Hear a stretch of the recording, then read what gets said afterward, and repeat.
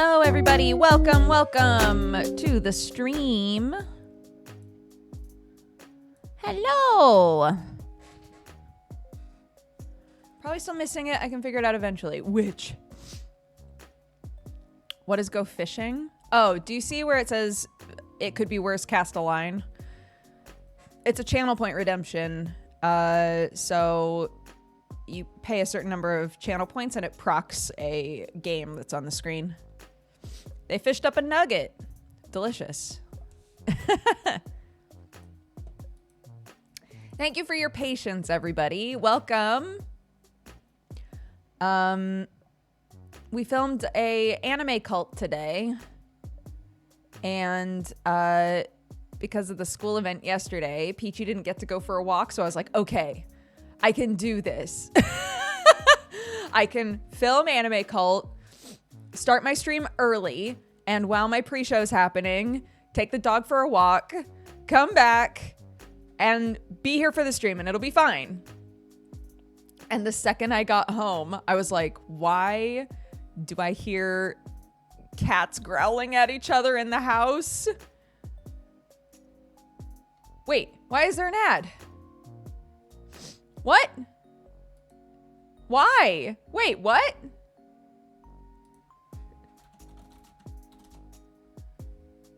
Why? What happened?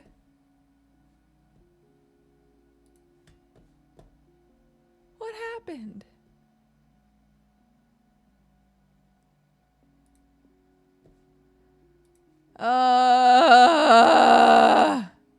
That was me? Oh.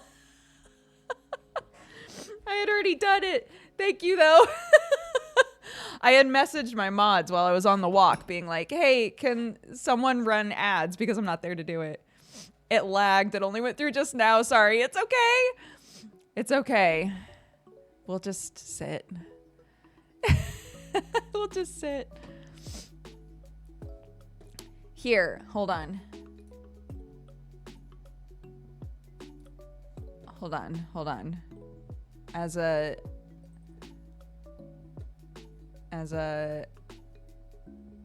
fixer. Doing it on mobile is 0 out of 10. I agree. There you go. 20 of you who were having to watch ads don't have to watch ads anymore. Thanks for supporting us. Sorry about that.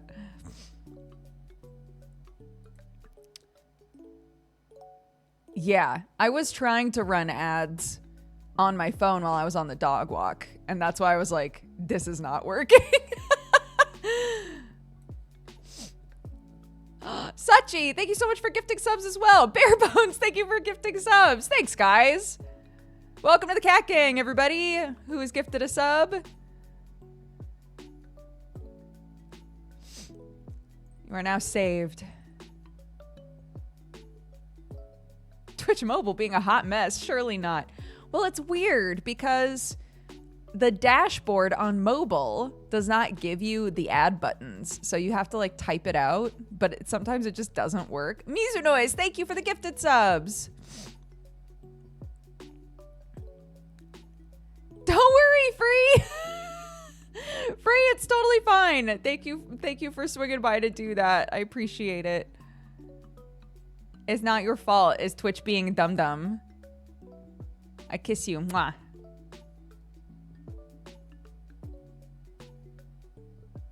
I take my kiss back.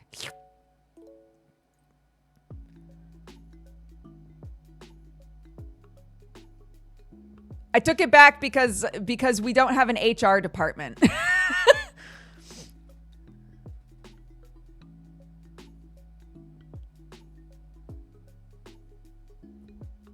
Free is the HR department. So true.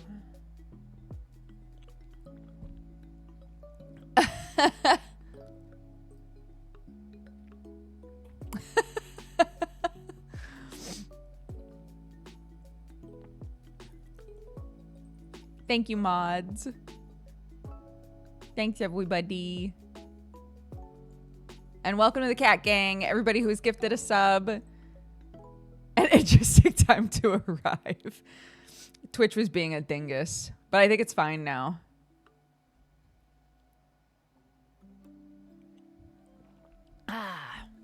Water. Oh, but yeah, anyway.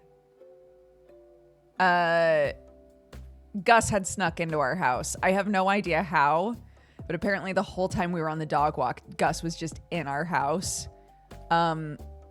And Sherlock hates other cats with his whole heart. So we got back to a little growl fight. Olivier, thank you so much for the gifted subs. Welcome to the cat gang, guys.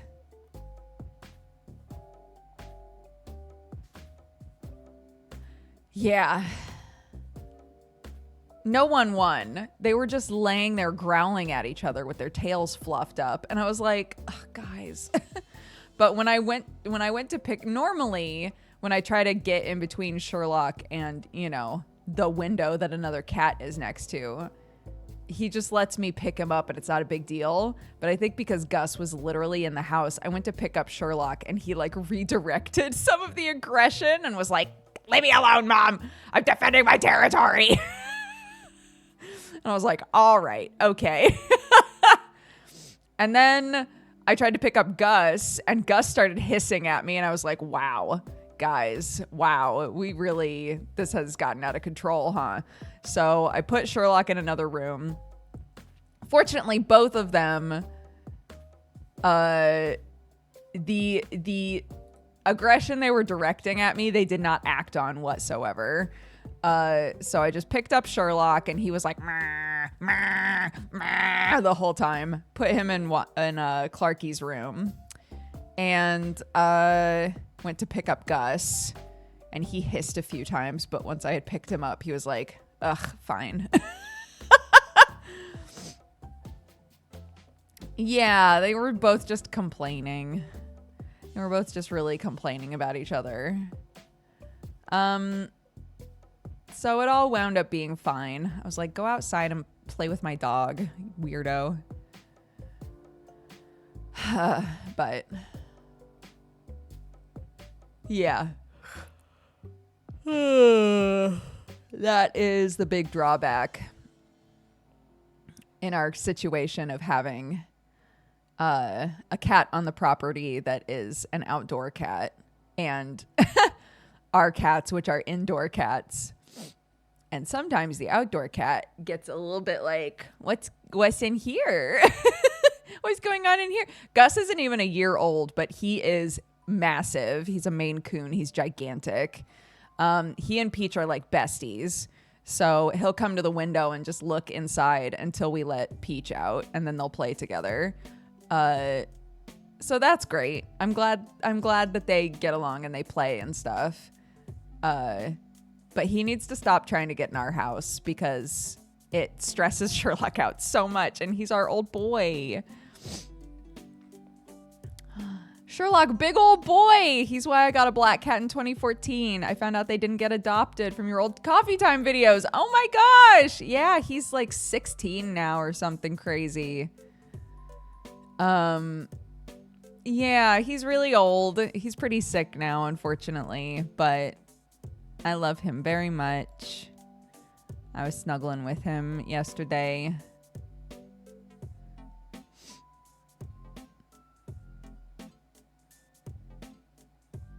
Oh, yeah. Depending on where you live, there's like weird feelings around black cats.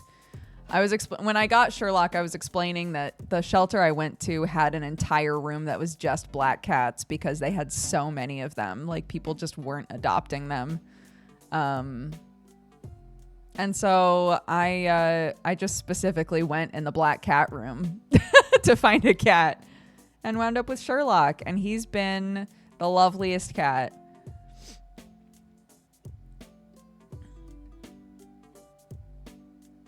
Can Peachy come out to play? And once Peachy's outside, he's like, Peachy, your older brother is so lame.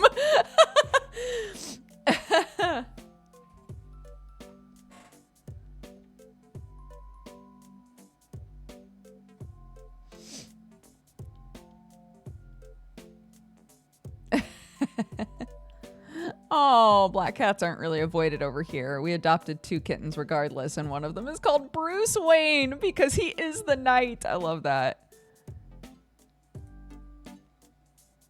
Yeah, that's our situation. We've got Sherlock, and he's an all black cat, and we've got Watson, and she's like a creamy white cat. She's a flame point that we found in the bushes. But yes, it does mean, and along with Peach, dude, it does mean no matter what you wear, you wind up being like, well, sure do got hair on me.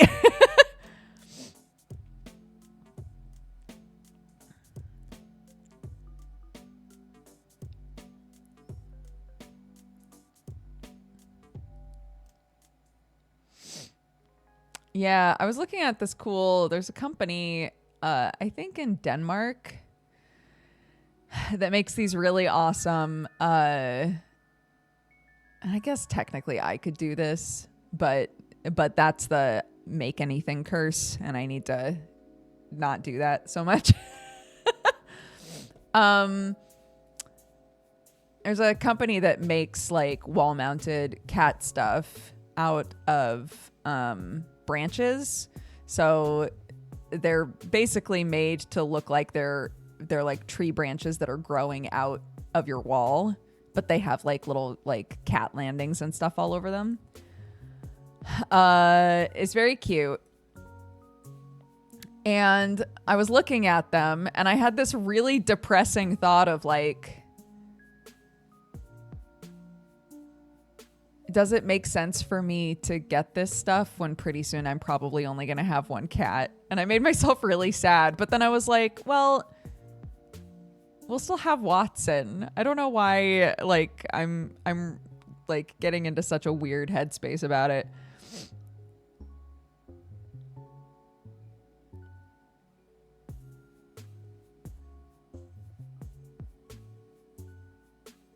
Because Watson will still use it. Watson will still use any kitty stuff we have, you know? So it's still worth it to get it. And if it's something fun for Sherlock, now that he's older, if it's stuff that makes him like feel happy, then it's worth it, you know? To get stuff like that.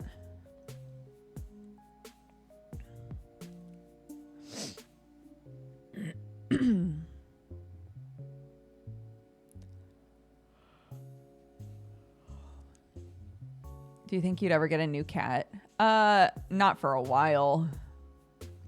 We have Peach. Peach is still a baby.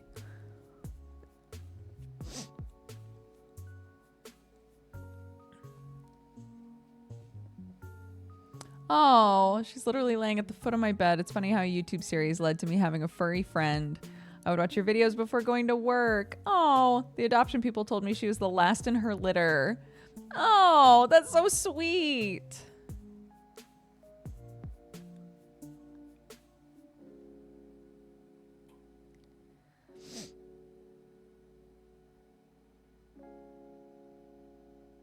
No, I think we just focus on Peach and Watson. We've talked about getting more chickens again now as well. So yeah, I don't see myself. I think I'd be too sad about Sherlock for a while. I don't think I'd want to get another cat for a long time.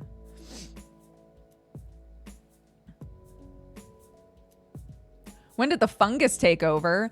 I started VTubing in April. So we're coming up on a year in a couple months here.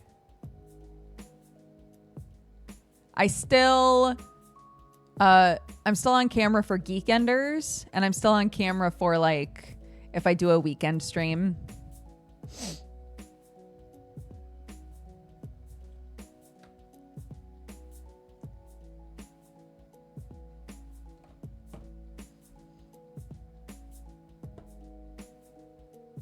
When will you completely discard the flesh? I don't know, maybe never, but down the line, if it makes sense to just not be on camera anymore, then I won't be.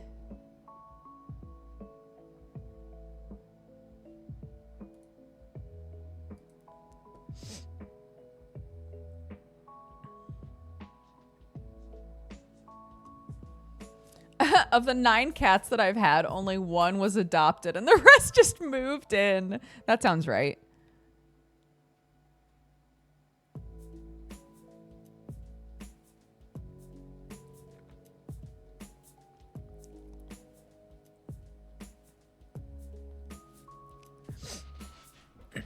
Oh, but yes, we did Anime Cult this morning. So that'll be coming out down the line. It's wait. Has the Psychopaths episode gone out yet? God, I feel like I have no idea which episodes have happened. Yes? Okay. Hold on. Anime Cult. There we go. Oh, hey. Whoa. Pardon? There we go. Oh yeah, solo leveling Psychopaths. Okay, cool. Yeah, so we recorded our episode for Keep Your Hands Off Eizouken, which was lovely.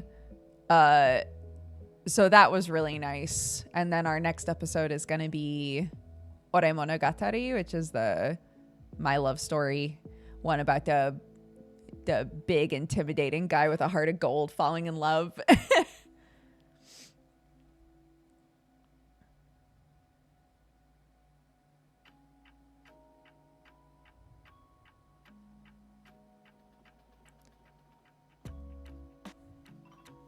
Me too. I love it too. Which is why I suggested it, because we're trying to alternate like a 12 episode thing and then a 24 episode thing. So Eizouken was our 12 episode thing, and Ore Monogatari is our 24 episode thing. They're both great. They're both fantastic shows. We had just watched a bunch of like either violent or depressing stuff. And so Indy had said that he doesn't tend to like slice of life stuff. So I took that personally. And those are the 2 that I suggested, because I don't tend to like romance stuff, which Eizouken is not, but My Love Story is. So I was like, well, if I'm getting an opportunity to suggest some like just sweet, nice things to watch, I might as well recommend one of the only romance anime that I enjoy.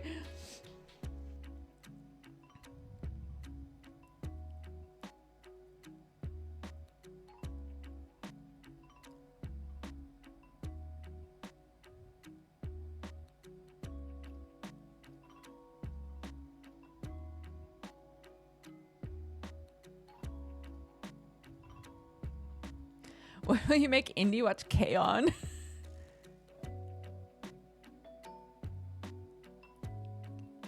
Yeah, Indy said he's like halfway through My Love Story right now.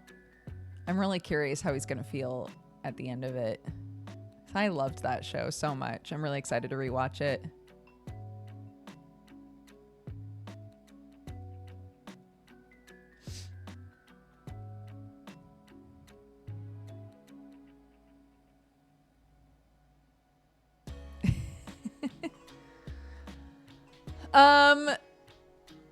So for today,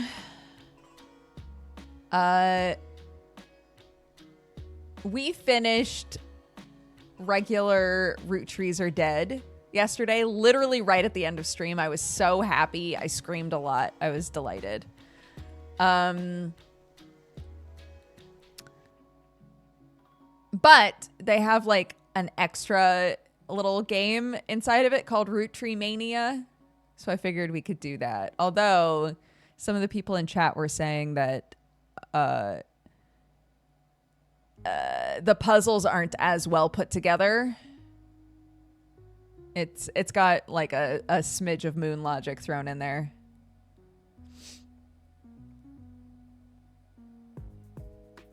Yeah, we figured out the top secret section. I was so excited.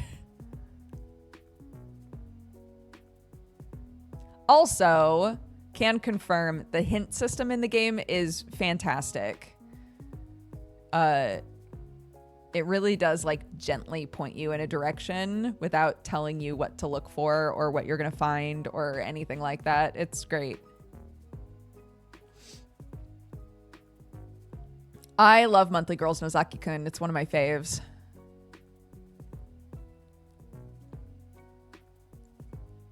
It's one of the funniest anime I think I've ever seen. I would love to make everybody watch that. That's on my list, actually. I think on our spreadsheet, I put that one on there.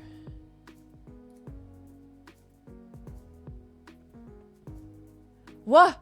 I only have 5 out of 22 achievements in this game?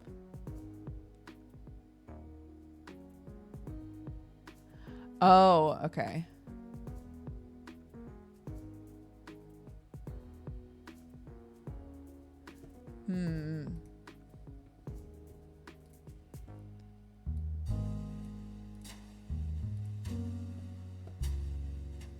Let's see.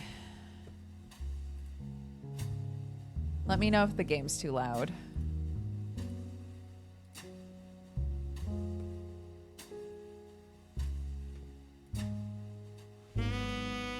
Wah. Wah. Wah. Wah. Wah. Wah, wah. Yeah, this game's been great. I highly recommend.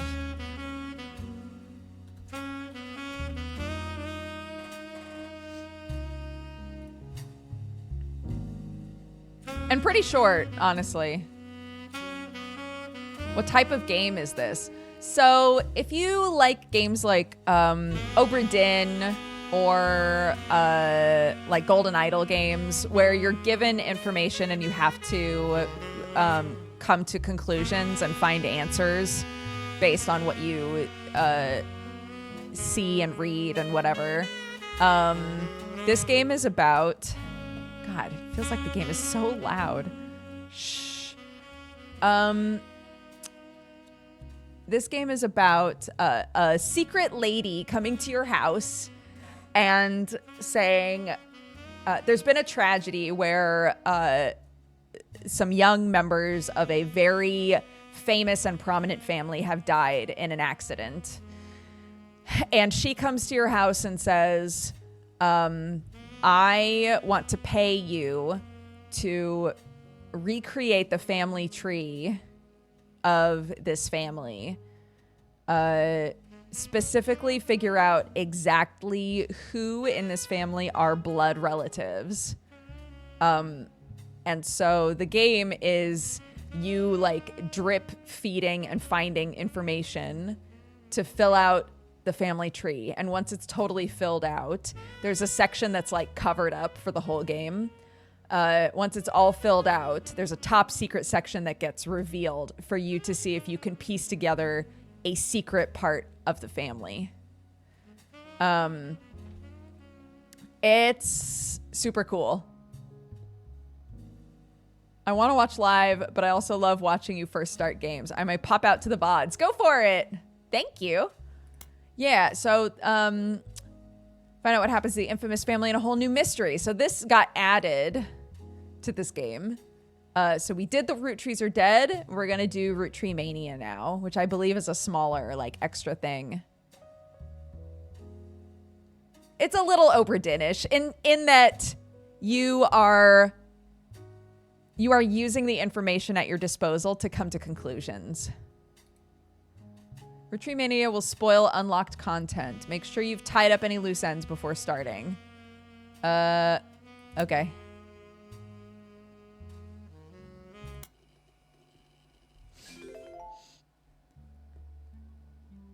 Oh, new info. Hi, I'm Clark. Probably not Clark. to be knocking, but life's funny sometimes. Married 3 times and to 2 sisters, Clark? You've done well staying anonymous. It took us a while to track you down. Uh-oh. A lot has happened in the last year. Far too much of it public. But there's stuff going on behind the scenes, too. Uh-oh. I never wanted to be president. I'm not great with stress. With my mother's deteriorating Oh, he became president now? Uh-oh. I'm sorry, I'm rambling.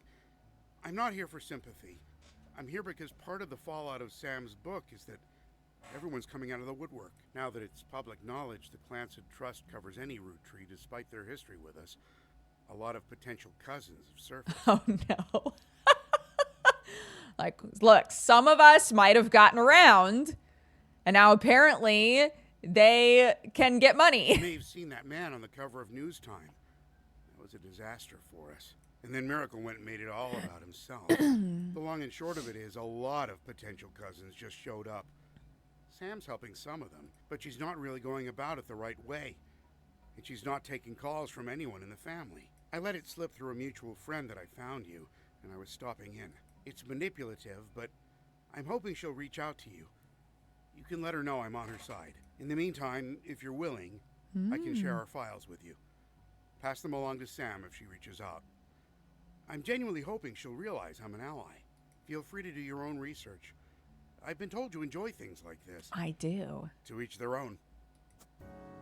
Surely all y'all need is a DNA test. This might be silly, goofy shit, but I don't exactly know how DNA tests work. Like, how displaced from a family can you be to have a positive DNA test? Like, if they had my DNA and the DNA of my great aunt, would they be able to tell that we're related?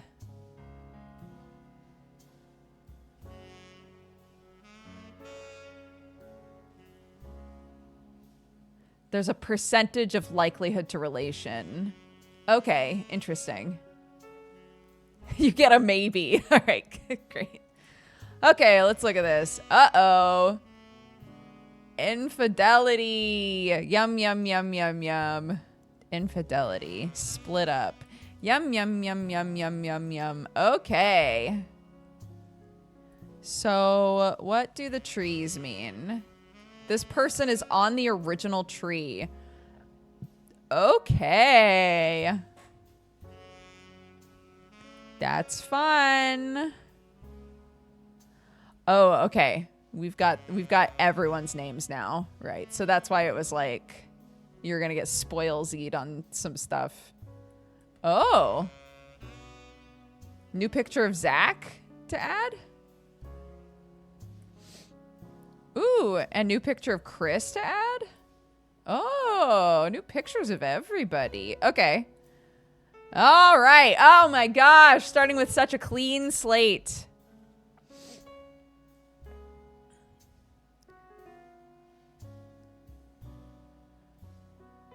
Yeah, that's another thing to remember. This game takes place in the 90s. I don't know. Again, I don't know how all that works. Okay. Today is August 3rd, 1999. It's been 8 months since you helped Sam Madsen with the research necessary for her book.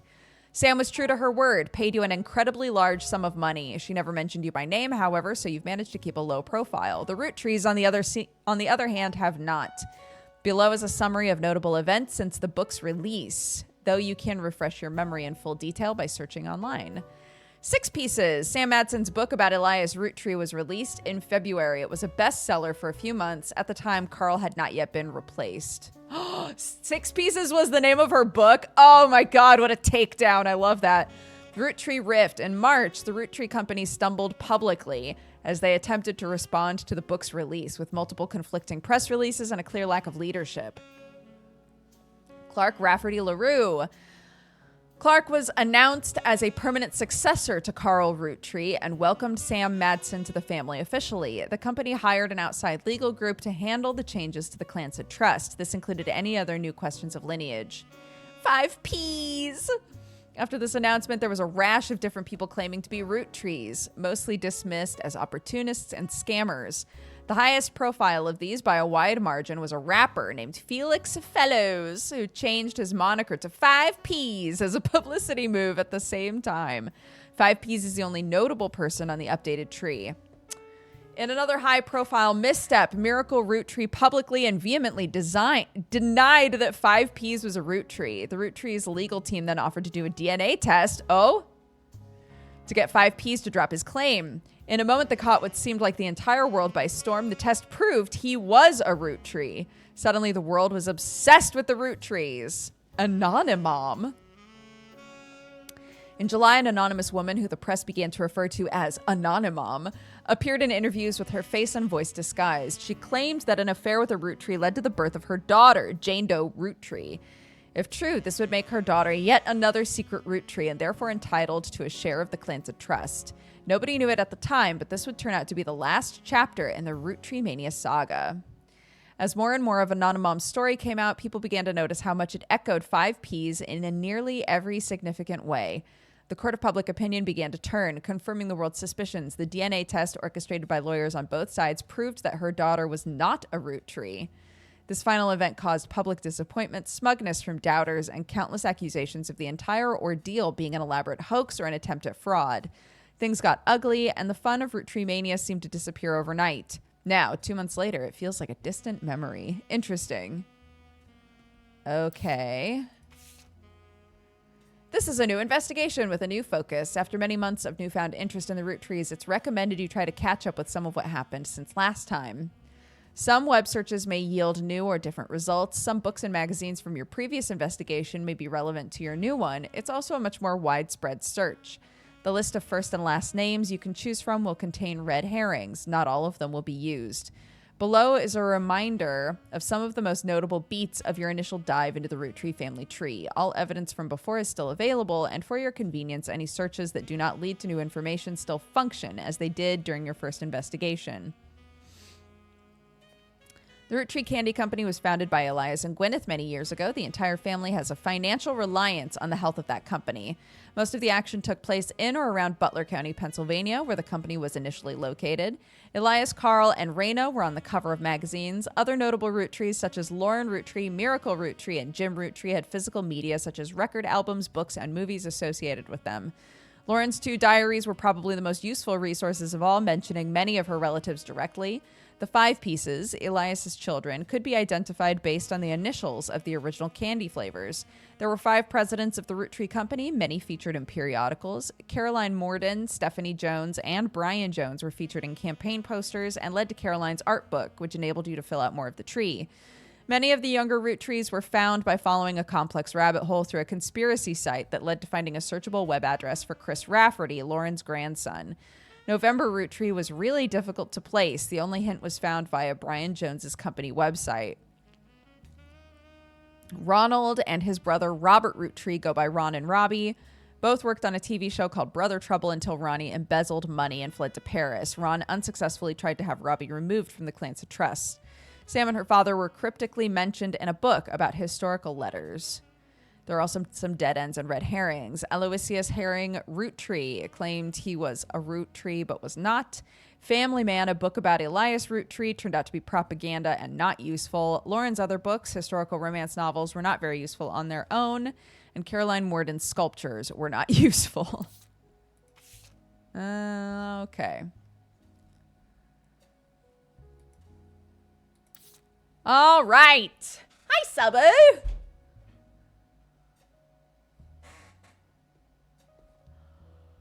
So we're gonna find out who is smushing with who. Whoever this is, they were getting around, dude. What's a Rootree? Rootree is their last name. The Rootree Candy Company, Elias Rootree. Rootree is the prominent name of this family.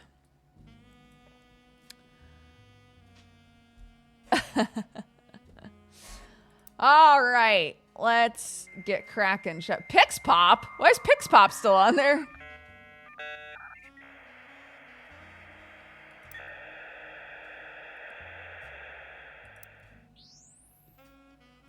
Here we go. Okay, so we still have all of our periodicals. Fantastic. Okay. So, let's do Clark, Rafferty, LaRue. The new president of the Rootree Corporation. This does not include Root, which appears to have its own new leadership. Interesting. In early March of 1999, about 5 months ago, it was announced that both Clark Rafferty LaRue and Ron Roottree would be taking over for what was essentially described as a transitional period in the aftermath of Six Pieces. About 2 weeks later, the company released a press statement that thanked Ron for his work, but announced that Clark was the new permanent president.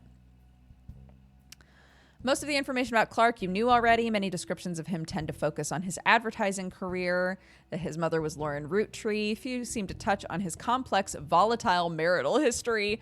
Since taking over, Clark has tried to remain out of the spotlight, but did have one notable foray into the public eye. He gained a lot of support when his first move was a statement in favor of accepting Sam and her family into the trust. This also served as an announcement that the Clancy Trust would no longer be handled by anyone in the family, since due to their financial motivation, none of them could ever be impartial. Okay, so he's now the president, along with Ron, who is him. Interesting. Interesting. Okay. Okay, so let's try to do these pages differently this time, since we now know that we've got like a finite amount of them. Roottrees company. We'll do one that's entirely about like what's going on with the company.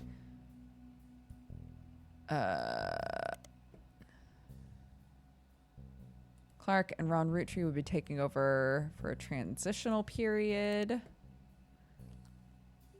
Okay, so let's search for Root. Has a small memorial section to the deceased members of the family. It contains no new information. The most recent catalog in spring of 1999 had an entirely black cover with no text. On the leadership page, you learn that Root is currently managed by a designer who is apparently Brenda White's second in command. You don't recognize her name. She seems unrelated to your search. There's also a scholarship page. On it, you find information about the Roottrees Sisters Fashion Scholarship. It is awarded to 3 underprivileged high school girls each year who wish to pursue a career in fashion. Apparently, it also gives them an opportunity to show off their designs on professional models on a real runway. First tests for the public were in May of 2000. For DNA testing and genetic genealogy? 2000? Really? That's crazy. According to the site, the fund was created directly from shares that would have contributed to the inheritance of the Roottrees sisters if they were still alive. Like other aspects of the Clancy Trust, it's managed by Ruby Legal Enterprises. Let's put that there too.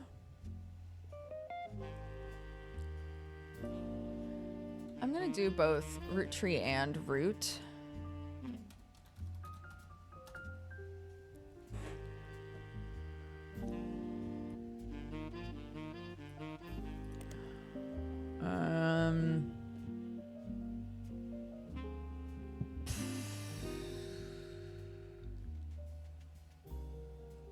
Okay, so let's look for this. Oh, nothing. Okay. Ruby Legal Enterprises. The name of a law firm that has been hired by the Roottree Candy Company. The company is named after its head lawyer, Ruby Spratt. You can't find much about the company from before this year, though all of the articles tell the same tale. After the fiasco of Six Pieces and the revelation that the Rootrees' internal law group was complicit in a cover-up, they hired outside counsel. The Ruby Legal Enterprise Group now seems to have ties to multiple aspects of the Roottree Corporation, including the Candy Company and Root. They were recently in the news due to a high-profile lawsuit they raised against Cicely Sanchez. What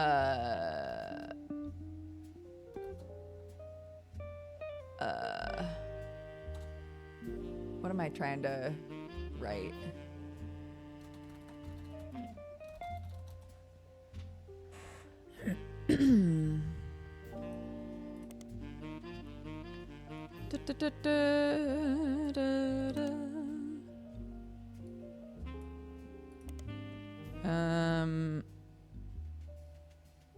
Okay.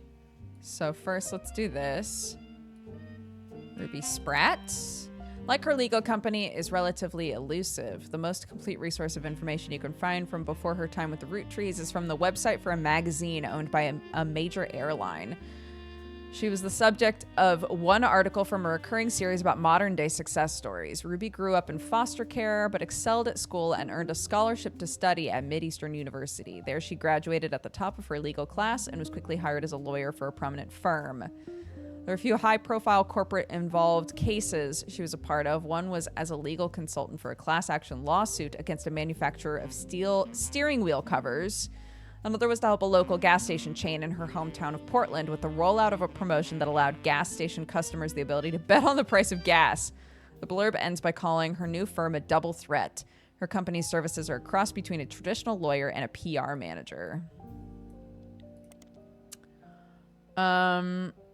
Okay. What about this? Notable private college that advertises itself as midway between Maine and Miami. Their mascot is the Spectres. They're not known for their sports programs as much as their education. Their legal and language departments are their pride and joy, though they also have fairly extensive computer science and robotics programs. Along with other prestigious schools that haven't quite reached the notoriety of Ivy League schools, some refer to it as a Little Ivy. The college has embraced this, calling their newspaper the Herald, which is a combination of hedera, the scientific name for ivy, and herald.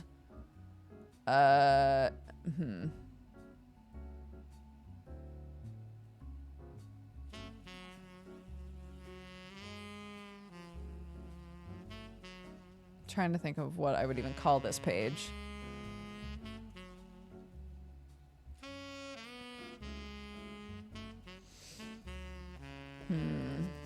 I'll name it this for now.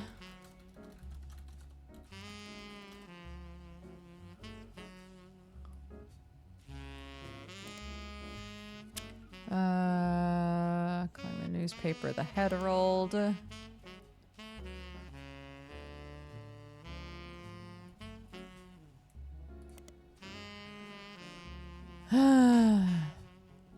Their website boasts that they have a historical technology museum on campus, including a still functioning computer for the 1960s that takes up a full room.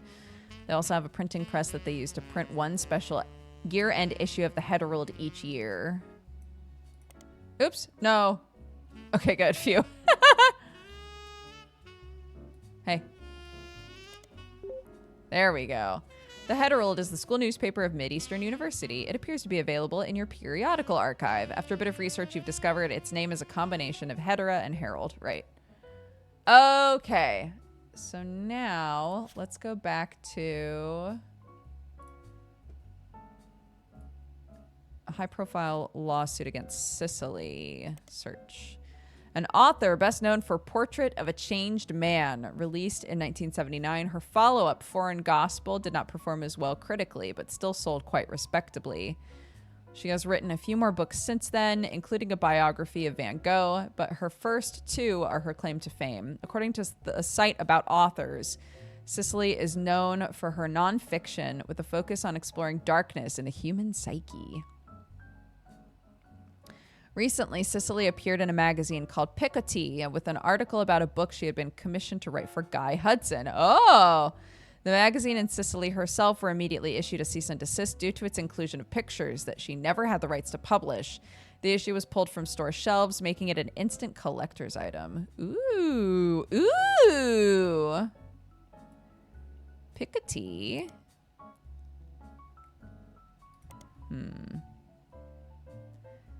Picotee magazine. Here we go.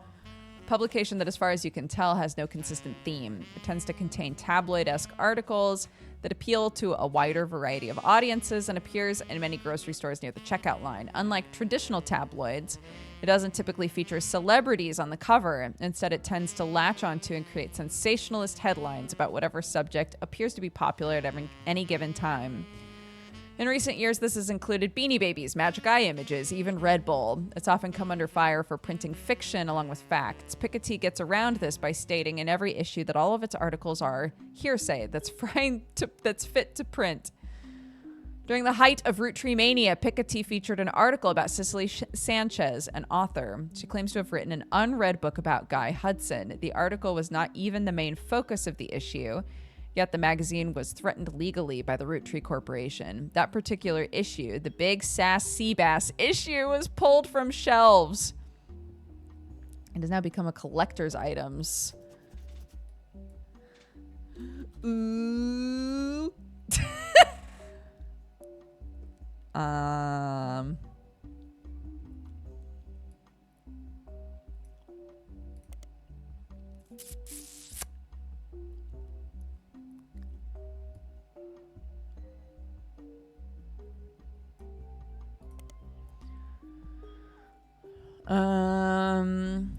It's become a collector's item, especially among conspiracy theorists attempting to figure out what the Roottree company was hiding. You find a recently finished online auction that listed a copy at over $1,000, but nobody bid. Okay, Big Sass Sea Bass is a talking fish that sits on a fake mount on your wall. When you press the button and speak into it, it mimics your voice and then insults you. Many people consider it a ripoff of a more popular wall-mounted communication-based fish decoration. The packaging makes it clear that this one does not sing. Instead, what the advertisements say set Big Sass Sea Bass apart from its competitors is a sardonic and sarcastic wit that will leave you reeling with laughter. It's oceans of fun for the whole family. You'll be hooked on this big sassy bass. The words reeling, oceans, and hooked are conveniently bolded to ensure you recognize how clever the copywriter was. Recently appeared on the cover of Piketty magazine in the same issue that a Roottree-related article appeared. That issue was removed from stores after the Roottrees sued the magazine. The issue has become a collector's item, ripe for conspiracy theories about what the Roottrees were trying to keep from people. Big Sass Sea Bass. Yeah!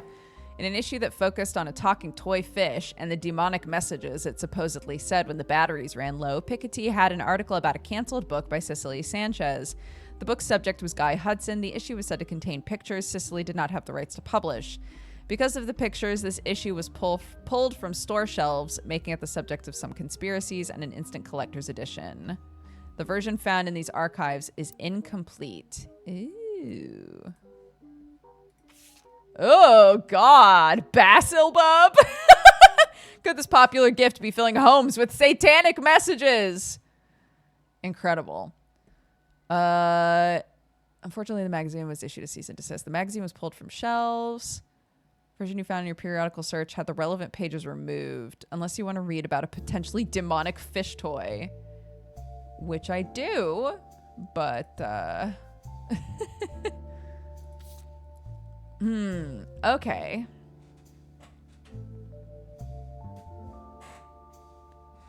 Oh, God. I just realized the whole bottom of my trousers are, like, muddy. Okay. I'm sort of going off on my own little tangent here, but that's okay. Oh, Roottrees Sisters Fashion Scholarship. That was the other thing I haven't looked up yet. Oh, no, we did. Ruby Legal, right? Which we searched for.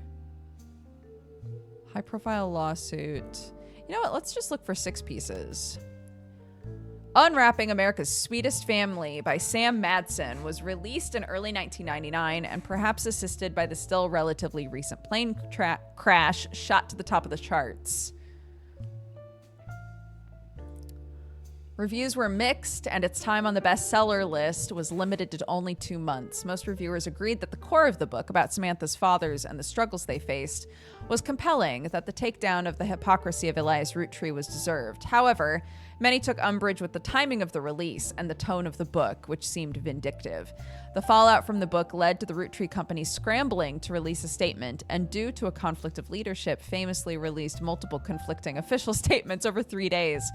This confusing move was referenced in popular culture due to a late-night sketch about indecisionitis.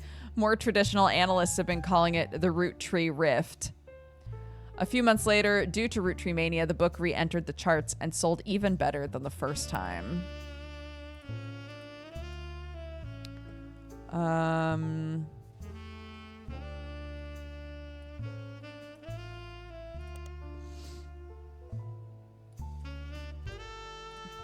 Indecisionitis was a disease coined by a popular sketch show as part of a fake pharmaceutical advertisement for Jit Together. While the segment isn't fully about the Roottrees Candy Company, it was released in the weeks after their bizarre response to the release of 6 Pieces by Sam Madsen and references the recent news. In the sketch, a woman orders a number 5 at a drive-through speaker. Then after pulling forward, she changes her mind at the window, asking to switch to a number 3.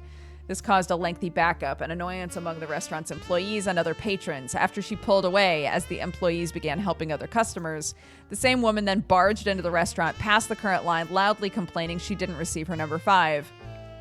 After this, the sketch transitions from the restaurant scene into a pharmaceutical commercial. A doctor claims that the woman was suffering from indecisionitis, a disease that causes extreme confusion and irritability and has recently been found to severely hinder the leaders of large corporations, but could also spread to humans. The doctor then recommends Jit Together, a fake pharmaceutical drug. Multiple testimonials use variations of the catchphrase, "When I can't make my tough decisions, I gotta get my Jit together." Right, of course. The final testimonial included a bald man in silhouette with a voice changer saying, "I'm not comfortable sharing who I am, but I am comfortable saying that before I took over my family's candy company, I really should have gotten my Jit together." Yup. The 3 press releases from the Roottrees Candy Company after the release of 6 Pieces were referred to as the Roottrees Rift due to the clear conflicts between them. The first was fairly standard. It stated that there was no president of the Roottrees Company, but that the entire family was made aware of the release of the book, that they would be meeting as soon as possible. Only then could they verify the legitimacy of the claims it raised and decide next steps.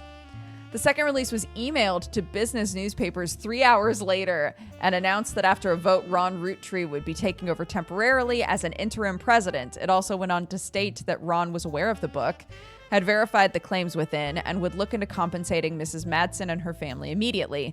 It also stated that the company lawyers would be taking immediate steps with the family to revisit the Clancy Trust's terms to make sure nothing like this could happen again.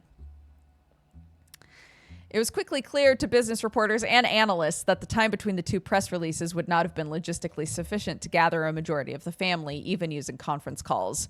This was reported on many news channels, and a third, much shorter press release came the next day, claiming that a draft of the announcement was made prematurely and that Clark Rafferty LaRue and Ron Roottrees would be taking over as the company's first joint presidents. It also stated that any compensation planned would be based on a stringent verification process. Interesting.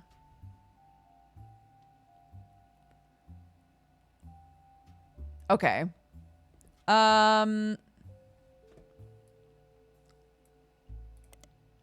Ron doing? There's an older version of this page. Right. Ron was announced as president of Roottrees during the Roottrees Rift. The next press release immediately reversed the announcement and instead stated Ron and Clark would take over. A few weeks later, Ron was dropped from the title entirely. There are hundreds of results about this development. Most articles are a retelling of the basic details. Some veer into heavy speculation based on an article about Ron in Business Watch. Ooh! Ron has also done some interviews saying that the truth of what went on behind the scenes is not something he wishes to discuss. Instead, he hopes to release a movie about it someday. 3 weeks ago, Ron's mother, Gwen, died in Paris, France. He and his brother, Robbie, have seemingly made amends. Oh, interesting. In Business Watch. Business Watch ran an article 2 months after the Roottrees Rift about what really happened with Roottrees. The article mentions nobody from Roottrees that they reached out to was willing to go on the record. Instead, the timeline of events has been constructed from public record, accidental leaks, and a source on the inside. The only parts that are new to you are the most vague parts, the ones supposedly confirmed by their anonymous sources. The timeline says that the family actually held a preliminary vote after Carl Roottrees died, but before the release of 6 Pieces, and decided they wanted Ron Roottrees to take over because of his experience running RR Productions and because he was a well-known and well-respected Roottrees. But Ron seemed way too eager and personally motivated. They were worried he would gut the Clancy Trust to remove Robbie Roottrees. The family was notoriously unwilling to do anything that could risk their wealth. They stalled, and Ron became frustrated with the delay. When 6 Pieces came out, he saw his chance to force action while the family was in the limelight and released the press release himself in an attempt to get the ball rolling faster. This caused chaos within the family. They tried to save face by allowing Ron to take over as co-president with Clark, But according to Business Watch's source, Ron was impossible to deal with. He seemed like he was unwilling to protect the clients' trust. They eventually let him go. After that, the role passed solely to Clark, who nobody was excited about, but it seemed like the safest choice. Okay. Okay. What was the Herald? Oh, right, for the school. Ruby Spratt.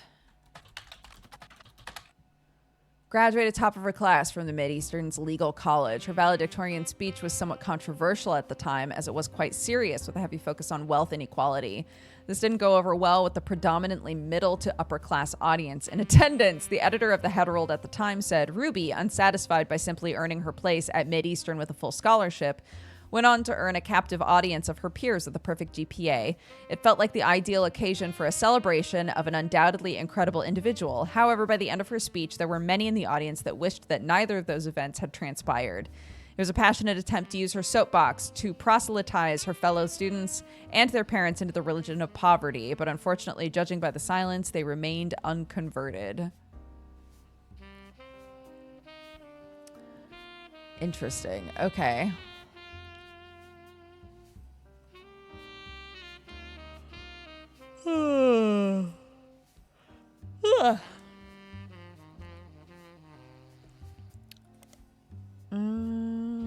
Okay. Okay, let's go back to our evidence. We've looked up 6 pieces. Yeah, let's look up 5 Ps. We haven't done that yet. Oops. AKA Felix Fellows. Page 5 for 5 Ps. Is a rapper who has found some recent radio play after being publicly confirmed as a long-lost Roottree. His alias 5 Ps is a play on 5 pieces. An article you find on a website known for their particularly harsh reviews of modern music gives his most recent album, Root of All Evil, 1 star out of 7, with the headline, More Poser Than My Action Figure Collection. The review mentions his real name is David, and he used to go by Dirty Davy. The author rues the fact that this rebranding was a blatant marketing stunt at the expense of his mother's tragic past. She overdosed when he was 16. Apparently only one of the songs on the album is new, and the others were simply rewritten to turn blatant references to sex, drugs, and violence into clumsy euphemisms. His rise to prominence was kickstarted when he appeared a few months ago on the cover of News Time, holding a photo of his mother with Guy Hudson. At first, the Roottree company denied it vehemently. Miracle Roottree even appeared on the same magazine a week later. But since then, they've backtracked and publicly welcomed him to the family. Their press release at the time stated that they had new evidence that confirmed his story. I did gift subs to myself, yeah. Twitch was being goofy and ran like a bunch of ads in a row. So I gifted some subs in chat so less people had to deal with the ads. I'm gonna keep that.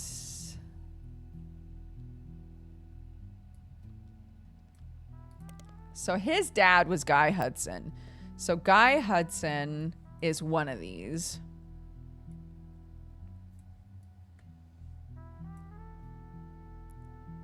This is 5 Ps, yeah? Oh my gosh, I have to do first and last names. Okay. David Fellows? Possibly?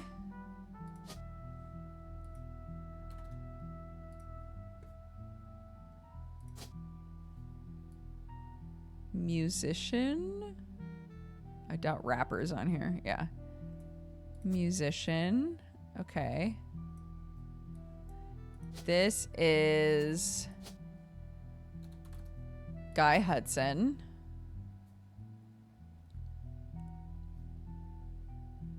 Oopie poopie. Oh, I have to get 4 at a time again. Ugh.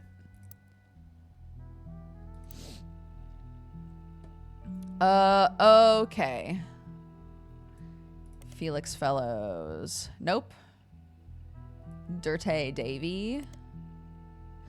Felix Fellows is not 5P's actual name. His birth name was David Fellows. Dirte Davy was 5P's previous stage name. He used to sell records and perform live shows in Portland under that name. There's some people selling his old mixtapes on auction sites. One is apparently called Dirte Devil and another is called Dirt Poor.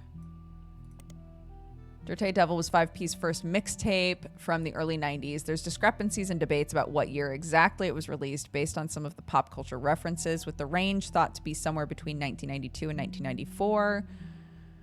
One of the songs, Yes I Can Jump, seems to be at the center of the confusion. Some fan sites claim there are multiple versions with different track lists and song lengths, though because there's very little evidence of the mixtape online as it is, it's even harder to verify that information. Yes I Can Jump is a song that was on 5P's mixtape Dirty Devil. Seems to be the only song that didn't make it into his studio album that people thought should have. In it, he references a popular movie from 1992 called White Men Can't Jump. This reference caused some confusion among the fan base. Because of it, it's agreed upon that the mixtape had to come out in 1992 at the earliest. Others point out that Fellows references seeing the movie on his 17th birthday, which would have been 1994. Some take this to mean that the album had to have been released in 1994 at the earliest. Others claim he was likely just trying to make himself sound older, since in response to some of the more questionable lyrics, he had stated multiple times that he was just a dumb kid when it was released. Okay. Dirt Poor. There's a lot of online discourse from people who like to point out that in one of the songs, Felix Fellows includes someone that would be revealed to be his own distant cousin, Raina, in a list of attractive women. Oh, no. Oh, no. The lyrics to one of the songs, Heat, mentions a few different prominent female actresses, models, and musicians from the 90s and provides a crude pun or line about what Fellows felt about them. When re-released in 1999, much of the rhetoric was toned down to be less overtly profane, and the line referencing Raina was clumsily replaced by Dana, a reference to a character from The X-Files. Yeah.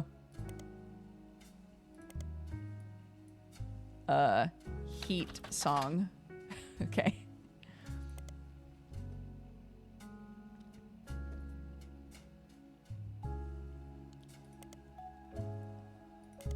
Okay.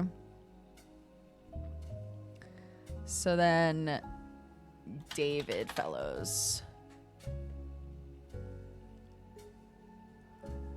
Okay.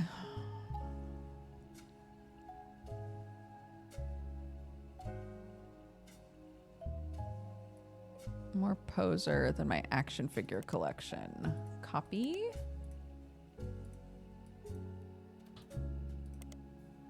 What? Really? Really? Wait a sec.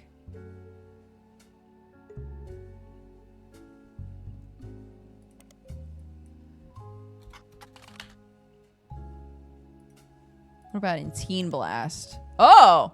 5P's is popular and attractive enough that even though his music is not targeted toward teen girls, they seem to be paying attention anyways. While he hasn't done any interviews with the magazine, they listed him among the hunky hotties for the past few months with small bios that tell you various facts. This includes his real name, David, his birthday, February 9th, 1977, his star sign, Aquarius, and where he grew up, a foster care in Portland. A letter to the editor also claims it's not possible that he was born in 1977, as he claimed on a song called 17 Magazine that he turned 17 in 1992. The editor responds with a statement that they've reached out to his agent to ask about the song and were told it wasn't performed by 5Ps and that they shouldn't print rumors. Interesting. Sometimes referred to as 17 Magazine is the title of an unreleased controversial song by Dirte Davy. There's mentions of it on a few sites claiming that it was on the first release of his first mixtape but was removed. There's no audio or visual evidence of it existing, but there are independent accounts from people who have claimed to have heard it. They do generally line up. According to their recollection, it was about many different loosely connected occurrences of the number 17, mostly violent. The intro states it was written on Davy's 17th birthday and involved a fictional but glorified series of murders at a fashion show for a teen magazine with a similar name to the song title. The person doing the violence was apparently trying to beat Dahmer's high score. Due to major acts of gun violence in schools earlier this year and the subsequent backlash against violent music and video games, it's generally considered in very poor taste to bring it up. Most of the people that enjoy mentioning it online are either trolls trying to shock people or come from the morbidly curious corners of the internet. They are putting a lot of emphasis on like when he was born. So I feel like I should grab this.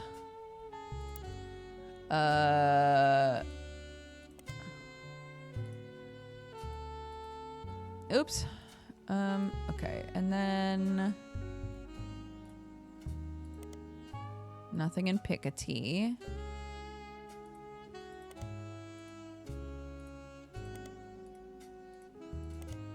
Okay. Okay. Roottreemania. Anonymom. We haven't looked for Anonymom yet.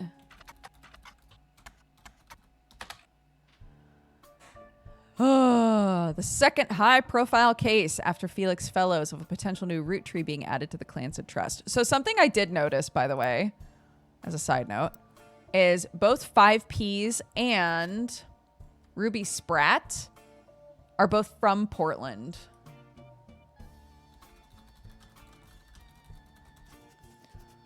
And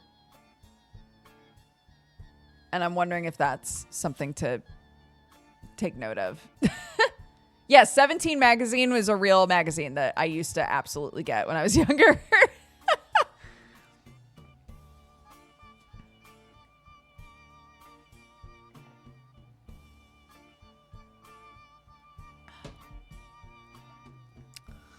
Okay. Instead of claiming herself a root tree, she claimed she'd slept with Guy Hudson and that her daughter was a root tree. The accusation came during the height of Roottreemania and began with a brief TV interview. She appeared in the shadows with a disguised voice and promoted an article about herself in News Time. Hold on. Anonymom.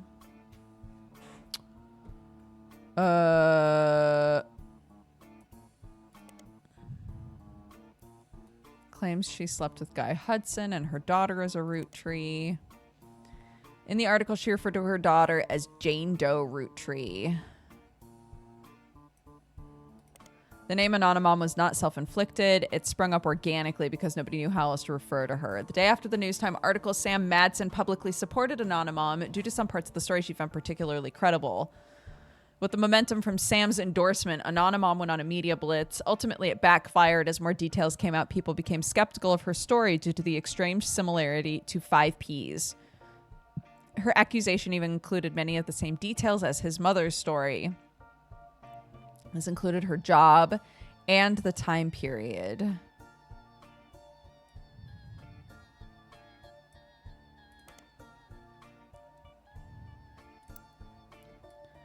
So his mom was a secretary.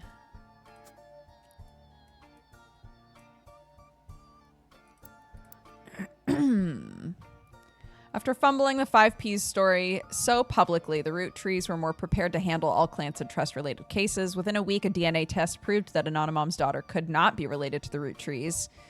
This was announced at a joint press conference with lawyers representing both Anonymom and the Roottrees. Each party ensured their respective clients provided accurate samples.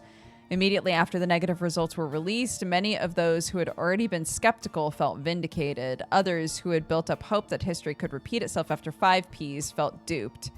Many people suspected the whole affair had been a hoax to gain fame and money. Many demanded that Anonymom be held accountable, and some people even began to attempt to track down her true identity. The Roottree company felt pressured to put out a second statement to try to curb some of the backlash. Next. Thanks, Kevin.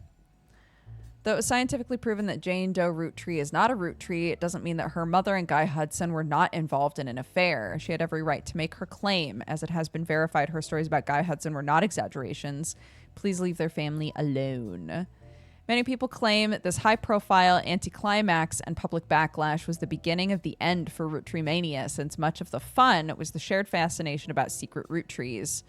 Others think that, like any fad, it ran its course naturally. Regardless, this was the final notable event related to the release of the 6 pieces, and things soon went back to normal. Jane Doe Roottree has already been eliminated as a potential new Roottrees by the company's lawyers, who are the ones verifying your work. Anonymous Affair does not appear on your tree. Okay.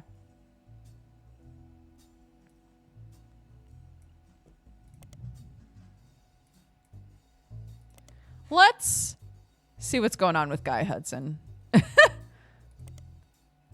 Guy Hudson. Only president of Roottree for a few years in the late 70s and early 80s, had mostly faded into obscurity, except for the fancy flavors debacle. During Roottreemania, he suddenly rose to prominence again after 5Ps appeared on the cover of a magazine holding a photo of Guy and his mother. A few people that existed adjacent to the company in the 70s have come forward with stories about debauchery and swinger parties. Guy liked to throw large holiday parties whenever he had an excuse. They often got very out of hand. This fact has led some people to speculate that the night he died in a car crash, he was drunk or impaired in some way. But the Butler County Police have released multiple statements and ample evidence that proves decisively it was not foul play, that no party had taken place. Rootree's lawyers have been quick to threaten litigation to anyone who tries to disparage Guy or the company.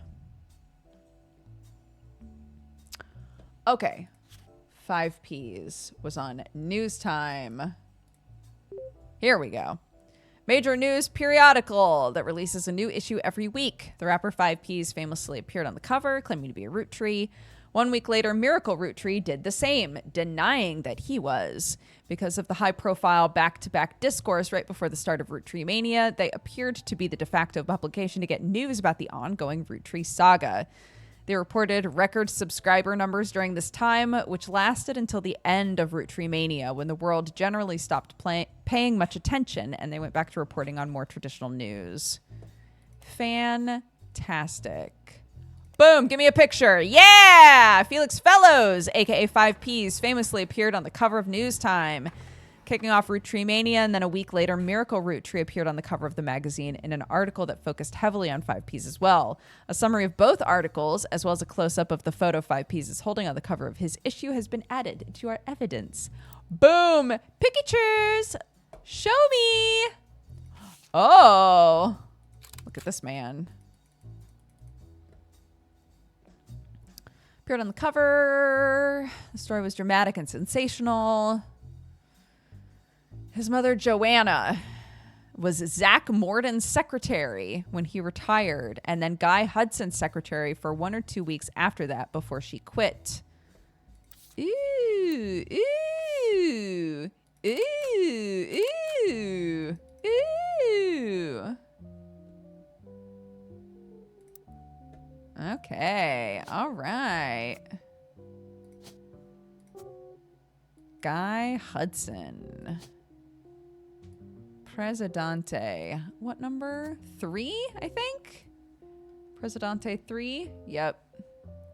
Oh, he had no kids with his wife, but he had 1 billion children with other people? What's going on? Okay, sure, whatever. Okay. This man, David Fellows. His mom's name was Joanna. She was Zach Morton's secretary at a company picnic. He claims that Joanna and Guy Hudson were having an affair that led to his birth. Right. Oh, I assume Joanna Fellows.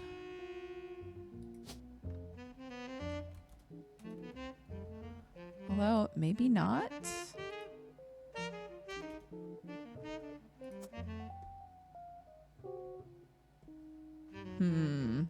Okay.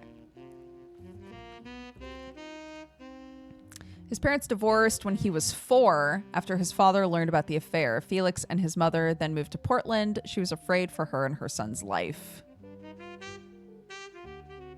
He grew up with her until he was 16, but one day his mother never came home from the movie rental store where she worked the register. The next morning they found her dead from an overdose in her car. She had stolen all of the cash from her drawer and spent it on heroin. As Felix went through her belongings, the only thing he had to remember her by were a hairbrush she always used, some photos, and a stuffed animal from her childhood. Then he found it, a box hidden in the back of her closet, love letters and photos related to Guy Hudson, as well as a letter from his father containing threats. He threw it all away with the exception of the one photo he appears with on the cover of News Time. He says it was the only one where they were dressed, the only one not from the affair itself. The picture is shown in full inside the magazine. The magazine also included some additional history about 5P's career. He was born Felix Fellows to Riley and Joanna Fellows.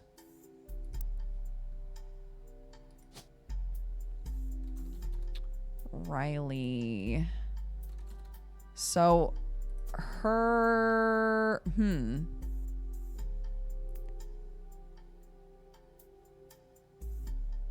but her maiden name won't be Fellows, and you're supposed to go by maiden names.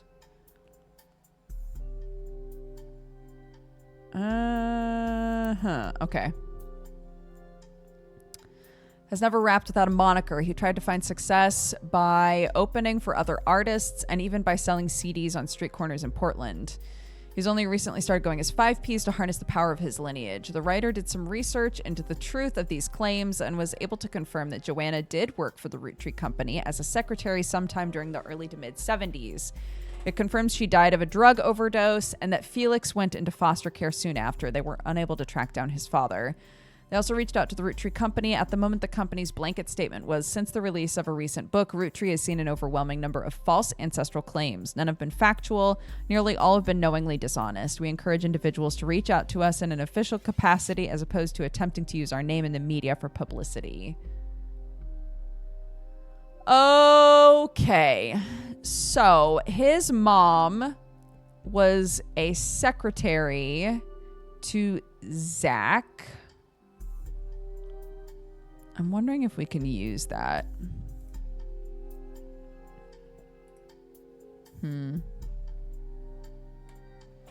Okay. Oh my God, he's so old. Let's go. Charlatans and thieves. Miracle Roottree fires back. Hot dog. Miracle Roottree appeared on the cover of News Time shortly after 5Ps did. He vehemently denied 5Ps was a Roottrees. This article was from before the DNA test proved it. Miracle doesn't focus much on the details of 5P's accusations regarding his mother and Guy Hudson. Instead, he comes across as exhausted at the events that have been going on behind the scenes, as was the character of those he feels are attacking his family. He starts with 6P's content. He says that although most of the book was based in fact, it left out anything that wouldn't fit the agenda.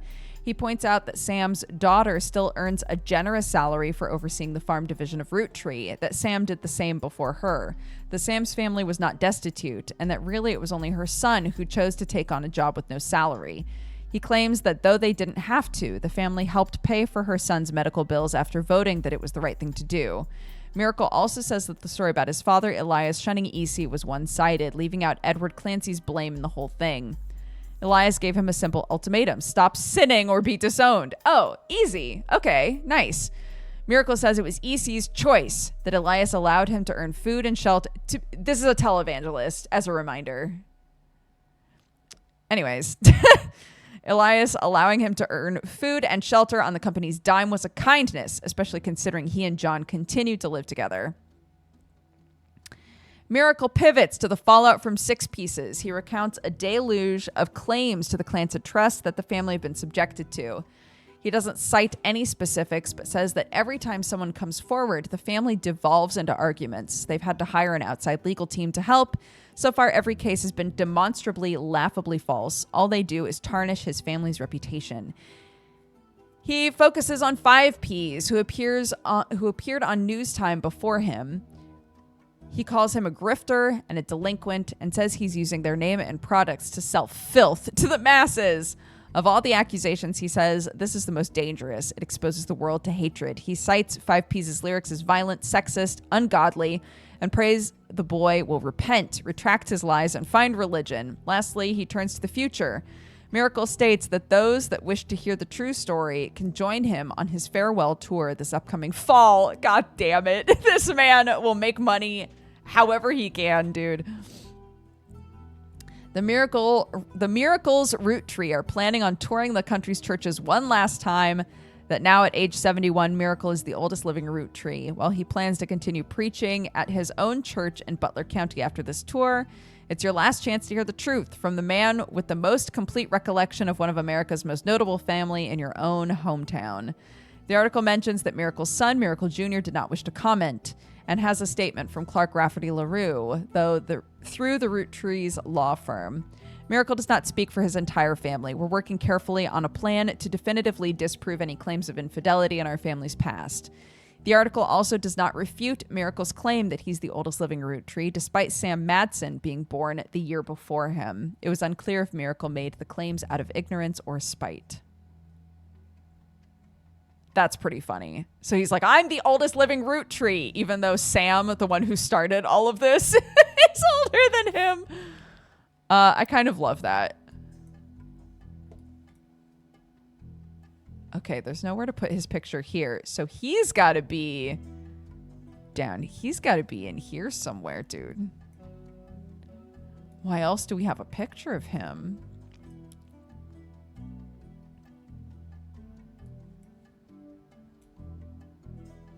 Oh. Secret baby? Secret baby or just new baby? Family tree update 1998. Yeah, somebody had a baby. Chris, maybe? Chris Rafferty, baby? Hold on, let's look up Chris. What's he doing?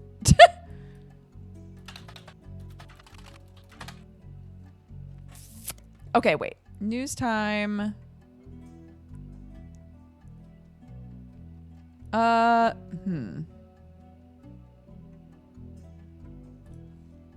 Hold on.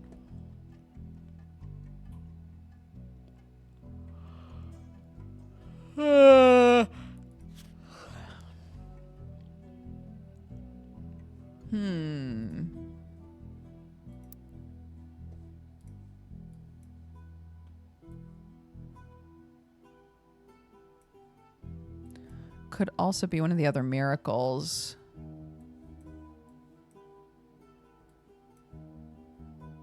Possible infidelity in 1921. Ooh! 1949. Ooh!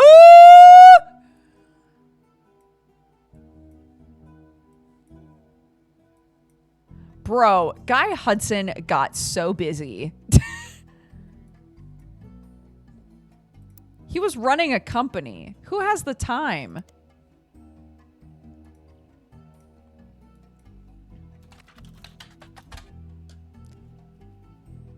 This page hasn't been updated. Okay. I like the way that they did that, like little cues to you of like, this is what it said last time. There's nothing new here.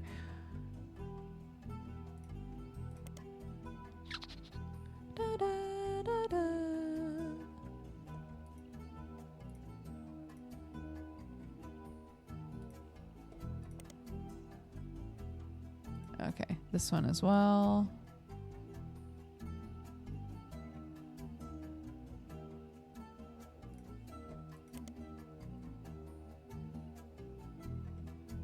Yeah, we need to figure this out. A canceled book by Cicely Sanchez. Is there any way to just search an author?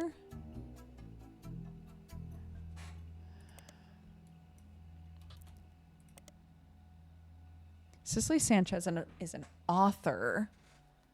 Best known for Portrait of a Changed Man. Her follow-up Foreign Gospel did not perform as well. She has gotten right. According to Cicely's known for her nonfiction and period. Right. Okay. Portrait of a Changed Man.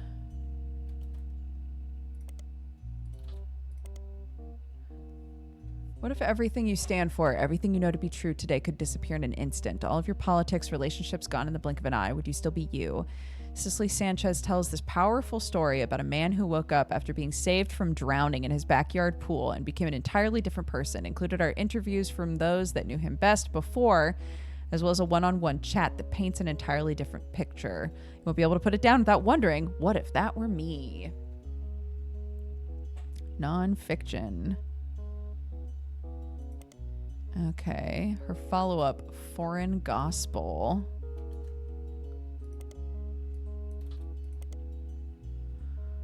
also nonfiction. It tells the tale of a man from the Catholic Church who claims he was told by God he should travel to Thailand and began to preach, specifically with the goal to convert 10,000 people. He returned to the United States after just over 2 years, claiming to have succeeded. This book tells his version of the story. The author, Cicely Sanchez, also traveled to Thailand to investigate these claims and talk with some of the so-called converted. Okay, let's see.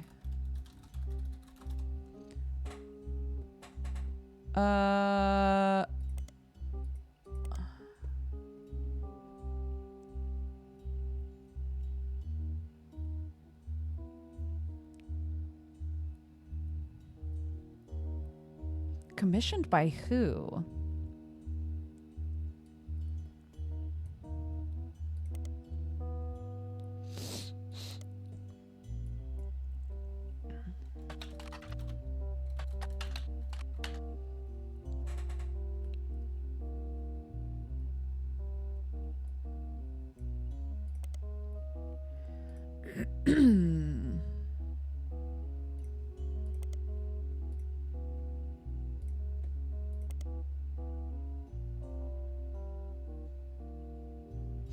Newstime briefly covered a lawsuit between Ruby Spratt and Piketty magazine surrounding Cicely Sanchez.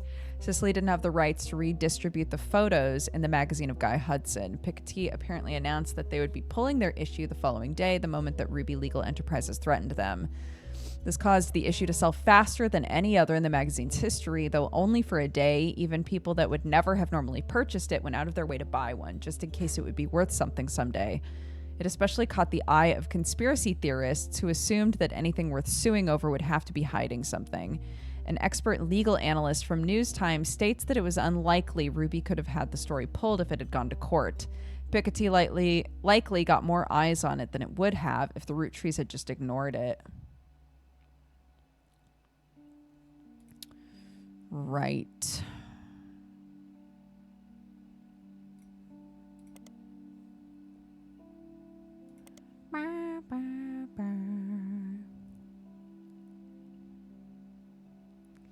So who commissioned her?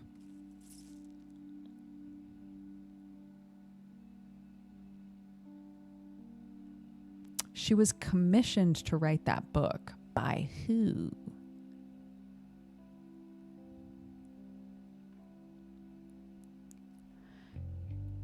For Guy. So Guy commissioned her to write it? That can't be right. Unless.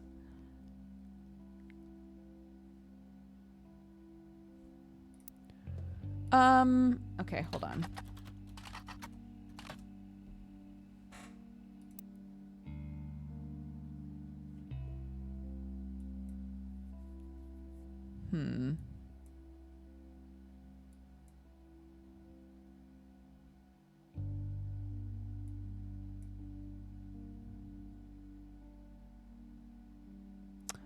Oh, I see. Well, no, because he's the only star. He's our only star in the night sky. So he has to be the first one. 5 Ps, he is the star.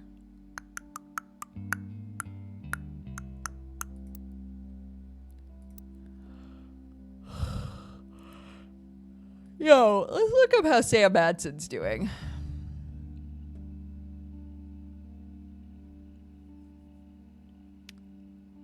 We already looked at this, I guess. 6 pieces, Unwrapping America's Sweetest Family. Let's just look up the book, shall we? Here we go. Sam Madson's book was released earlier this year. Details of the truth about Elias Roottree, as well as Sam's fathers, Edward Clancy Roottree and John Miller. You helped verify her story. So much of the book's core contents are familiar to you. That said, Sam had some sections on other family secrets and rumors. Much of it didn't matter to the primary purpose of the book. Some of it is new to you and may be important to your new search. Hee hee hoo hoo. 6 pieces. Unwrapping America's Sweetest Family. Sam's book has had a few different passages about her own history with the company and the rumors and gossip she collected during that tenure. She ran the farm for a period starting around 1968 after the death of Elias Roottree until her daughter Gwyneth took over in 1984. Mr. P's our guiding star. Show us the way, 5 P's. Most of the relevant rumors coincide with the reign of Guy Hudson, who took over as president in 1978. Sam was very much not a fan of Guy. According to 6 Pieces, it was an open secret within the family that Guy was very much not a fan of remaining faithful to his wife Patricia. Many of their hires at the time were young single women. Guy often spent a lavish amount of money on private parties. This was 20 years ago. Sam warns that most of it is hearsay. Still, you find the following information that may be relevant. One of Sam's farm supervisors was named Elizabeth. Elizabeth had a daughter who Sam never met, but who worked as one of Guy's secretaries. According to Elizabeth, a caterer from a local restaurant called Antonelli's met her daughter at one of Guy's parties, and they eloped quickly due to a pregnancy. Elizabeth wasn't aware that the party was for swingers. Rumor has it that her daughter showed up with Guy and didn't seem comfortable switching partners. One of Sam's farm supervisors, Elizabeth, had a daughter who worked for Guy. A caterer from a local restaurant called Antonelli's met her daughter at one of Guy's parties.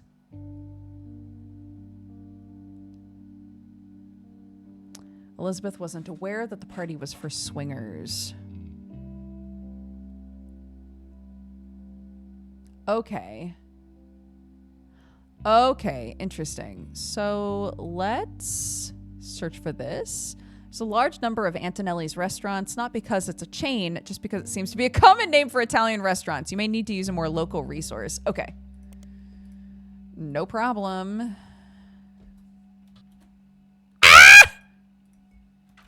Antonelli's. An Italian restaurant. It's been in the Butler County Times twice. Most recent time was when it closed in 1992. The owner, Rochelle Zimmer, sold the land the building was on, and at the time of the article, she was unsure if the restaurant would move to a new location or if she would retire. Many years before that, there was a puff piece from Valentine's Day, 1978, that asked recently married residents of Butler County how they met. Christine Garland responded she and her husband Steve, who was a chef at Antonelli's, met years ago when she delivered produce from her mother's farm. Steve used to work extra hours just to be there during her deliveries. Although they grew apart when the restaurant switched suppliers, they reconnected by chance and eloped at the end of last year. Now she has a bun in the oven, and they're both working as much as they can. She's a secretary, but went back to delivering produce on the weekends, trying to save up money to move to Boston and open their restaurant. Ho ho.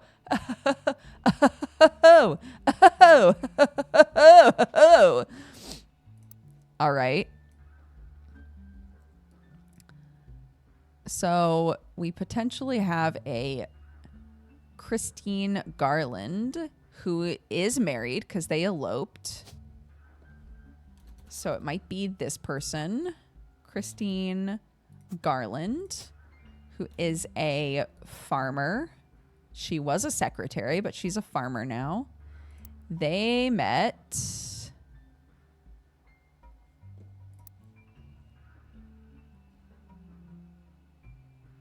Her husband, Steve.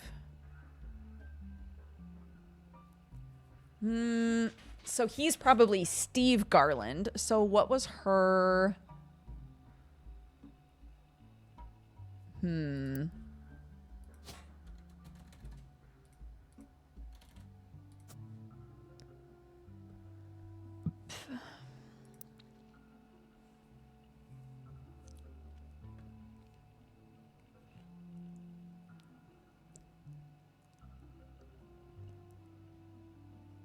Now she has a bun in the oven, and they're both working as much as they can, trying to save up money to move to Boston and open their own restaurant.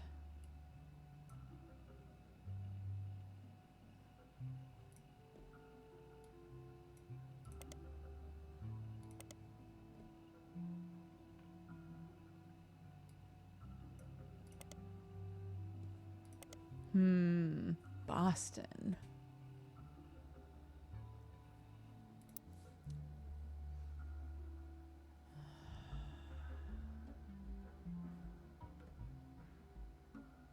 Daughter showed up with Guy. Antonelli's. One of Sam's farm supervisors was named Elizabeth.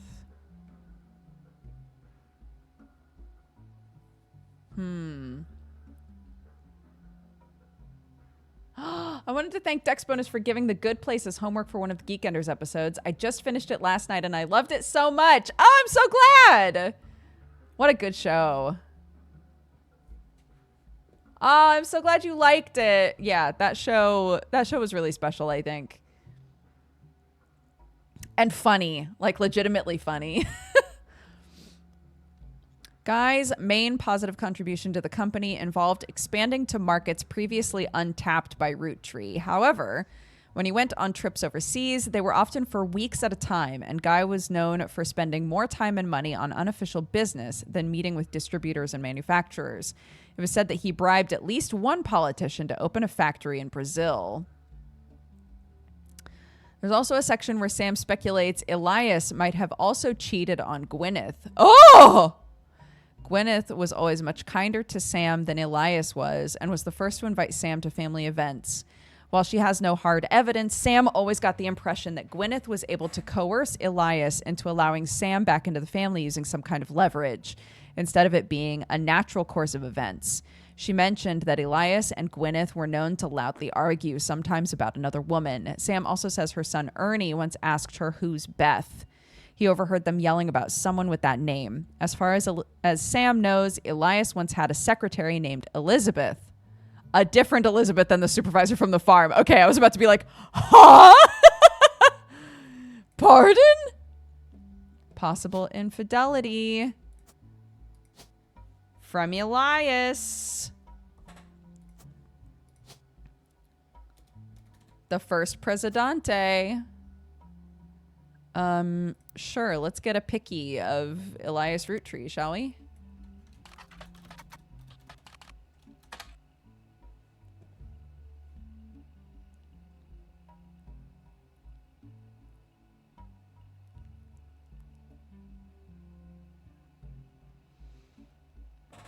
They were never really celebrities, but the general public's perception of them as classic faces associated with the Roottree Candy Company has always been in somewhat high regards.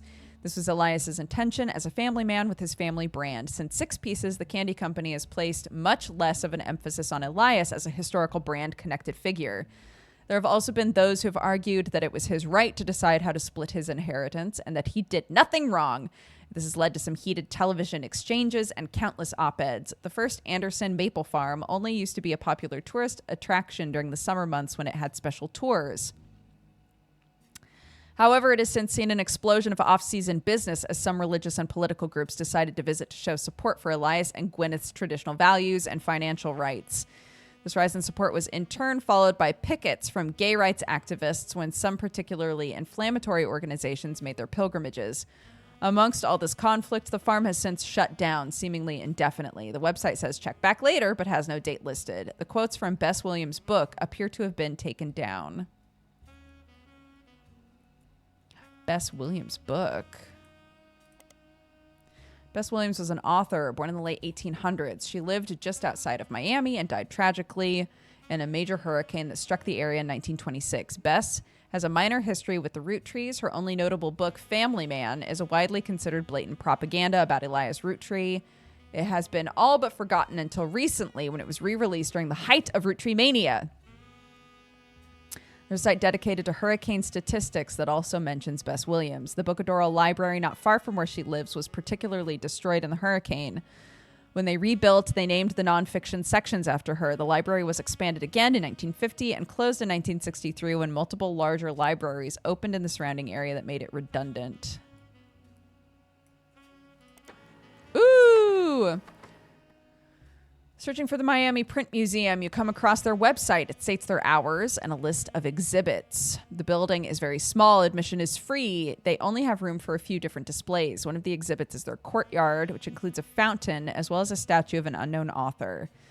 The picture has been added to your evidence. Another is a printing press that was used by the Miami Sunday, a now defunct weekly newspaper. The last is the original print of Cuba by Cubans, an art book.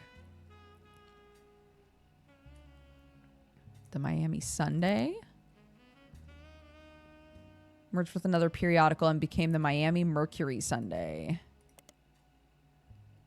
Found a small website about quirky printing history facts that mentions the Miami Mercury Sunday was the outcome of merging two smaller failing newspapers. This resulted in one larger failing newspaper, which was only notable to the author because by combining the names in the way that they did, it was tied for the longest title for an American newspaper at the time. Okay.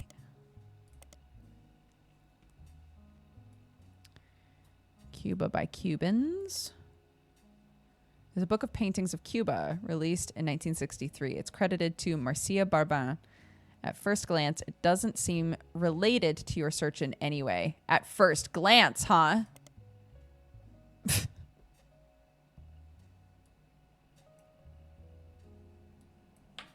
Copy.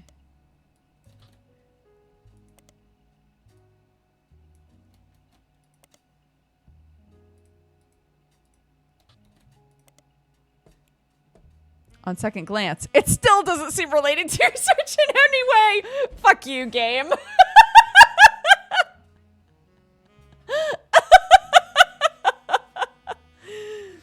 Oh, unbelievable. Okay. It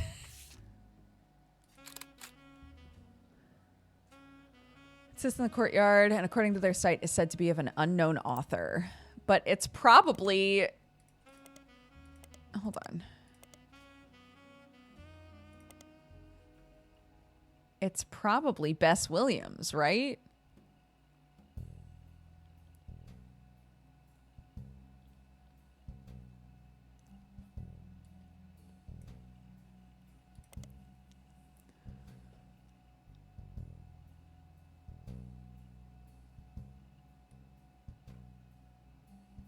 Oh, there are very few copies of the original. It was recently republished by the same publishing company.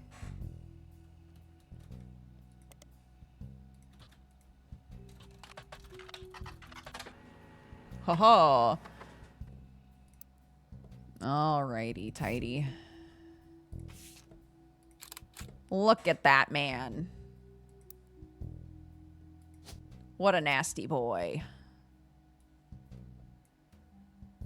Okay. So that would be 4.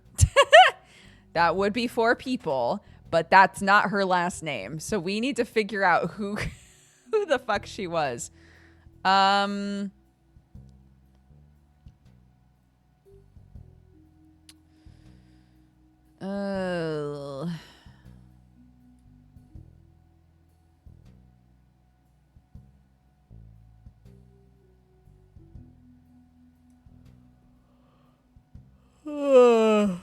Christine Garland. If they were to replace that definition with a picture, it would be a picture of this book. Book tells you nothing new about Elias. From what you know of his true feelings towards some of his extended family, you're not sure it tells you anything true about Elias either. The reissue of this book was so lazy, they reused the famous photo of Elias from Business Watch, whose copyright had expired. The best thing it has going for it is it's only 85 pages long. Okay.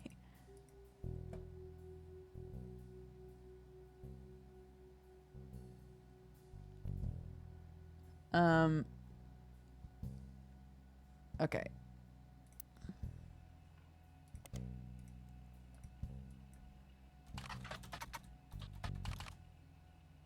Okay. Same as before.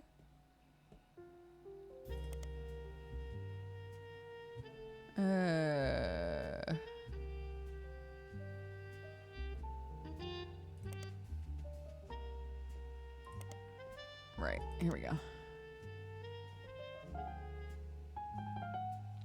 Steve Garland.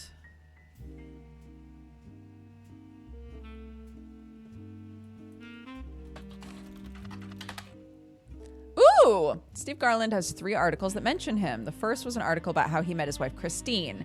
The second is from months later in September 1978, a listing for his weekend cooking classes, Gourmet for the Groovy. The blurb mentions he's been giving lessons from his home kitchen for the last month so that he can keep an eye on his son. The third was from 1991 and is titled Local Author Sued by Former Butler County Resident. It seems that a local author by the name of Mark Zimmer was sued by Garland after Garland saw Zimmer promoting his book Kitchen Tales on television. His recipe book was partially plagiarized from the recipes that Steve Garland would give his students during his cooking lessons before he moved. The article mentions that although recipes are hard to copyright, Garland accompanied each recipe with a short fiction about how he learned it. These usually doubled as a way to remember certain ingredients. Garland's bean salad, for example, involved making a trade with a gnome for some magic beans. Apparently, these stories were found word for word in Zimmer's cookbook, in addition to additional stories that followed the same format. Okay.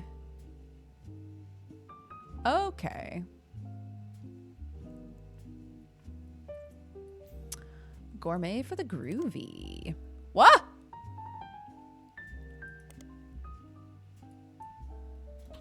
Gourmet for the groovy. Oh, okay.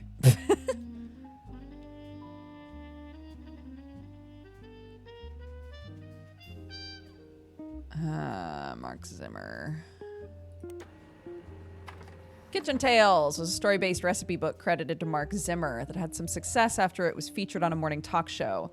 The book, released before the internet was widespread, mentions a rare. One book collector states that the publishers were unprepared for the demand, that there was no second printing, so it's unusual to find a copy in the wild. You find an alternative medicine website which focuses on cooking with natural ingredients. It mentions that one of Kitchen Tales' recipes uses salt water. The owner of the site has included a scan of that recipe, which was added to your evidence. She says if you switch out the salt water in the recipe for a mix of 2/3 spring water and 1/3 filtered seawater, it tastes great. Okay.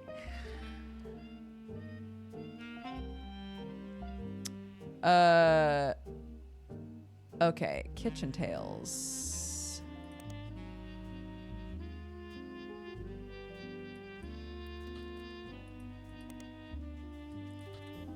By Mark Zimmer. Re-released as Garnishing the Truth.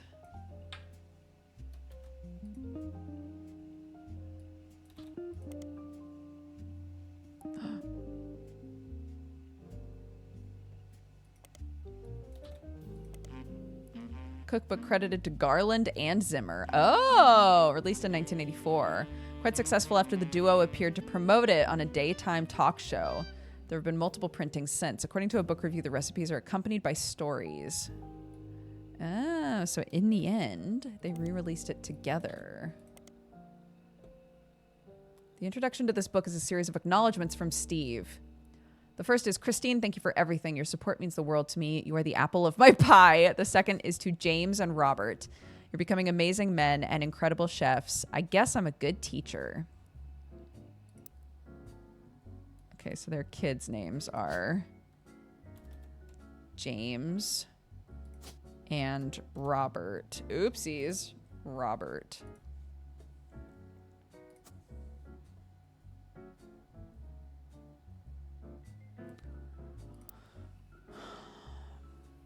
The finalist to Mark Zimmer. You proved my storytelling approach to recipes could be popular. Without you, this book couldn't exist. There's also a foreword by Mark Zimmer. I first met Steve in 1978 when he taught a cooking class. The next time I saw him was over a decade later when he was suing me for stealing his recipes. Yes, really. You might wonder what I'm doing in this introduction. Well, it turns out Steve and I had more in common than we thought. Instead of settling in court, we settled it at McCarran's brew house over a game of darts. They said they'd give us the first drink of the night free for an entire year for mentioning them.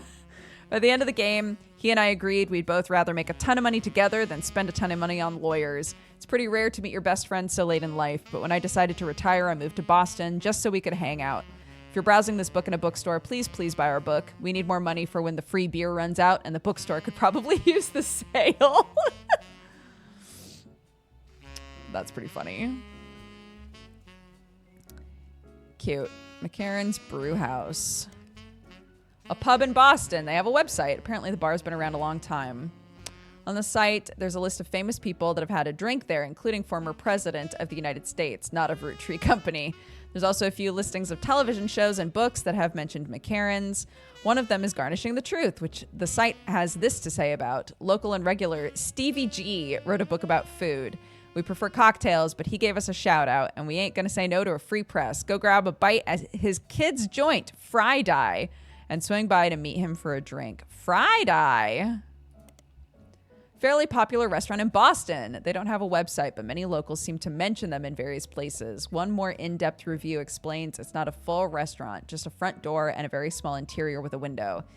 Usually the restaurant only serves vegetables. A lot of reviews say that in spite of that, it's delicious. You also find a short story about it listed on a website called My Boston Homepage. Whoever runs the page seems to just link to random sites related to Boston, tell personal anecdotes related to Boston, and give their relatively short opinions on things in Boston. It's very unorganized. It has this to say about fried eye. Wicked overrated. I saw it in Chef's Signature. So I went and there was a huge line and they didn't have a single meat dish. What's even the point? Ooh, is this a new periodical we can grab? Yeah!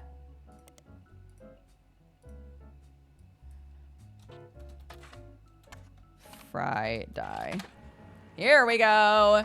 Chef's Signature covered fried eye less than a year ago, right around the time you were doing your initial investigation. Each article in Chef's Signature tends to focus on a restaurant, and like the magazine name implies, each restaurant lists the one main dish that the head chef is known for. Fried eye's signature is the samosa cone.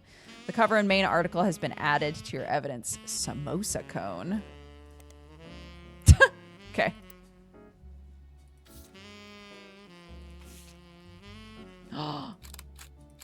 Brothers sitting down with the Garlands, the new boys in Boston. Chef's Signature, a nationally published magazine targeted towards fans of unusual restaurants, featured James and Robert Garland on the cover of their November 1998 issue. According to the article, the two brothers own a small walk-up window in Boston called Fried Eye, a play on the tie-dye shirts that the servers wear that exclusively serves vegetarian dishes. Most of the offerings are heavily inspired by the powerful spices found in Thai and Indian food. Their signature dish is the samosa cone, which from a distance somewhat resembles a traditional ice cream, complete with a waffle pattern, but instead it contains fried potatoes, pureed peas, carrots, and a special ginger-based sauce. Fuck off, I'd eat that. That sounds amazing. Robert, who is 3 years younger than James. Okay. James and Robert Garland.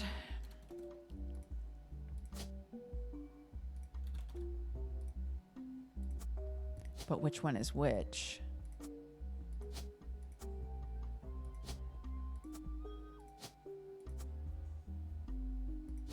We don't know.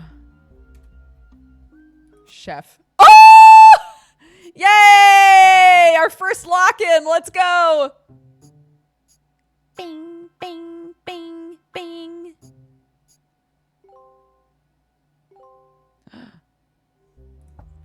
Hell yeah. Oh? Sam! Has Clark reached out to you? Well, let me give you a short history lesson about the last few months of my life. Oh no. 3 different people contacted me, claiming that somewhere in their history, they might be Roottrees. First, that young man, the rapper. I ignored that one. He seemed dubious. But then I saw the news. I felt terrible.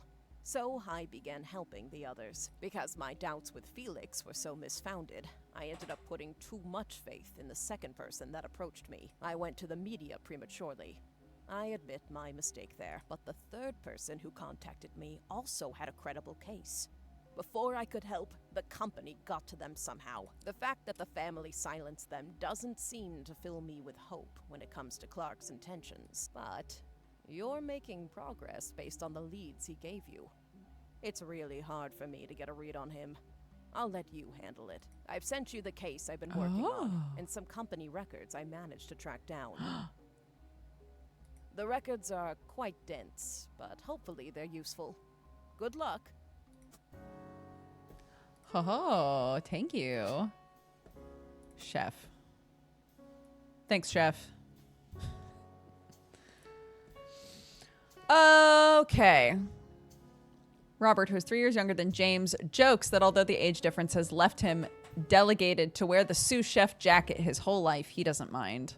As a result, James answers most of the interview's questions. James credits his love for food and his culinary skills to their upbringing. Most kids hate vegetables growing up, but they don't have parents like we did. My father was a chef. My mother grew up on a farm that supplied his restaurant. That's how they met. I don't have any memories from the farm or anything like that since we moved here before I could even talk, but they told me stories. My dad's a great storyteller. He even wrote a book that partially helped fund Fried Eye. When we moved, they were looking to open their own restaurant together. Unfortunately, they never got it off the ground. His line cook gig ended up being less temporary than he hoped, and she had to go back to work as a secretary even after Robert was born. Before we were old enough to go to school, we spent our days with my aunt. In the diner where he worked, my dad had no room for experimenting. He'd exercise his skills at home on his days off. We'd always go shopping and cook as a family on those days. And even though we were hyper kids running around causing a ruckus, those were some of our family's favorite memories since we were all together. Mom always had the eye for the best vegetables for him to work with, and she did her best to pass that on to us. According to the article, their parents, who are now retired, visit Friday often. They even have a signature dessert, the Sistine apple. Apple pie has always been my mom's favorite. My dad always had this stupid line he used to make her laugh involving apple pie. Most people realize it's a Sistine Chapel pun and assume that's all there is to it, but it's actually secretly named after them, sort of. Oh, is her last name Chapel, maybe? Because Christine, like Sistine, Christine.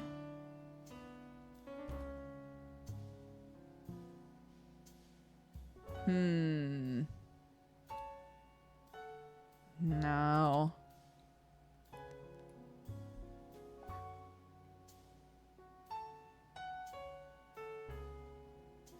Patel, maybe?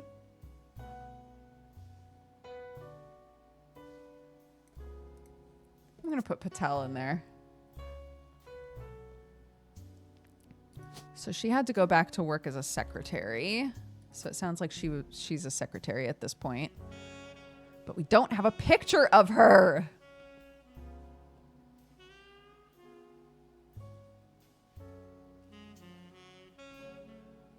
Oh my gosh, there's so much. Let's see. This photo is given to you by Sam Matz, and a woman named Regina Clementine came to her, claimed that her husband has confessed he thinks he's a Roottree.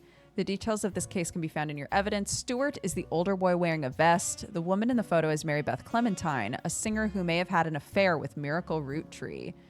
Oh, shit.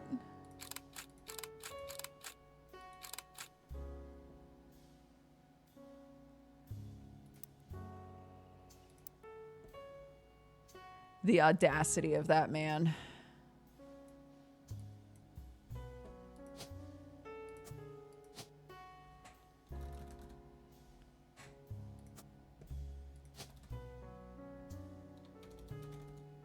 Oops, what the hell? Oh my gosh, what was he listed as? Preacher. Okay, and then...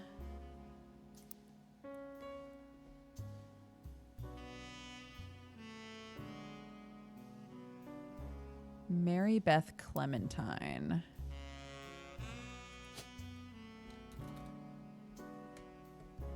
Mary Beth. A musician, but we don't know her maiden name.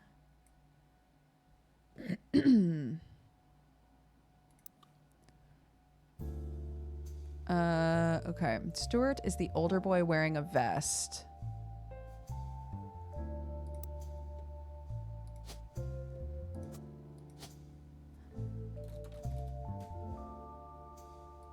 Stuart Clementine.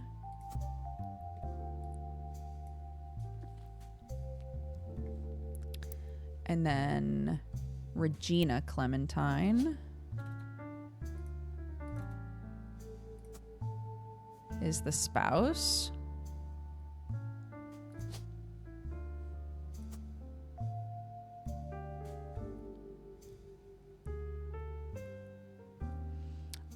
Okay, then let's go to our periodicals.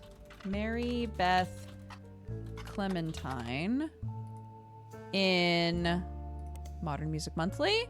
Reviewed and advertised many times in Modern Music Monthly. The most popular recording was the release of her cover, He's Got the Whole World in His Hands. It was released under the label New Edison.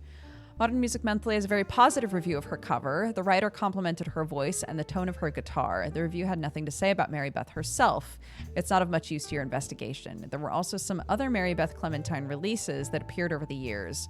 One of them was The Old Rugged Cross, which is the only song that was advertised but not reviewed. Okay, so let's make a new page called Miracles Bullshit.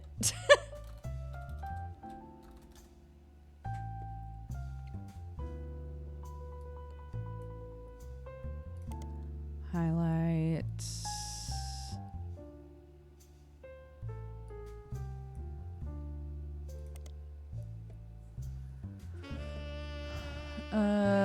Okay. New Edison label. A small record label in Los Angeles. It existed over a few years in the 40s. It raced to release cover records of songs that were gaining in popularity. According to a website about the history of recorded sound, it was named after its founder, Sterling Edison. Its biggest claim to fame is being sued by the estate of Thomas Edison in Edison Records versus Edsel. You'll also find a few references to New Edison and Mary Beth Clementine on sites about old records. First edition was originally published before she legally changed her name. Ooh, here we go. So what's her legal... Okay, sorry. I'll read the rest. Another site claims the police had to be called to New Edison Records after its owner, Sterling Edison, got in a physical alteration in public, leading to a divorce. There are no cited resources or evidence, and the site's content seems user-submitted. Ooh. Okay, who's this guy?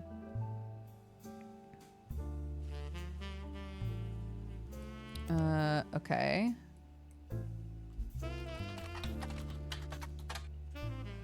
New Edison Records and Modern Music Monthly had quite a lot of overlap, countless advertisements for various covers of popular songs. Scan the results for anything other than an advertisement. You do find a very brief blurb from when New Edison was sued by Edison Records. At the time the magazine had covered it, it seems like the lawsuit was settled out of court. The owner, who went by Sterling Edison, said he'd likely create a new record company, but there's no evidence anywhere that he did.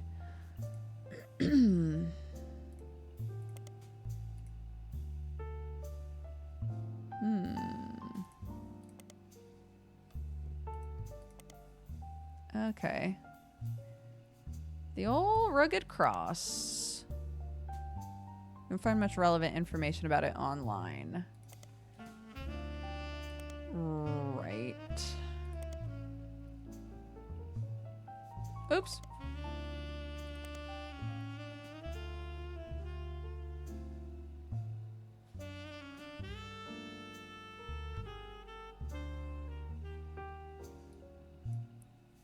The Old Rugged Cross.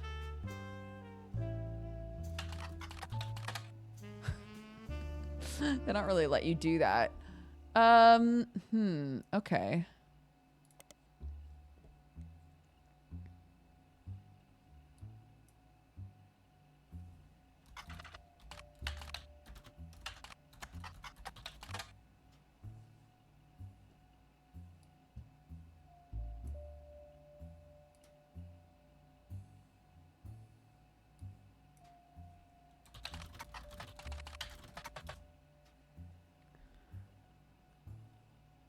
Mary Beth Quaker.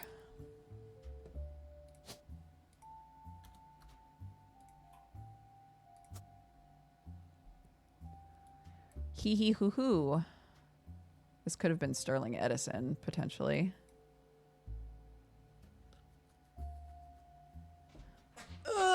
Okay.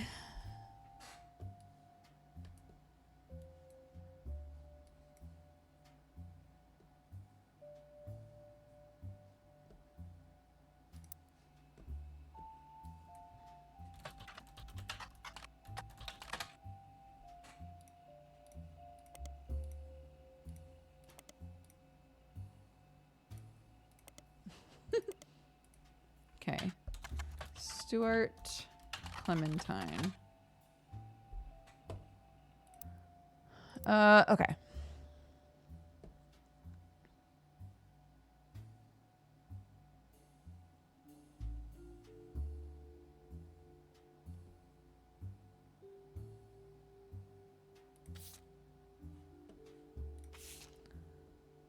All right. Kitchen Tales is a book that combines recipes and stories. Find a scan of one story on the website. It demonstrates how to bake the platted loaf. For years, two bakers, Flora and Yates, flirted. They grew their friendship, compared recipes, and combined knowledge. She loved his salt and pepper beard. He adored her rosemary cheeks. They thought sweetly about one another, but he was one day whisked away, conscripted to bake the army's bread. By the oil of the lamp, Flora's tears began to salt her bread. The recipe asks the reader to combine flour, yeast, sugar, olive oil, and rosemary, combine the salt and water together, and add to the mixture. It's 10 to 12 years later that they met again, seemingly by fate. Flora's unique dough had earned her a position as the king's personal baker. Yates had found success as well. He baked for the kingdom's 45 diplomats. One day they returned from the Dutch Isles with a gift, 450 unbaked loaves, and were sent to the palace bakery to teach a method that required no kneading. Upon seeing Yates, Flora was delighted and distraught. She felt as if she was torn in two. She had not been made aware of the gift and had already prepared buns for the palace ovens. She wished to greet Yates warmly, but was struck by fear that he'd be unable to bake with her, that she'd face retribution for being unprepared. She cried to Yates, adding more salt to her dough. This is so funny. Yates eased her pain. He insisted she had no obligation to prepare for a return she thought impossible. He shared her fear of retribution. He knew if they did not solve her predicament, they'd miss their final chance to bake together. In the end, instead of wallowing in the present, they worked together to shape the future. They twisted and entwined their doughs and baked them as one. Thus was born the plaited loaf. The king's decree on royal parchment was that it would be considered a delicacy. Roll and twist the pieces, blah, blah, blah. Bankrolled by the king, Flora and Yates spent their days baking together. They traveled for 45 years, then settled down for 15 more. Their souls were golden with no regrets. So, okay. I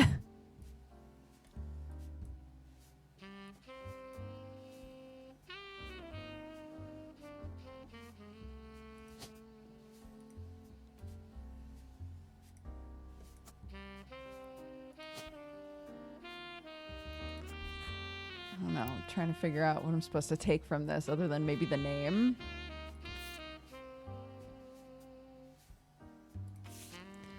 We were given some partial staff records to cross-reference by Sam Madsen. These records are based on old tax mailing information and only detail the employees that work directly for Roottree or in their corporate office. The many laborers on their farms and in their factories are not listed. You're not sure how helpful it will be, except for cross-referencing Guy's secretaries. Ah, fantastic. Spider searching people just because they are listed in these books will likely be very time-consuming and a waste of your time. Special management, Ernest Madsen Jr. Office staff, Elizabeth Cravensworth.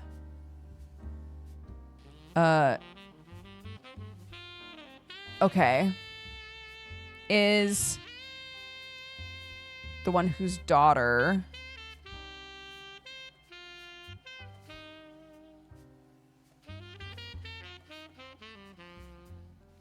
Okay, office staff, Elizabeth Cravensworth, product management, secretaries, Juliet McCullen, Joanna Robertson, Doris Mays, Beth Knox. Farm and manufacturing. Major expenses, none. Suspicious.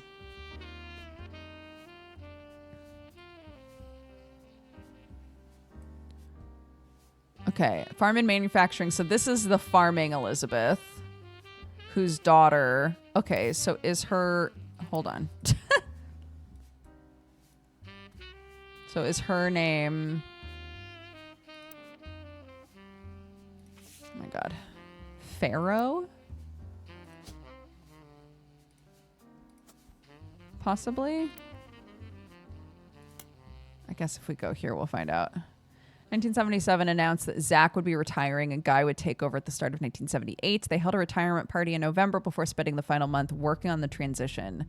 During 1976 and 1977, the following changes took place. Guy Hudson replaced Ernest Madsen Jr. as special management. Patrick Decker was hired. Eli C. Roottree no longer employed. Ernest Madsen Jr. now listed. Christine Farrow was hired. Yep. Joanna Robertson no longer listed among the secretaries, but a Joanna Fellows has been added to the list.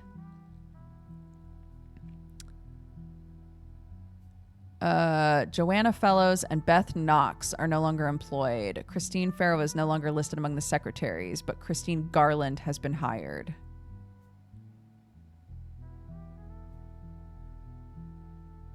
Joanna Robertson.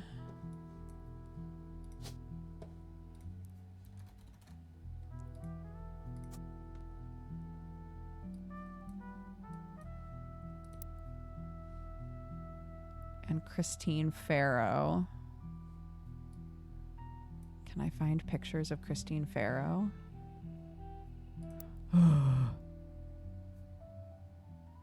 John Miller, Gwyneth Madsen was hired. Beth Knox, 50-year work anniversary bonus. Beth Knox. Didn't they think that... Hold on. Oh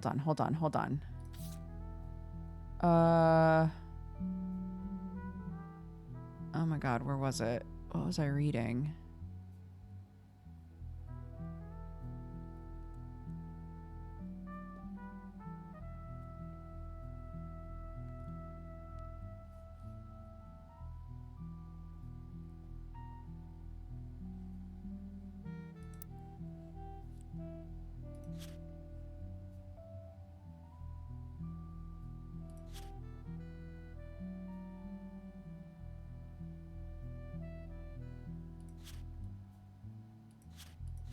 No, there's the whole thing about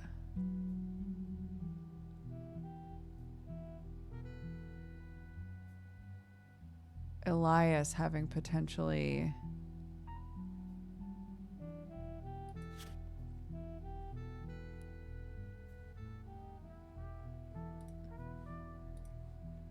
where was that written? Oh, in here? Yes.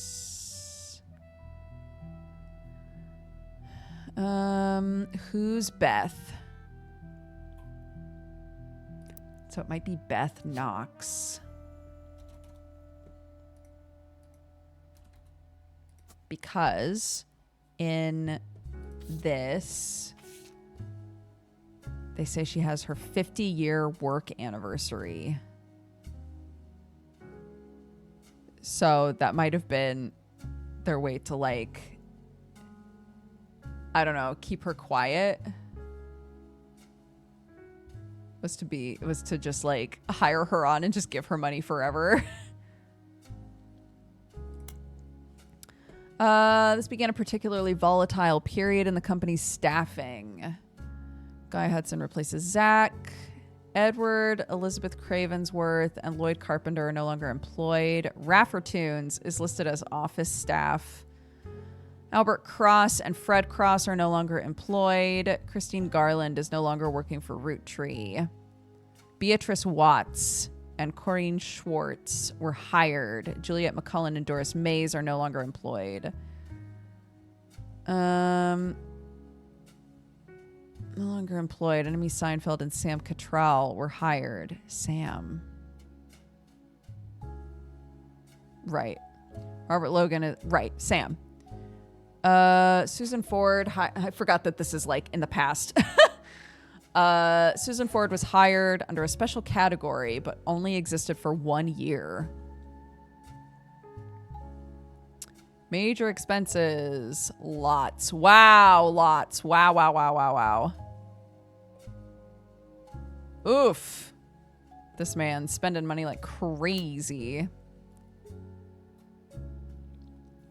Terry O'Connor hired. Susan Ford moved. I guess, like it said, this is to cross-reference information, right? Which currently I don't really have enough of. Guy Hudson died May of 1982. The first few months of that year continued along the same pattern as they had been. Things quickly changed when Ernie took over. Most of the extraneous expenses ended. All of the secretaries were let go. Sam Madsen left Roottree in 1984. This is the last set of books you have access to.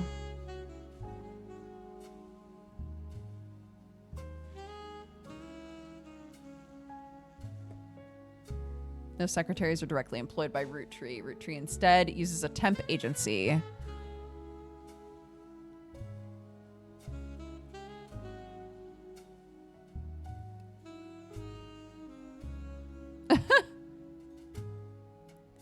Canceled. Right, because this was his push to do like live how the other half lives, and was trying to develop like rich palate candy. All right, genealogy genie.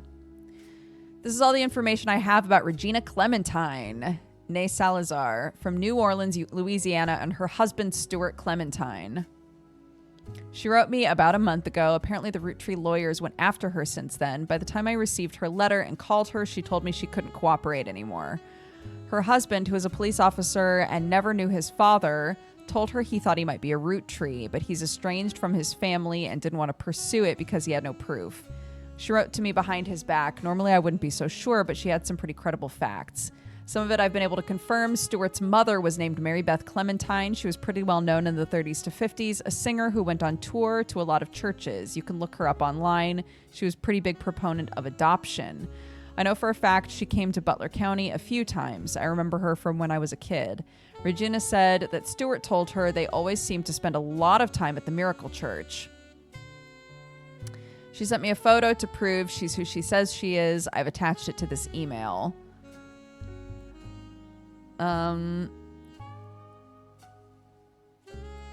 Née Salazar.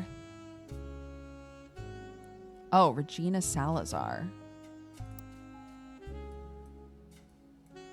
Regina Salazar. There we go. And he is a police officer. Woo! Nice.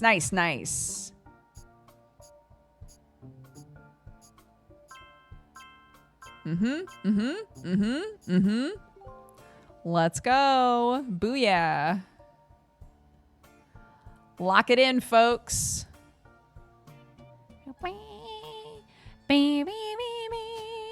I assume this is this guy.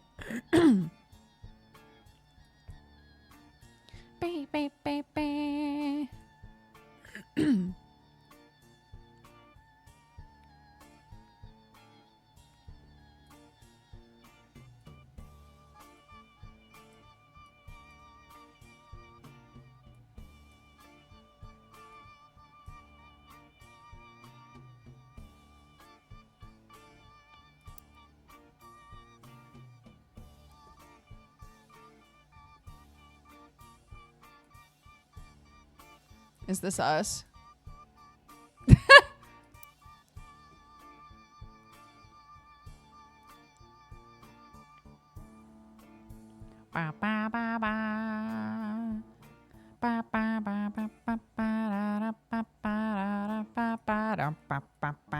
Okay, so this is wrong.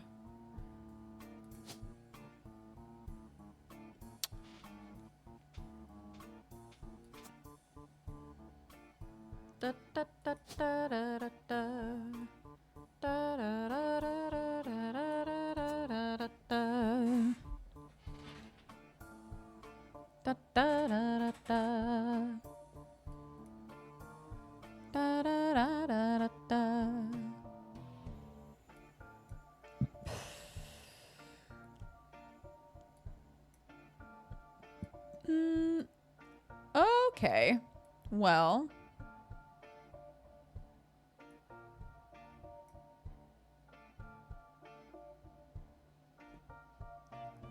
How much time do we have until it screams again? Oh, a while. We have a while. Yeehaw. Okay, let's look up Beth Knox. No? What about in here? What's going on with Beth Knox in here, huh? Beth Knox was a secretary. Was a secretary forever? Beth Knox, no longer employed. Right, okay. But that was her 50-year anniversary. So I think she was a secretary forever. I like that by the time Ernie hopped on, he was like, you know what? I think it's safest if we just don't have secretaries anymore. Like, secretaries seem to be the fucking downfall of the men in this family. Let's just get rid of them. No more secretaries. Since y'all can't keep your shit together.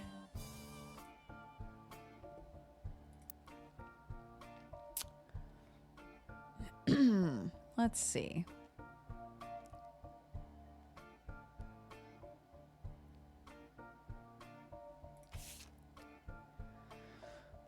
Okay. Elizabeth had a daughter. Right. I think we've pretty much got that.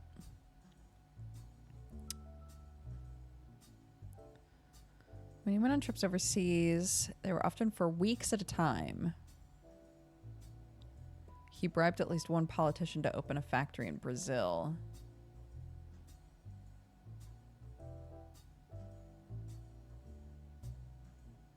As far as Sam knows, Elias once had a secretary named Elizabeth, right? Sam always got the impression Gwyneth was able to coerce Elias into allowing Sam back into the family with leverage.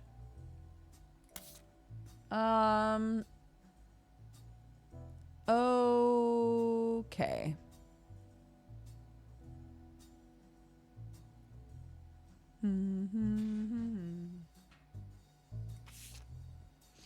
I know. There's so much here. There's so much going on here.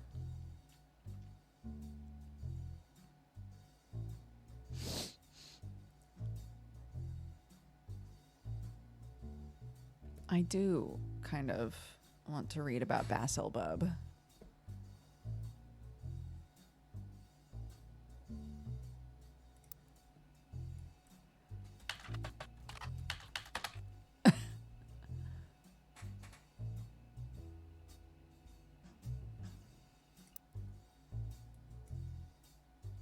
Why don't I have pictures of these people?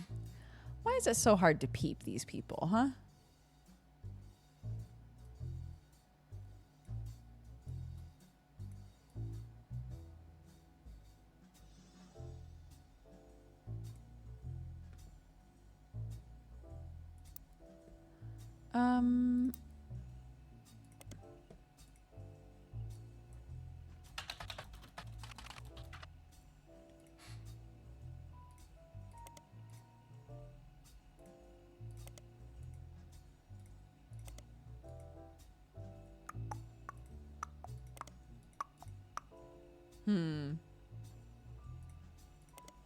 Okay.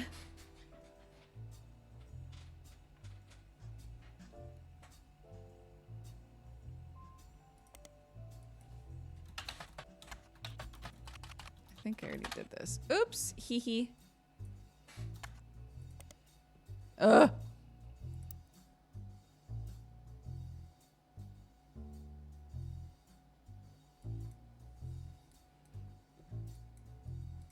Okay.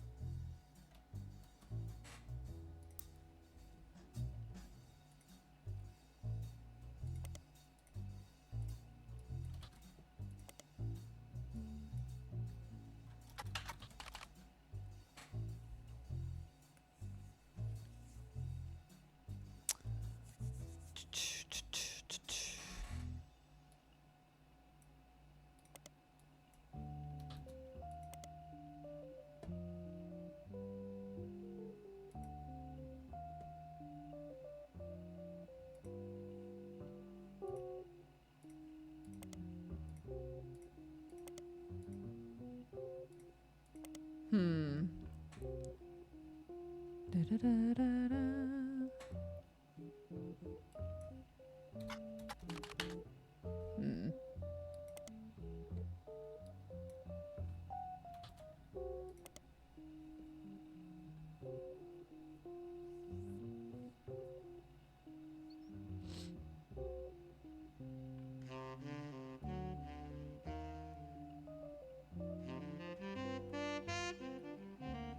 how do we find this? How do we way back machine this?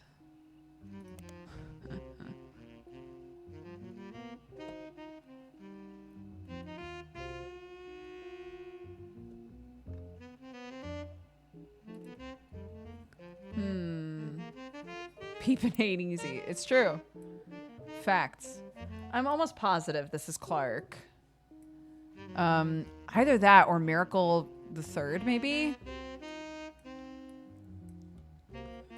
Who else could it be? Oh, it could be them. They were pregnant at the time. Ooh, could be Stephanie. Ooh. Could be Stephanie, dude. Could be Starfinarf.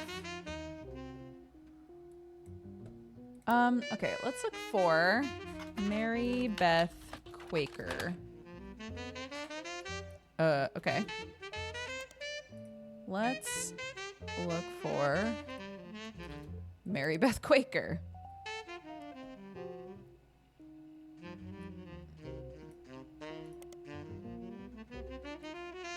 New Edison. No, hey, come on. New Edison, copy, paste, idiot. Okay, but New Edison was sued by Edison Records. Large company with many different releases. None of it is relevant. Okay.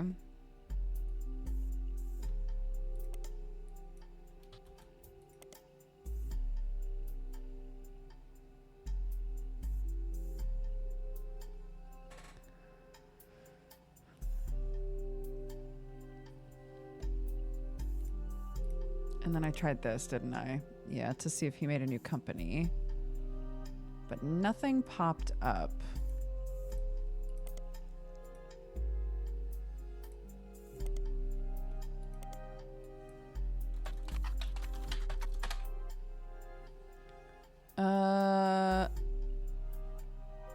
Being sued by the estate of Thomas Edison and Edison Records versus Edsel.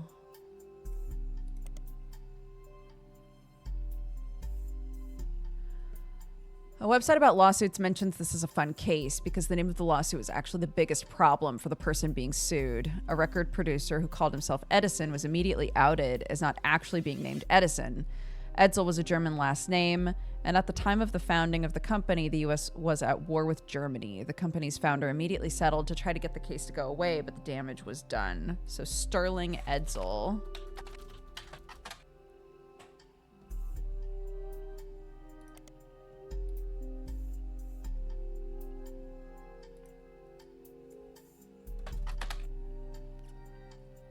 Seems whatever he got up to after he was sued, he no longer seemed newsworthy.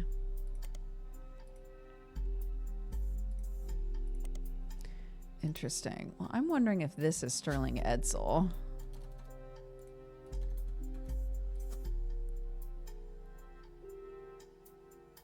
Because it said that he got in a fight and it caused a divorce. So it might have been their divorce.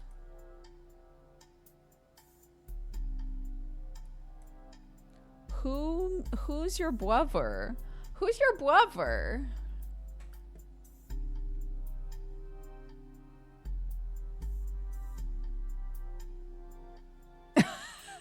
Just looking at chat.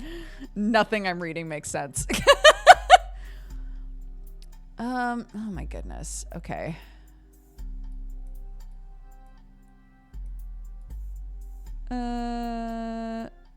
Okay. Christine Farrow.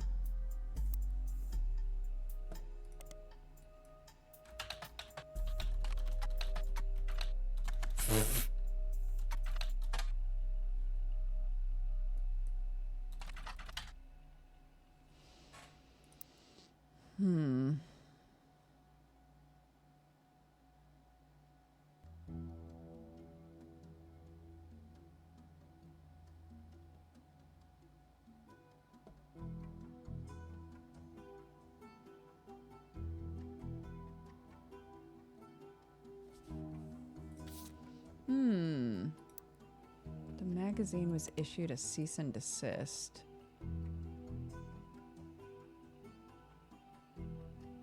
Can I just search Roottree?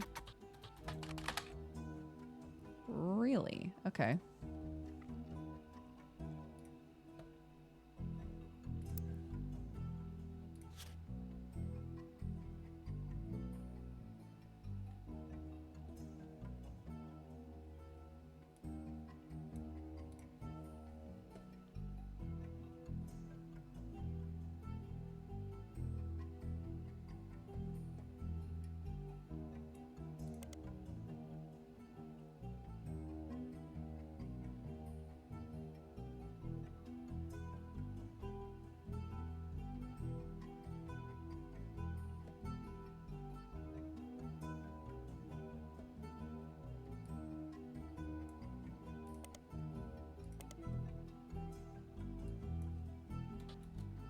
All right, we did read this.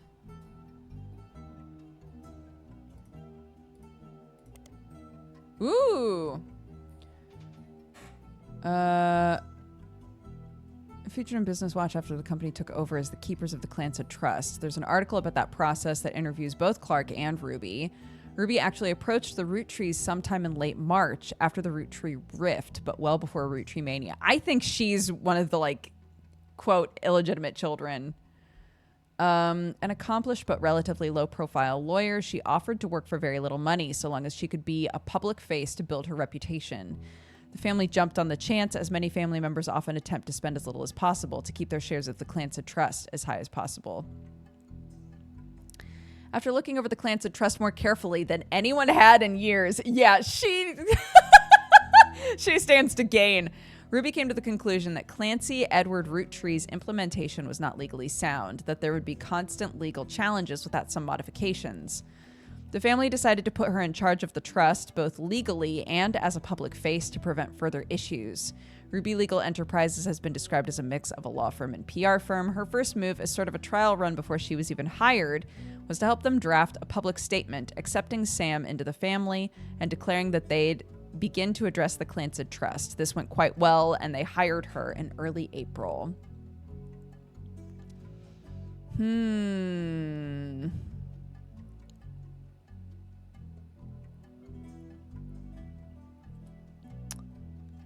Let's look up this now that stuff's changed.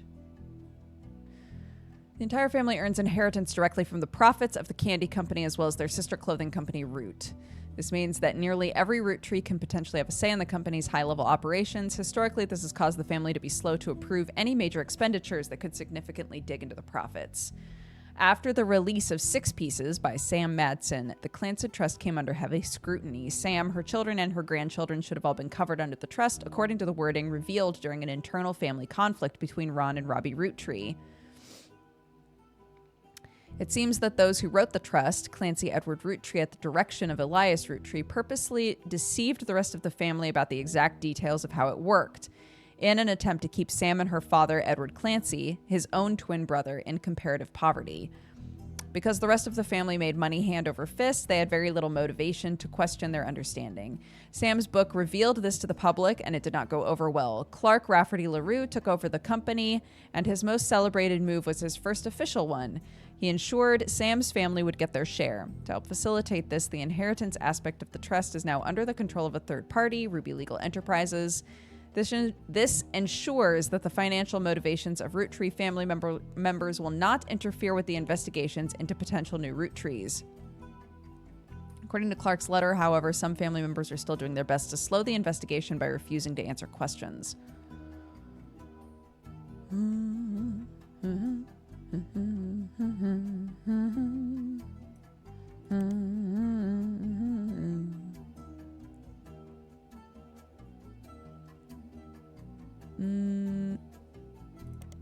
Okay.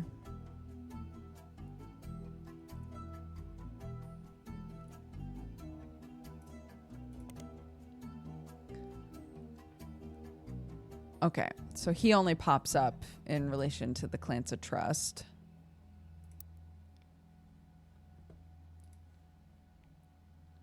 Wild that it's called that when Clancy, the Clancy, his son, was not included in it. Messy. Yeah, messy. You get it. So messy. Okay, how are we going to find a goddamn picture of Beth Knox? Let's see.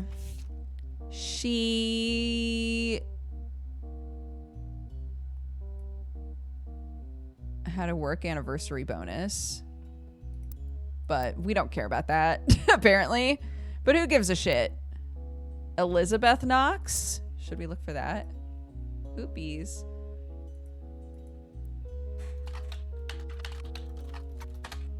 No.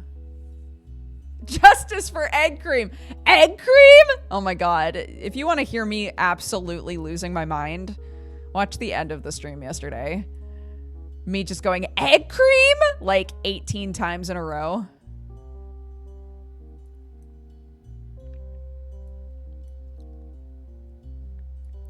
Who is this baby boy? Is he supposed to look like he has red hair? It doesn't make sense. This bitch has the red hair. This bitch has the red hair. This bitch has the red hair. This bitch has the red hair. Anyways, back to Miracle being gross. Okay, so hold on. Miracle, is there anything else to glean from you? No. No, he's just a nasty boy.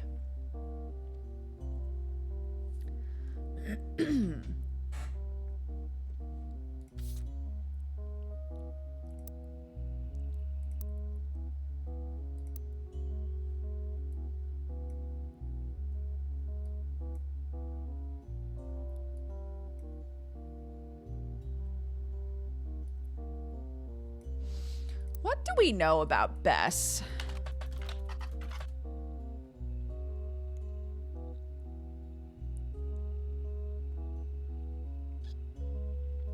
The Bocadoro Library, not far from where she lived, was partially destroyed by a hurricane.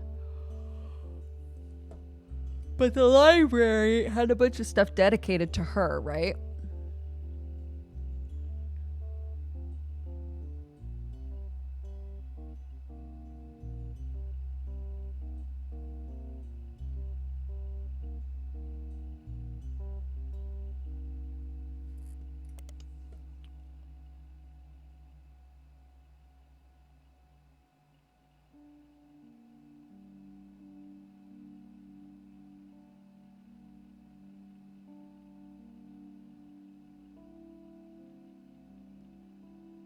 They named the nonfiction section after her. The library was expanded again in 1950 and closed in 1963.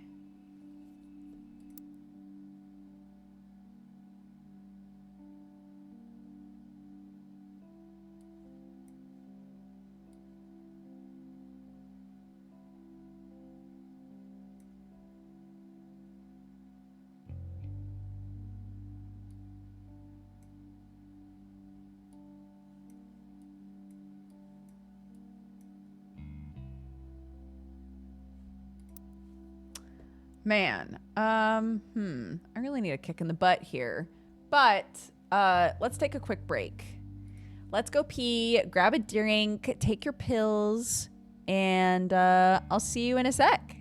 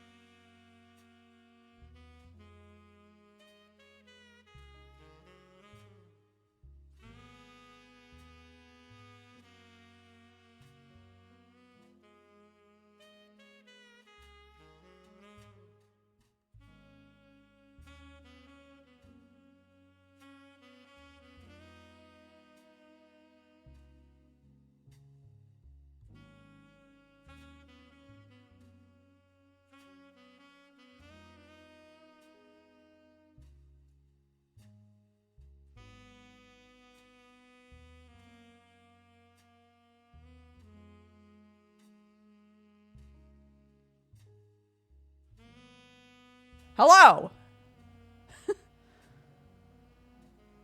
TNT gon' blow. I can't tell if you're goofing because I was gone for so long, but either way, thanks for the compliment.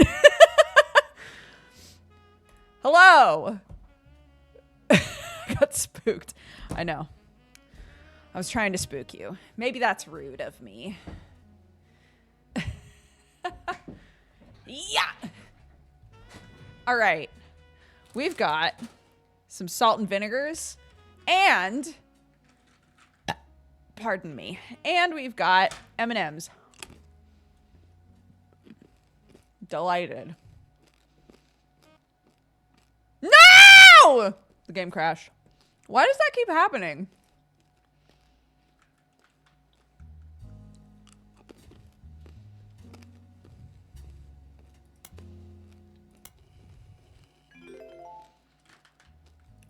Okay, we're back in.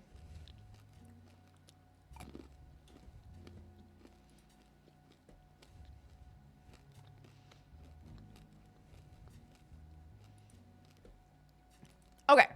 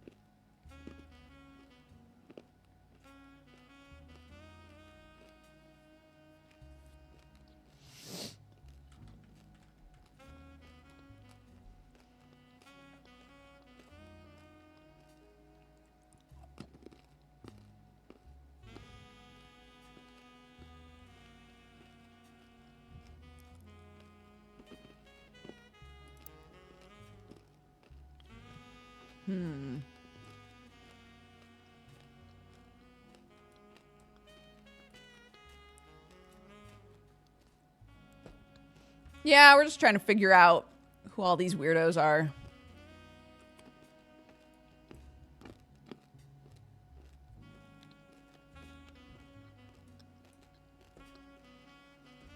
Some of them I'm like, I know everything, but I don't have a picture of them. It's driving me crazy.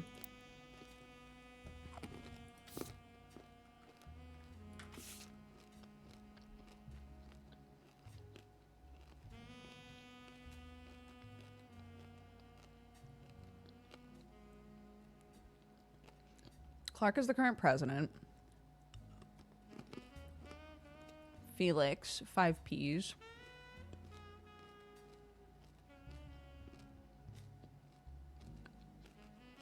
Miracle was a big weirdo about it. We never tried this.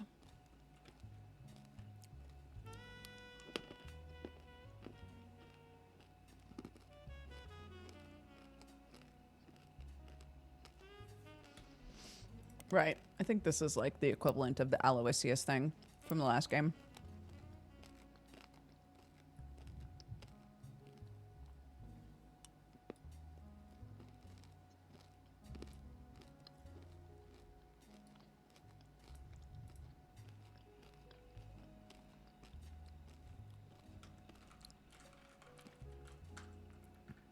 The previous flyer for 3 generations of miracles has been replaced.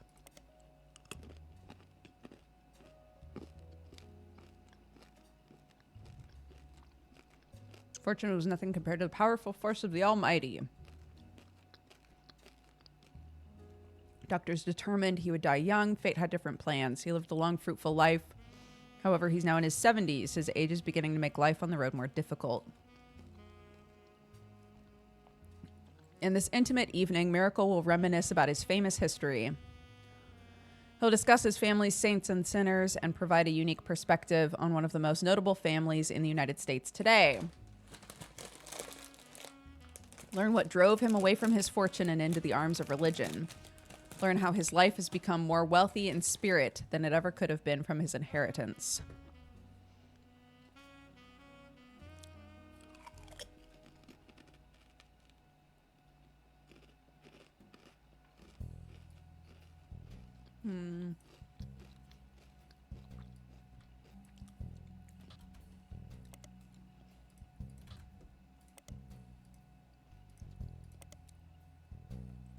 Page hasn't been updated.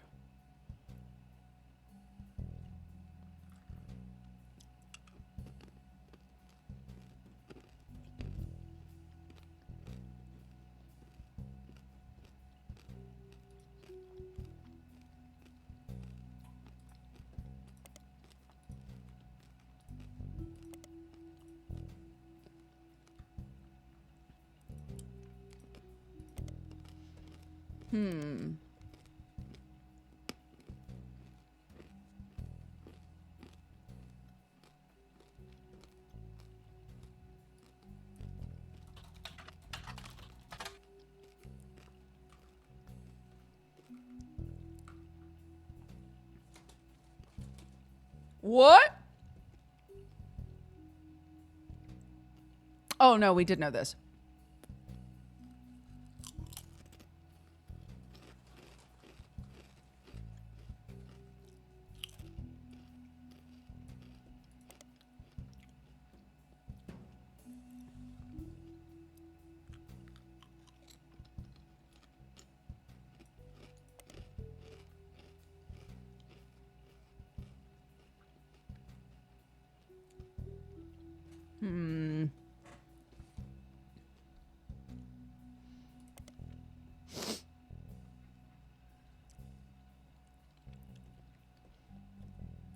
Right, okay.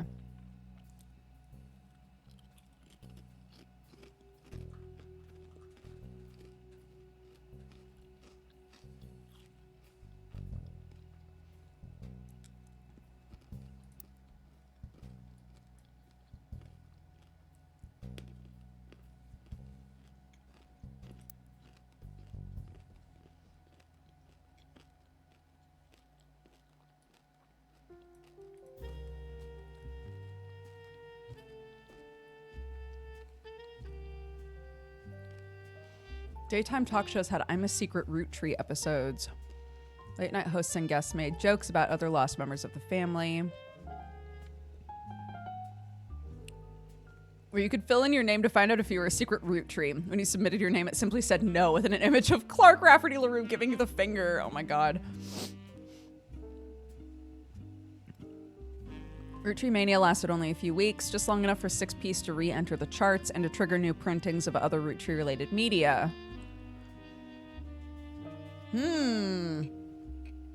This includes Lauren's diaries, VHS releases of Gwyn's old movies, as well as countless other unauthorized biographies, which mostly seem to attempt to capitalize on the Roottree sisters Carl and Brenda.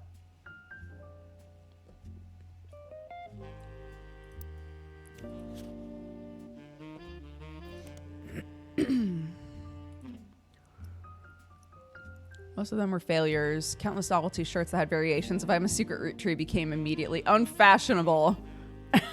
That's why after you beat the original game, the screen becomes the I'm a Secret Roottrie shirt.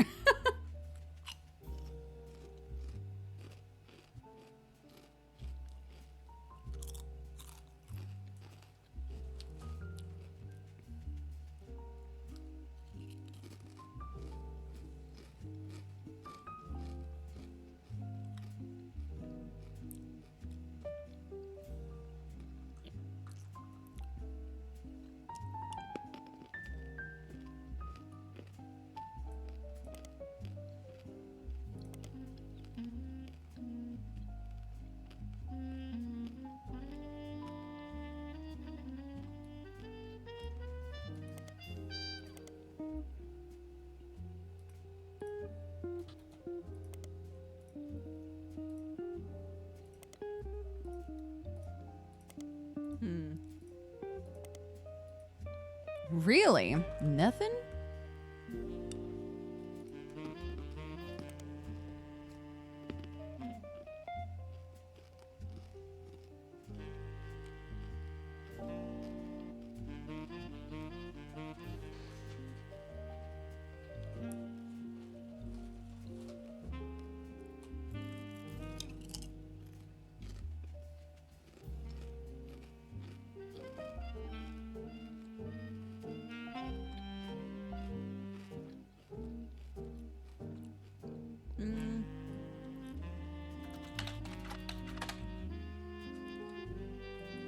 Okay.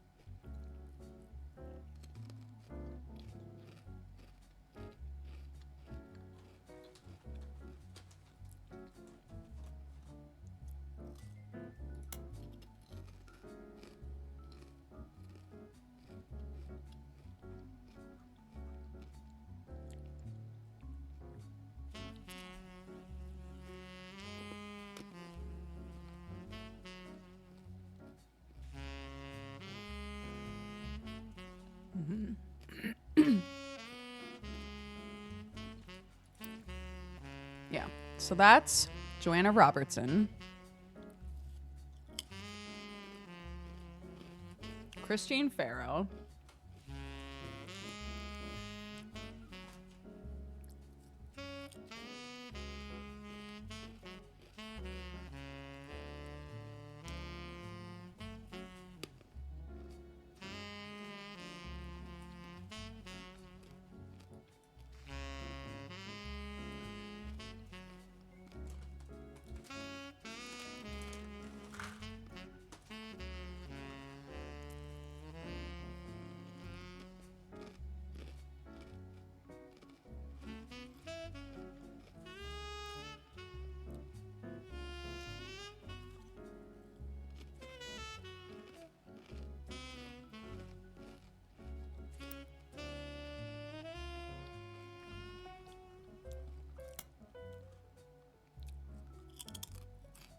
Oh yeah, Raffertoons. Wait.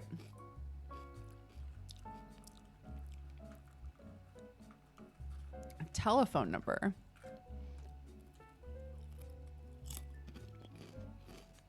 Oh.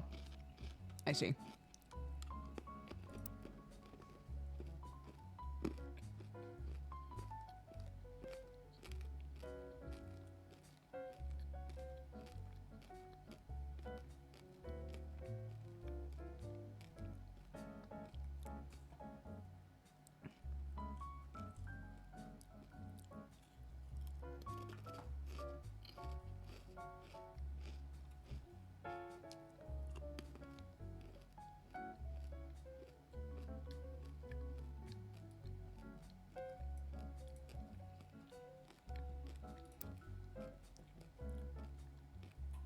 Sorry, I'm almost done crunching, I swear.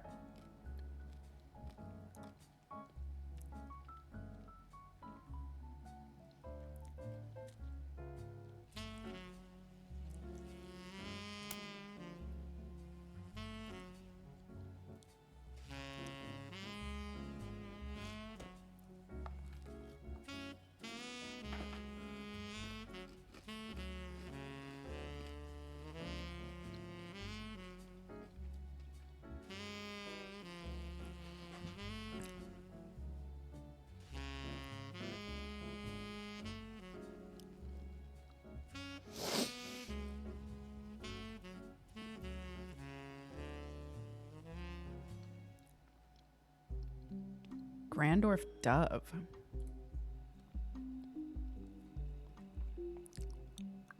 The Grandorf School for the Deaf, formerly Grandorf Dove, is located about an hour from where the Roottree offices used to be in Butler County.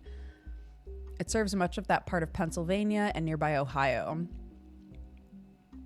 According to their website, it was formerly named Grandorf Dove from 1923 to 1990 because Grandorf was the last name of the founder, and Dove is the Spanish word, or the Danish word for deaf.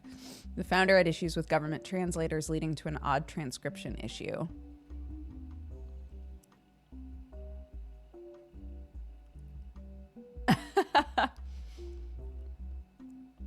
In 1990, it was renamed to better represent the school's purpose and to correct the embarrassing lack of effort and awareness demonstrated by the government officials in those early days. The staff is listed on the website. You scan through all of the biographies and find that the principal, Miss Ford, is fluent in 5 languages, including ASL. She's been working at the school for over 15 years. Miss Ford's bio also mentions she's not deaf herself, but rather learned sign language to communicate with the deaf.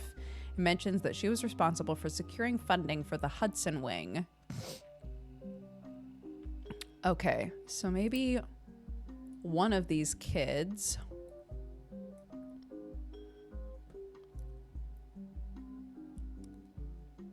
was born deaf or hard of hearing. Miss Ford. Susan Ford no longer works in this department.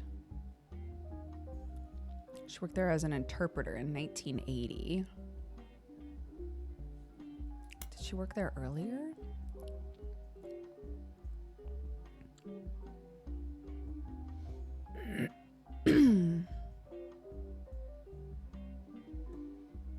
Susan Ford was hired under a special category that only existed for 1 year.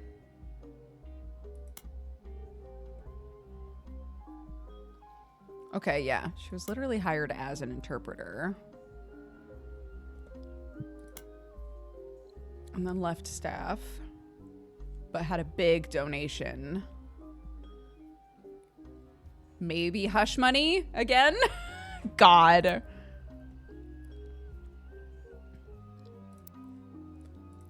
Guy bullshit.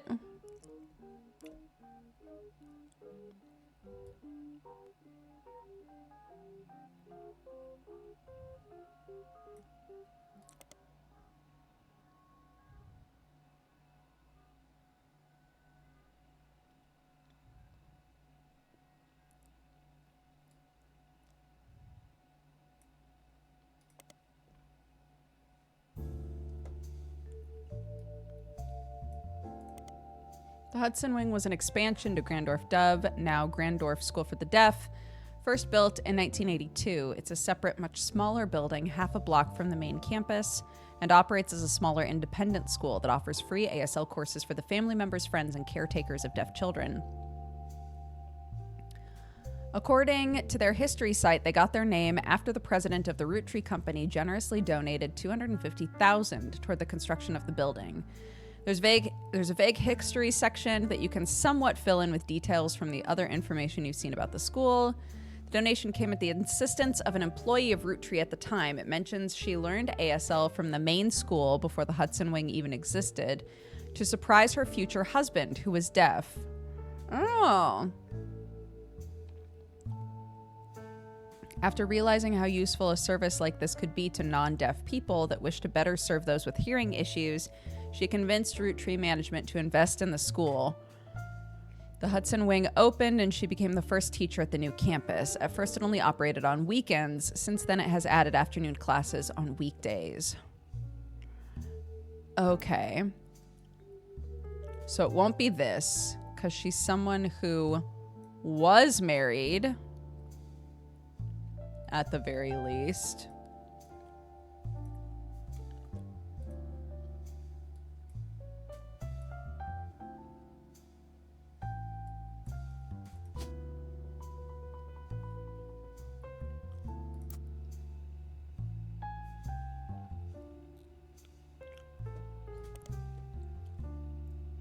Sue Ford, is that her name?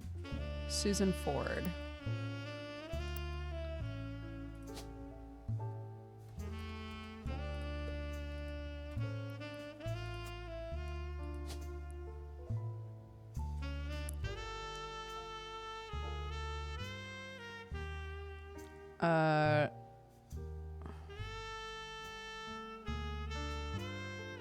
Is principal on here? Yeah.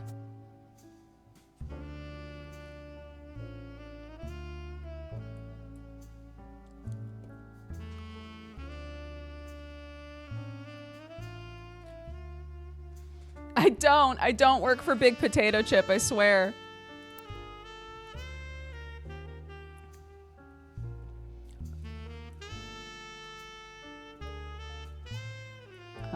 Okay. Susan Ford. Sue Ford. No, okay.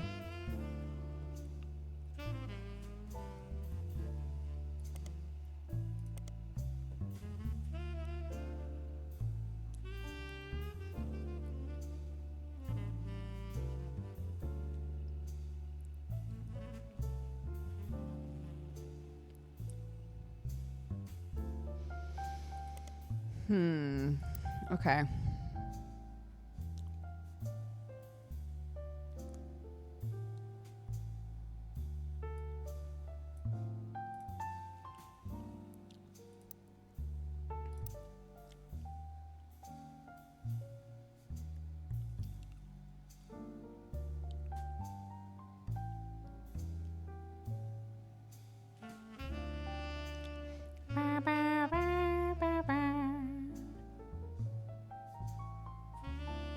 Susan Ford no longer works in this department. Oh, but Susan Ford has been moved to office staff. Hold up. Susan Ford no longer employed by Roottrees. So she was still working there, just not as an interpreter. How long had she worked there?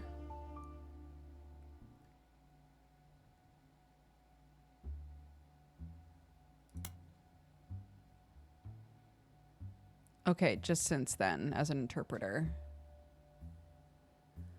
Okay.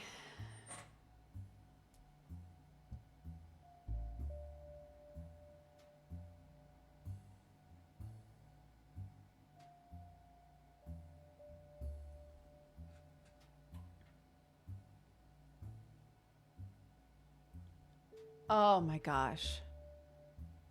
Sorry, I just got a very good email. One sec.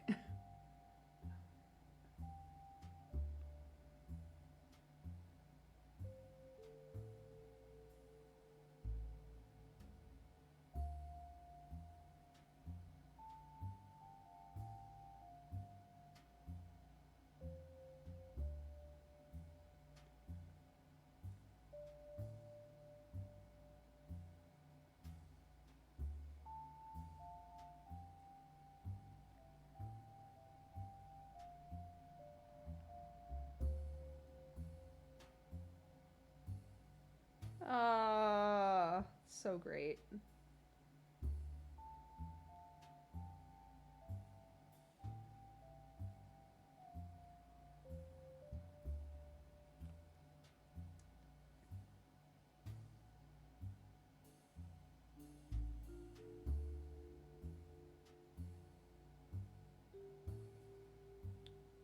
Send that to Sam.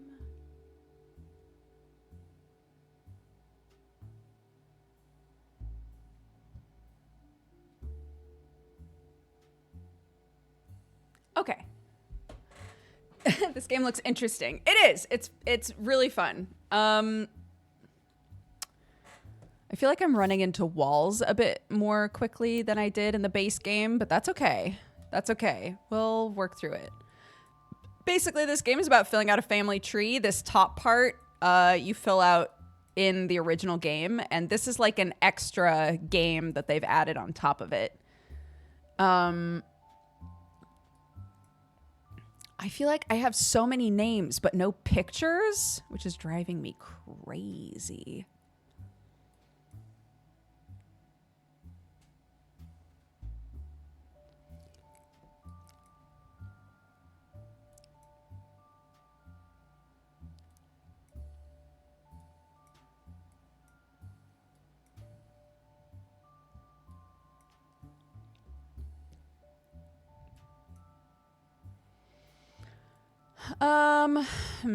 Okay.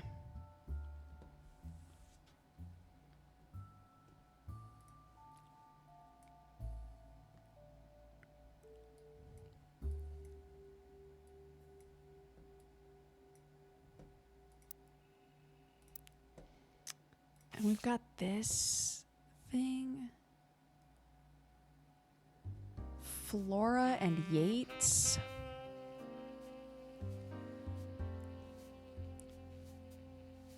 Flora is spelled 2 different ways. Is that on purpose? I don't think so. I think it's meant to be this.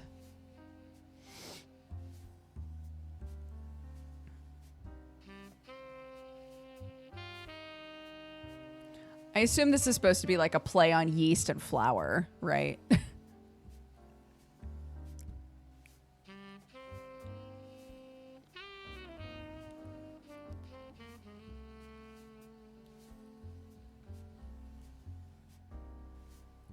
This is what's interesting to me. Bankrolled by the king, Flora and Yates spent their days baking together. So I feel like potentially she got pregnant. They eloped. And he paid hush money so that they could just raise the kids she got pregnant with.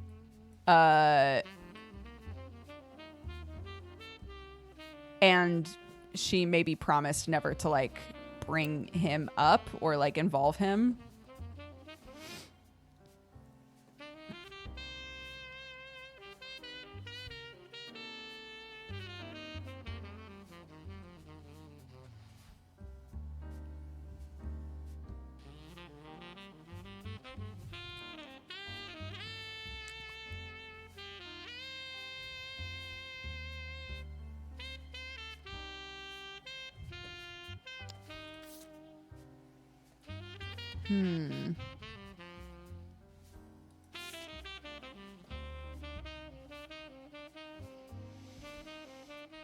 He claims that Joanna and Guy were having an affair that led to his birth.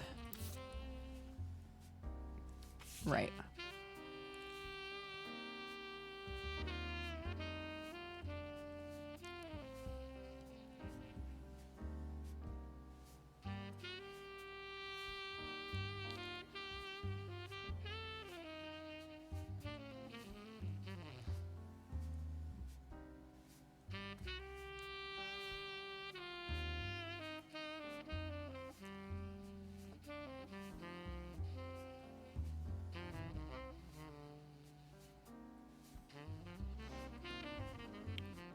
Guy's main positive contribution to the company involved expanding to markets previously untapped. So the fact that he goes overseas gets brought up a lot. So I guess that's going to be something we have to look into. He bribed a politician to open a factory in Brazil. I just don't know how to search for this stuff, you know? Like Roottrees, Brazil. Oh! All right, sure. Yeah, great. Roottrees Brazil, sometimes erroneously referred to as Roottrees Brazil, is one of the companies created to manufacture and distribute Roottrees candy, developed as part of the Roottrees Everywhere initiative near the beginning of 1979. That'll do it, yeah. Unlike some of the other Roottrees okay, hold on.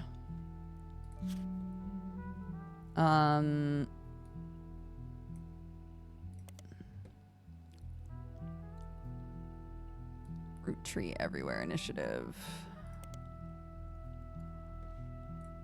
Okay.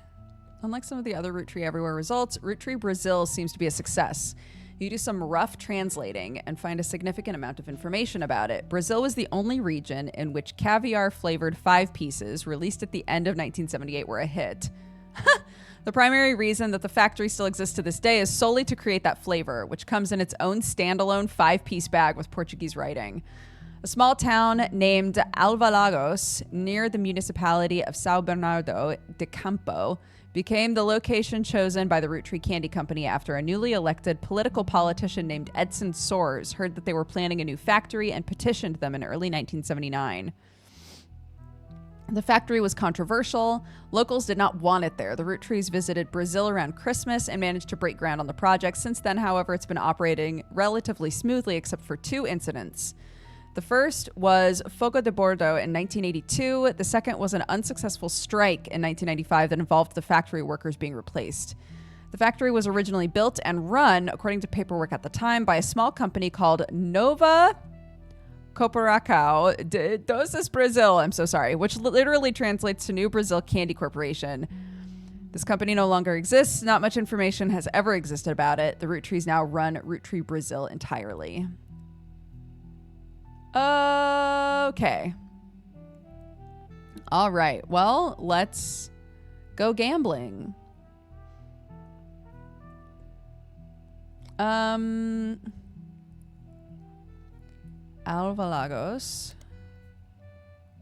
It's a real place in Brazil. A game designer by the name of Jeremy Johnston looked up cities in Brazil that had a lot of manufacturing so that he could place a fictional factory there. He did not want to offend any Brazilians with the tale he was writing that involved corruption and politics, so the small town name he made up, Alvalagos, where the factory was located, was invented by mixing two other regions, Interlagos and Alvarenga. All right, fantastic. Politician Edson Soares. You find a dissertation published by a college student as part of their PhD in history. It focuses on the rise of democracy in Brazil. It seems up until 1988, Brazil was run by the military. The politics during the time were often a hotbed for corruption and nepotism. The paper tells of a few politicians at the time, including Edson Soares. Edson is a former mayor of Alvalagos, Brazil. Before politics, he was a manager at an automotive manufacturing plant for a major American car company. He was put in charge of Alvalagos by the military government in 1973. As mayor, he used his manufacturing background and knowledge of American business to establish new factories, distribution plants, and other business ventures in the area. This had two side effects. First, he became quite rich, and second, many locals were forcibly relocated. This did not make him a popular mayor. And what the paper speculates was a move to counteract this unpopularity. His wife, Sonia, was discreetly put in charge of a television station called Telerede. He often used this connection to ensure supporters would appear on local television, spouting his beliefs and emphasizing his political victories. He remained in office until 1988 when he was defeated in the first election after the military government was no longer in control. After this election loss, he quickly left the town behind. It's not known where he has gone, but the dissertation even speculates he likely fled to stay alive. Okay. Sonia Soares. There does not seem to be anyone relevant by the name of Sonia Soares listed anywhere online that you can find. However, Spider Search does return a page that lists a news anchor in Brazil named Flavio Soares, who has a mother named Sonia. Ooh, hoo, hoo. Ooh, hoo, hoo. Did he bone Sonia? This man needs a collar. Flavio Soares is a young Brazilian newscaster with a bit of a cult following. The discourse surrounding him is, to put it in polite terms, lewd. There's a website about something called fan fiction that has a small dedication dedicated to him. A small section dedicated. It seems that women and some men of a variety of ages and writing skill tend to find him worthy of inclusion in their stories. You skim some of the tales there and learn that a common thread is that he's currently dating a supermodel named Ashley York. Many stories either seem to ignore her existence or get her out of the picture rather quickly. There are also other more traditional fan sites that list some things about him, including his age, his zodiac sign, his favorite food, and his mother's name. It seems Flavio translates to golden-haired. One website with a signed publicity photo of Flavio seems to confirm this. The photo has been added to your evidence. Ooh! Flavio! Kisses from Brazil to Natasha. Okay, so potentially this was the final affair, right? Because Guy was around until 1982. So potentially this was Sonia. Maybe. I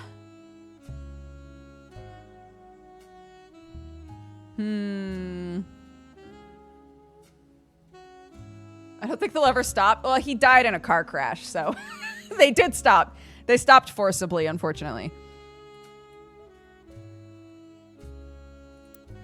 Okay, so he is, hold on. He's 18 and it's 1999, right? So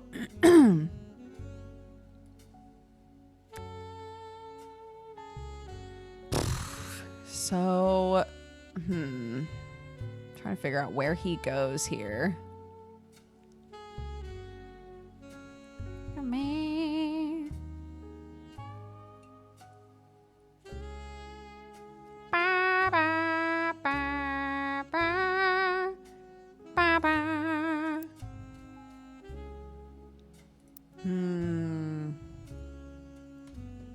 Flavio Soares. Flavio.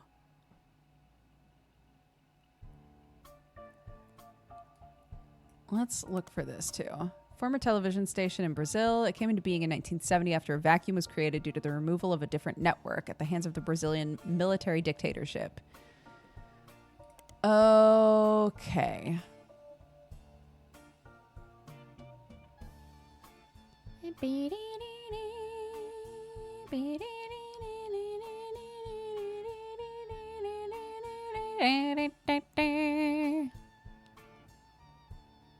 Okay, well, let's see.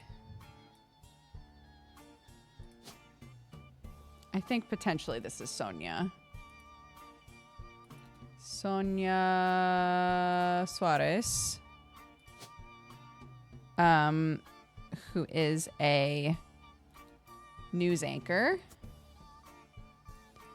And her son, Flavio Suarez, who is also a news anchor. And he look like this.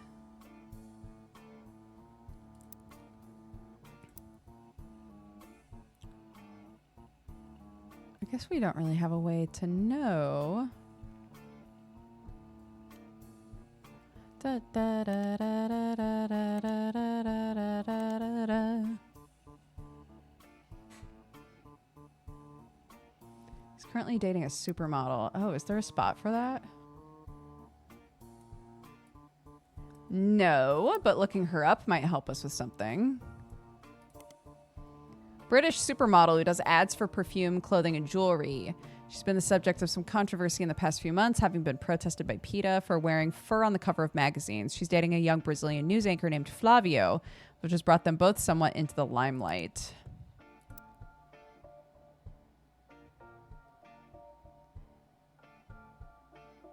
Me, me, me, me, me.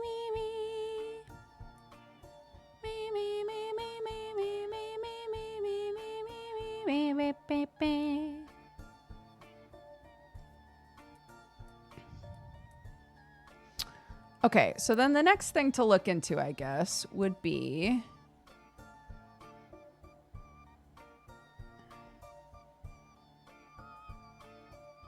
the Roottrees Everywhere initiative. An expansion in the late 1970s, it coincided with some other large changes at the company and had mixed success. As far as you can tell, the different companies related to it were all formed in very different, sometimes haphazard ways. There's minimal organized information about the history of the expansion itself online, but you can glean the following. Roottrees candy had been distributed globally to certain markets approved by Elias as early as the 1940s. This included places like Canada, Mexico, and select countries in Europe, mostly the UK. Roottrees Everywhere involved Roottrees' expansion to other major markets that were assessed to be ready for Roottrees, and this started with 4 that it had no share in: Australia, Brazil, China, and France. Each of the countries had an entirely new company formed, mostly by making deals with local distributors and manufacturers. Okay, let's go one at a time.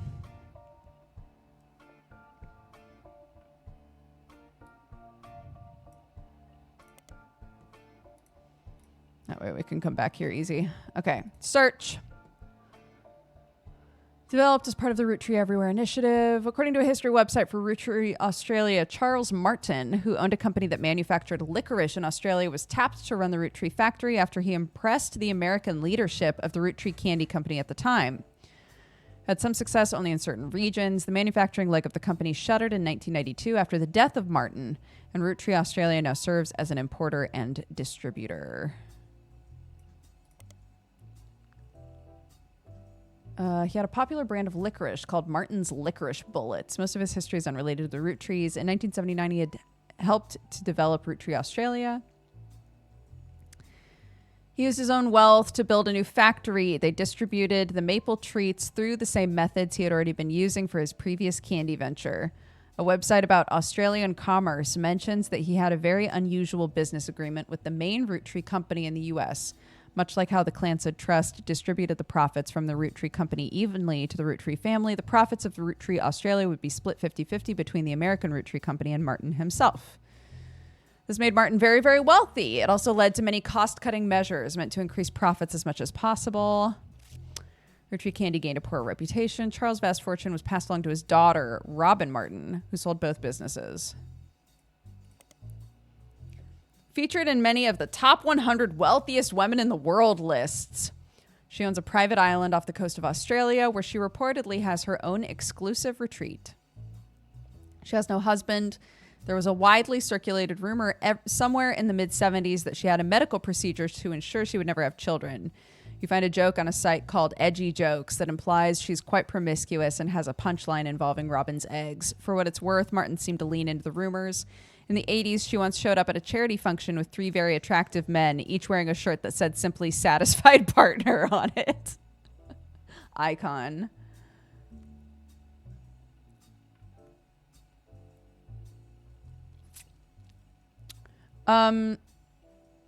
Okay, hold on then.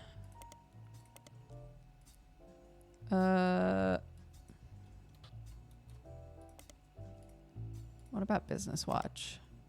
Robin Martin sold off her father's assets in 1992, the year after he died, which combined with her inheritance immediately catapulted her to an almost unimaginable level of wealth.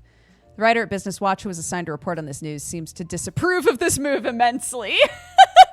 While the article does touch on the announcement of who took over the licorice division, as well as what was to become of the maple candy factory, the text seems to be dripping with contempt that someone would be willing to dismantle and gut such a successful company to earn a quick buck.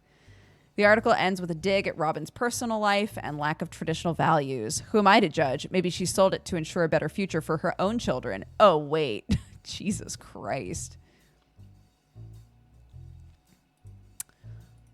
Okay.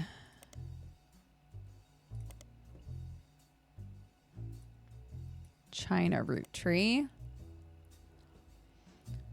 China began to go through a period of economic reform. This led to new opportunities for American companies. Leng Hongbo, who is said to personally win over the Roottree family and was the owner of multiple textile factories, did not wish to import the ingredients and build a special factory to manufacture the candy in China. Instead, they made a deal to import bulk, unpackaged Roottree candy and label it for not only China but additional markets. Hongbo, who is already in his mid-50s when the deal happened, only had daughters. His brother, Leng Hongyu, took control upon his death in 1986. After Hongyu died in 1992, it passed to the oldest child from the next generation, Leng Jinyu. Okay. Oh! Leng Jinyu in China, the family name comes first. Leng is her last name, is a businesswoman currently running the Langtai Textile Company. She was recently listed in an article on a website written by and for women. The article, entitled "Empowered," is about the recent rise of women entrepreneurs in China.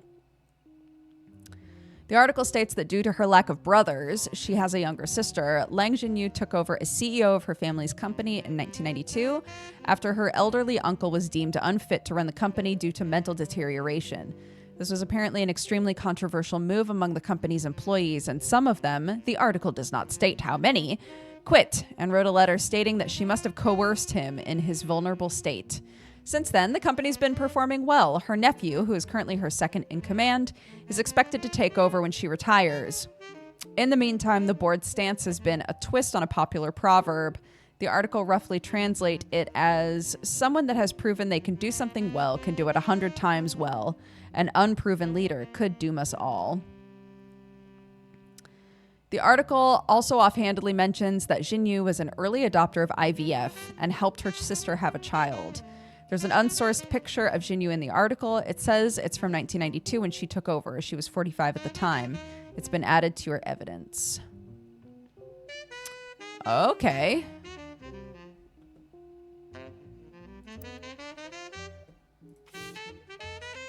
Yo, she looks kick-ass.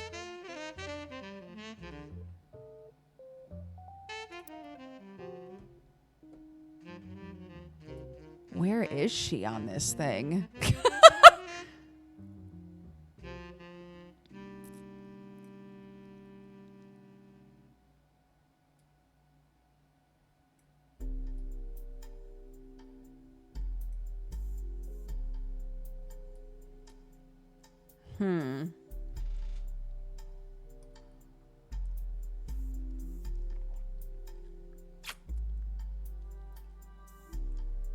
What's the 8 out of 12 at the top?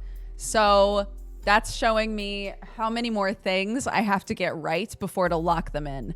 So in this game, when you've locked in enough things, when you've like put enough correct things down, it'll turn them yellow. So it has to be picture, name, and occupation. And this game is operating in 4s. So I have to get 4 more things completely right. Name, occupation, and picture. And then it'll lock them in. Once they're locked in, we know that we don't have to mess with them anymore. They're absolutely right.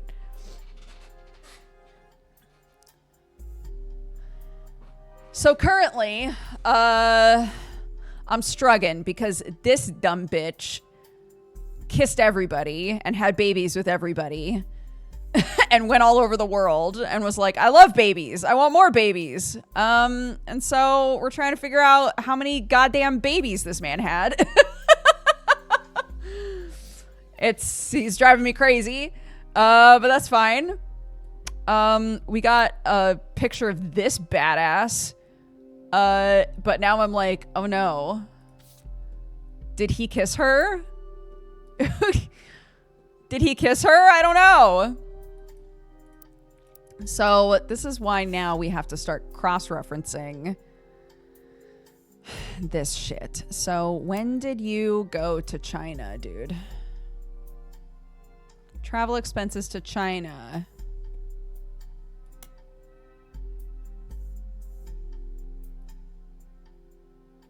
Flavor development.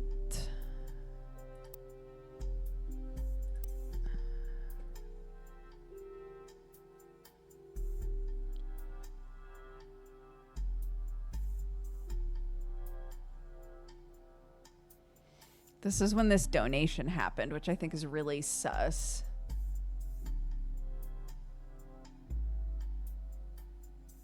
Kisses aren't illegal. So true. They should be for this man.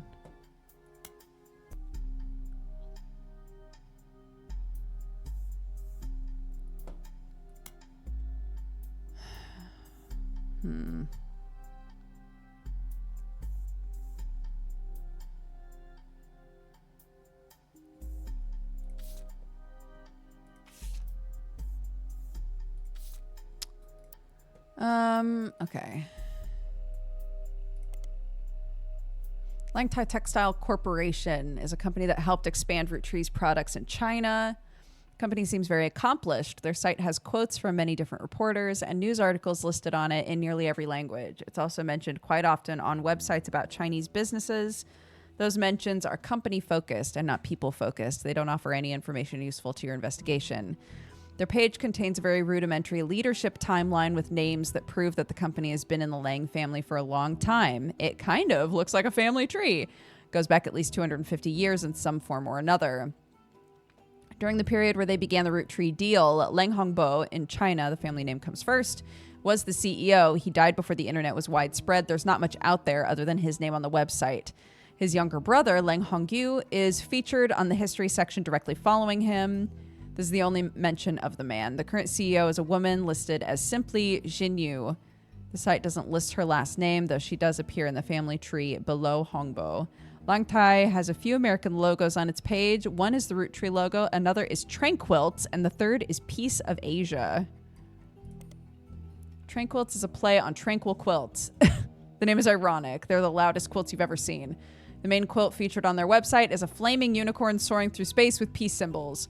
Although they were listed on the website for the Langtai Textile Company, they don't seem to have much of a connection. They import cloth. Okay?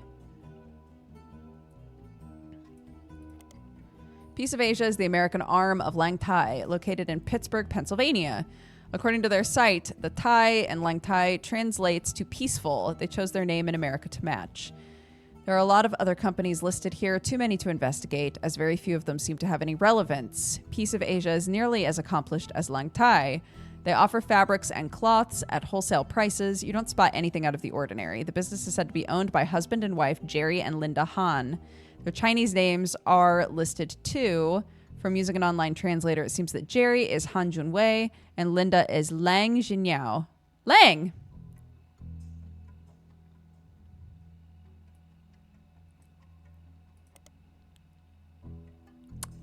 Is Jinyao potentially her little sister?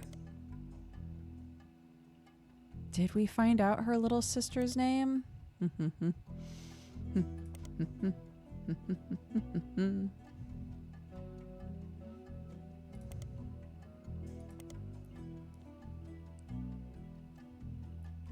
She helped her sister have a child.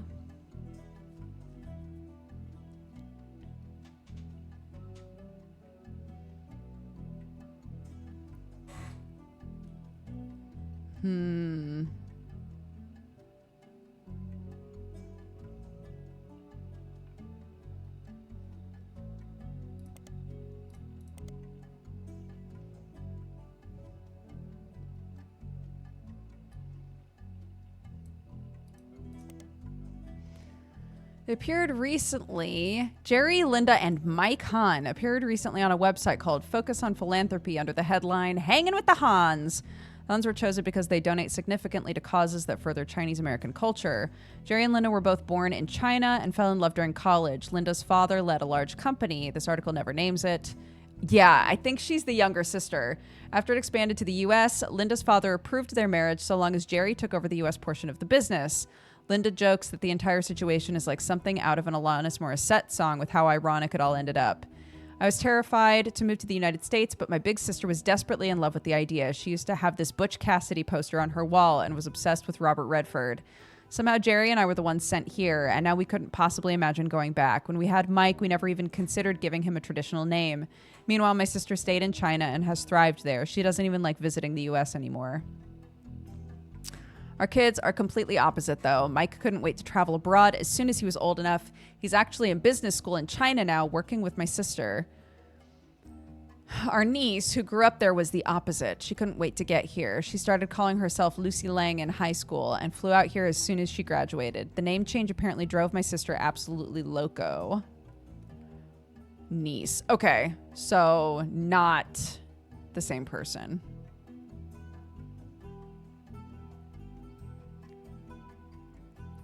So probably, hold on. Because Lang Hongbo was the original owner, right? And he only had daughters. So it's probably his daughters.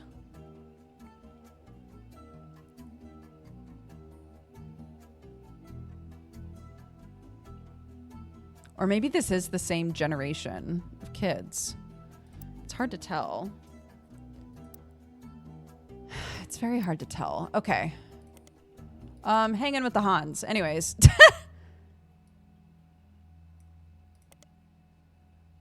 It's not exactly a common name, but it's not the most uncommon. There are a few that come up with any searchable details. It might be possible to narrow down your possibilities. Lucy Lang is mentioned on a robotics website as part of Team Talon Claw. Team Talon Claw are one of the only 2 teams from the U.S. participating on a new robot-based show in the U.K. Another Lucy Lang is part of a small women's a cappella group in Los Angeles called the Gin and Tonics. A third Lucy Lang works in New York for a business called Corporate Synergetic Solutions Unlimited. Well, let's take a crack at it. Lucy Lang is a lead synergy engineer who's listed as being ranked one of the top facilitators in the world by Business Watch magazine. As far as you can tell, CSSU is a company that other companies hire as consultants to increase productivity.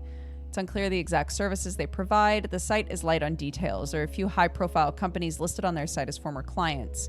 You recognize their names, but none of them are related to your current investigation. I'm gonna look for her on Business Watch. Lucy Lang listed in Business Watch for her work with Corporate Synergetics Solutions Unlimited. She's in an article about consultants that corporations hire to facilitate large internal changes. Each person featured in the article has a small bio section, followed by a longer section about why they were chosen. Lucy's bio section mentions she grew up in a small Arkansas town, the oldest of 4. She's only the second person in her family to ever have even left the state. She earned her degree from a prestigious New York college, started as a junior associate synergy engineer, and in 8 short years has worked her way up to the company ladder. The article calls her one of the top facilitators in the U.S. As a direct result, the new company managed to eliminate over... I don't think this is her.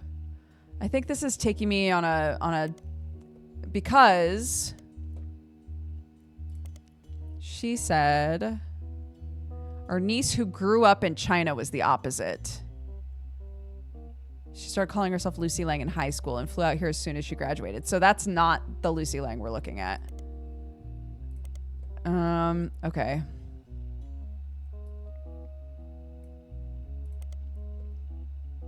Mideastern University. The robot has been selected for appearance on the 2nd season of a British television show. Robotics Club is a text-only site you can find linked from the university student section. The site seems like it's used mostly to announce the schedule to its members. The club meets every Tuesday and Thursday. At the bottom, the traveling members of Talon Claw are listed as team captain Jaya Patel and supporting members Lucy Lang and Kurt Hauser.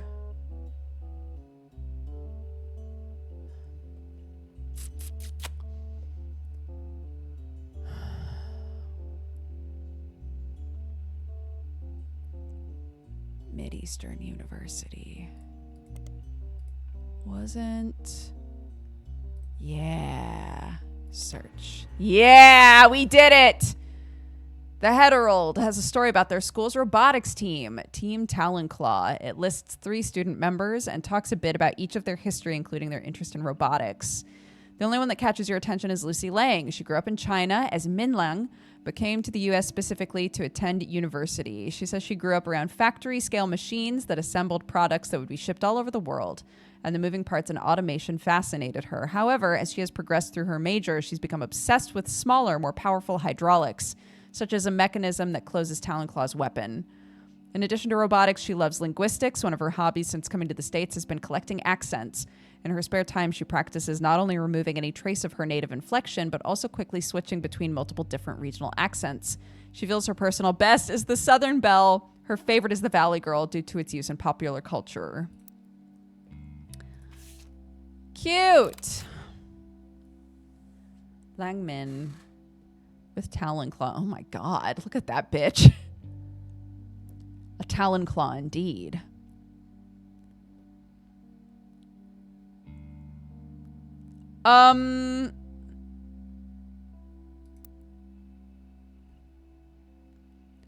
Does Lucy Lang know what's her butt?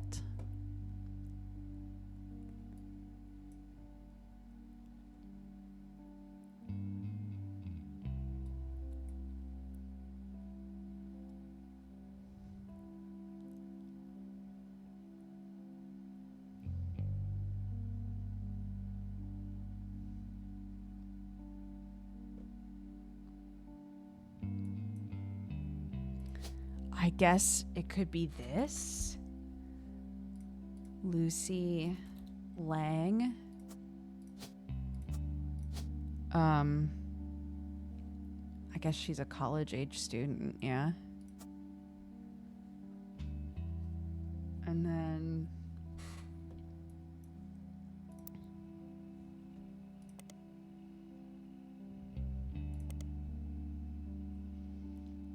her niece.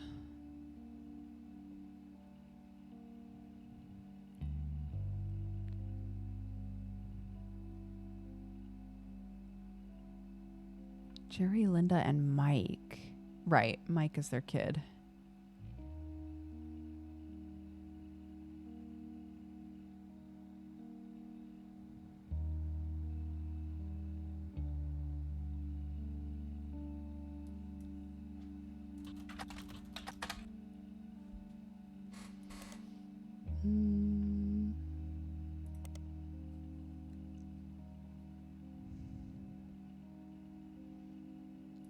Lang Xinyao. Right.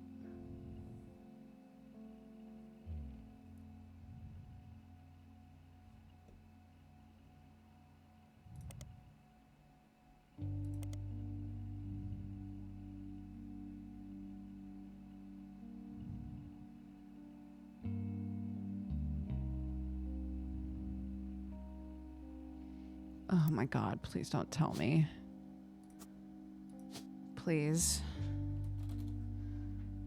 Oops. Right.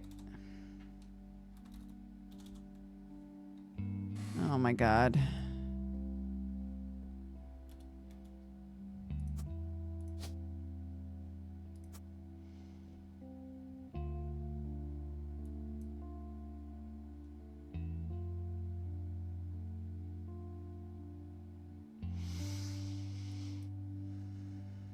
I'm worried.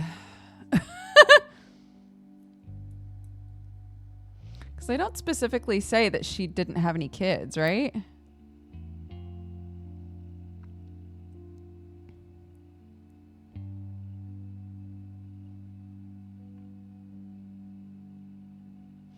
Xinyu is an early adopter of IVF.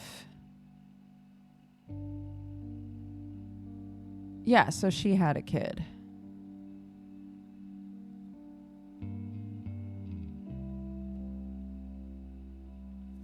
Okay.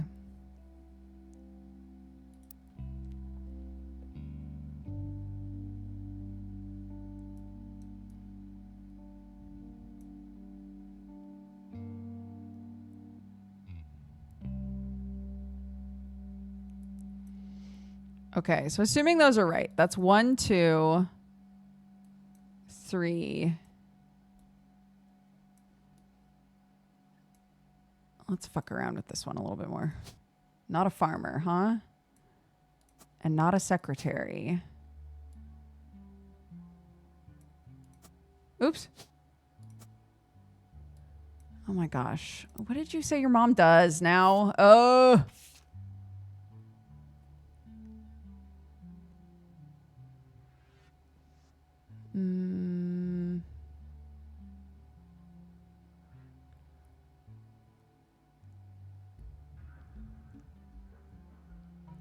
She did work as a secretary and then died of an overdose.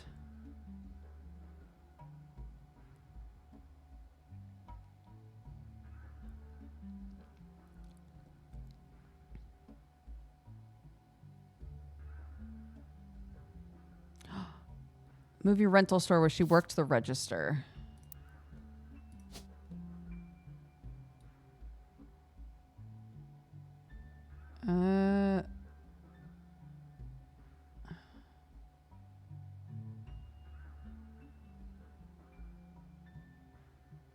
Would retail not be what it is?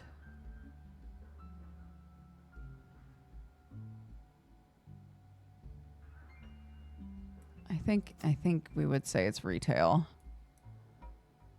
So then something here is wrong. Was cashier on there? Oh, cashier?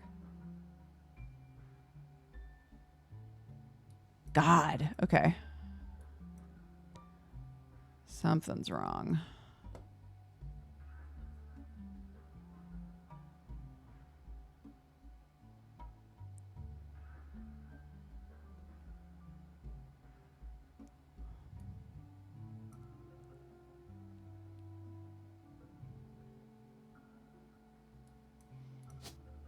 What if I put him here?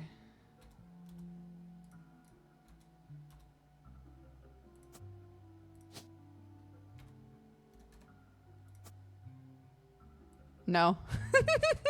Okay. Maybe this is all wrong then.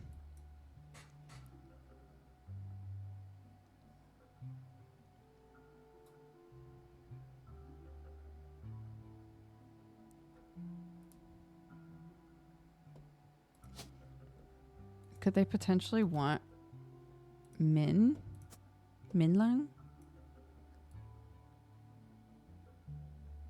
I guess maybe. And then put him... Oh! Nice. Okay. Here we go. Here we go. You illicit bitch. We're figuring it out. Oh? Hello. Sam reached out to me finally. I think I have you to thank for that one. My family's in a bit of a rough patch. Even though the candy is selling better than ever, everyone is fighting over the trust. The majority of us want to dissolve it. On paper, it seems like the right decision. The arguments about what to do next are endless and heated. More than a few Roottrees are worried about losing their wealth. I don't think we deserve it more than anyone else. I love my family, my wife, my daughters, even my son, who I hardly ever get to see. I want to keep them safe and secure. But I didn't do anything to deserve this fortune. Hell, I probably deserve it less than most. It took me way too long to get my life together. The ellipses. Okay, enough about me. Here's the deal. I can't stop the majority from voting one way or another. If you keep passing along potential Roottrees, I'll keep adding them to the list. On the other hand, there's been some leaps forward in genetics. It may sound like science fiction, but we can actually determine who's in the family just by testing their DNA. What you've done so far has been very useful. Just keep filling out the tree and we'll prepare for the tests. Okay. Makes sense to me. You fill out the tree, and anybody that you think might be related, we'll plop on there. That makes sense.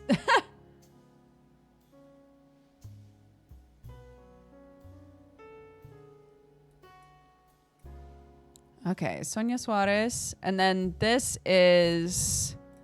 Oh my god. What was his name? Edson Suarez, I think.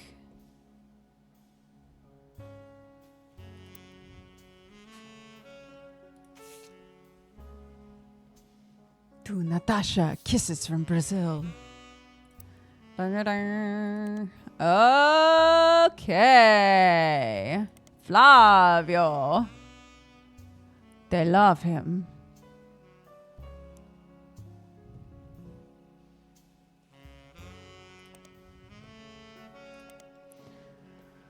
Nothing pops up with Sonia. Edson.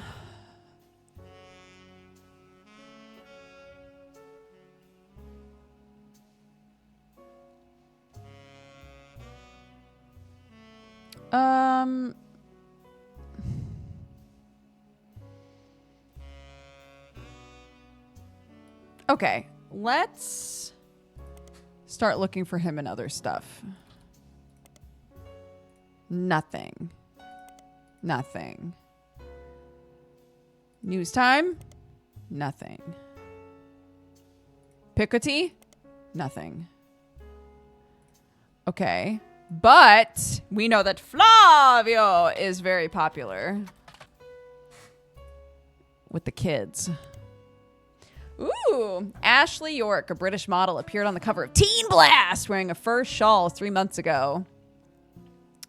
This appearance doesn't lead to any useful information, but another more recent appearance in text only mentions she's dating Flavio. In it, a Teen Blast reporter asks how they met. I was in Rio for Carnival, and he was on one of the parade floats. I had no idea who he was, but I liked what I saw, and I told my people to invite him to the party I was going to. I felt pretty stupid once I realized we were going to his party. Well, his mother's party. She runs a media empire called Transmissão Paulo. Oh my gosh, here we go. A massive media group owned and run by a mysterious woman named Sonia Alves. Oh! Was that her common name in Brazil? She's shortened her name to Nia to stand out in the public eye. Maybe she got rid of the Suarez name? Maybe this was her name originally, but also media mogul. Our first media mogul, Sonia.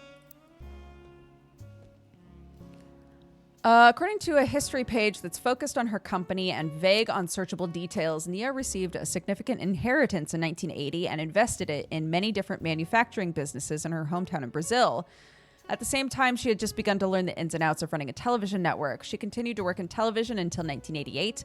When Brazil began its period of reform, she felt this was the perfect opportunity to launch her own media company using her investment and connections. Now her company owns television networks, magazines, newspapers, and advertising firms. After doing some translating, the page about Nia lists her as unmarried. It does not go into any other relationship history. Searching for Nia online, you learn that she stays out of the spotlight. She doesn't even appear at shareholder meetings. She sends a proxy. Interesting.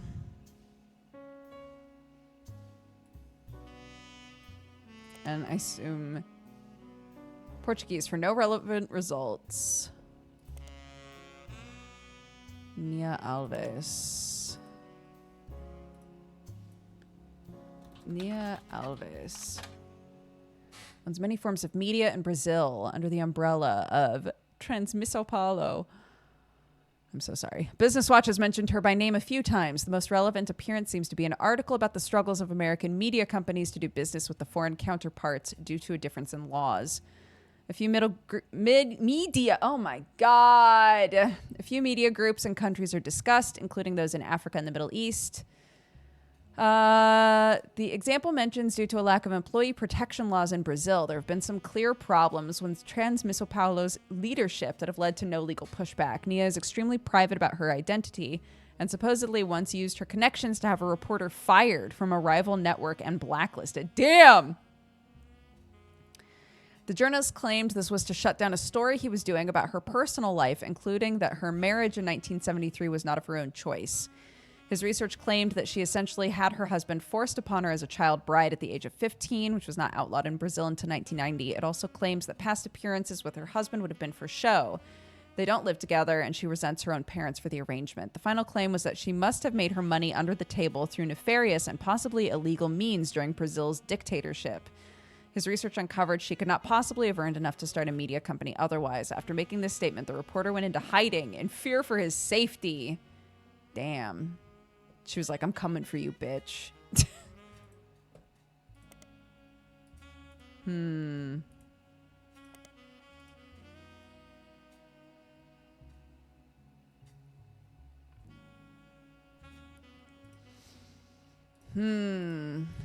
Okay.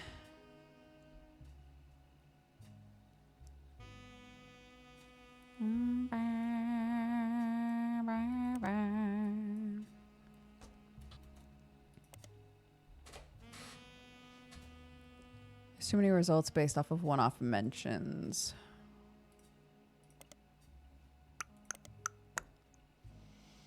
Man,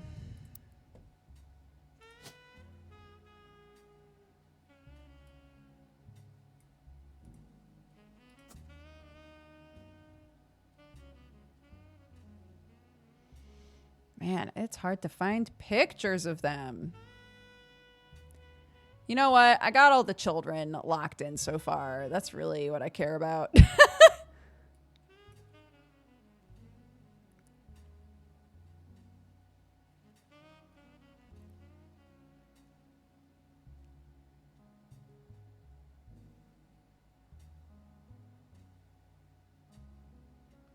Yeah, that's what I think. I think that Guy Hudson just made a huge donation to her.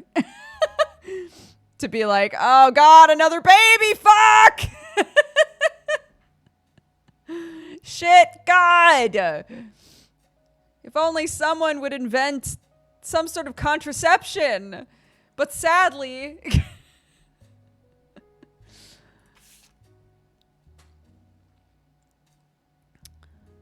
Oh, goodness. Let's see.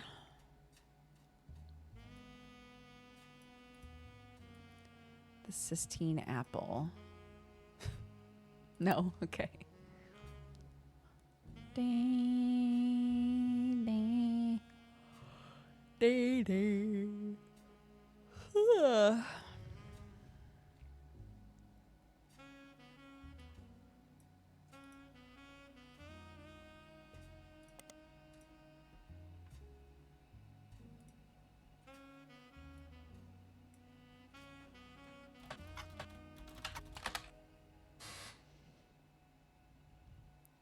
Okay, yeah. I can't believe Clark came by to talk and didn't give us anything else. You're supposed to give me a new thing, bitch. Unreal. This is killing me. Because what do you mean?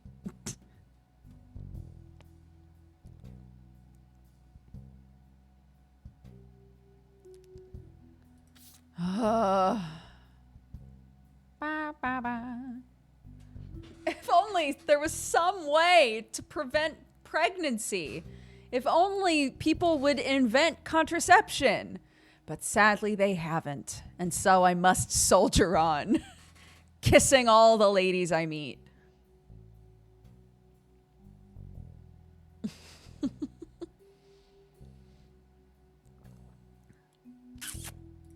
Gina Clementine email.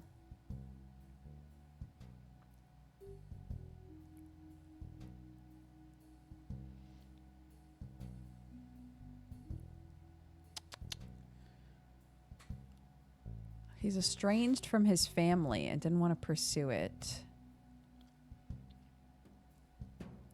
But why?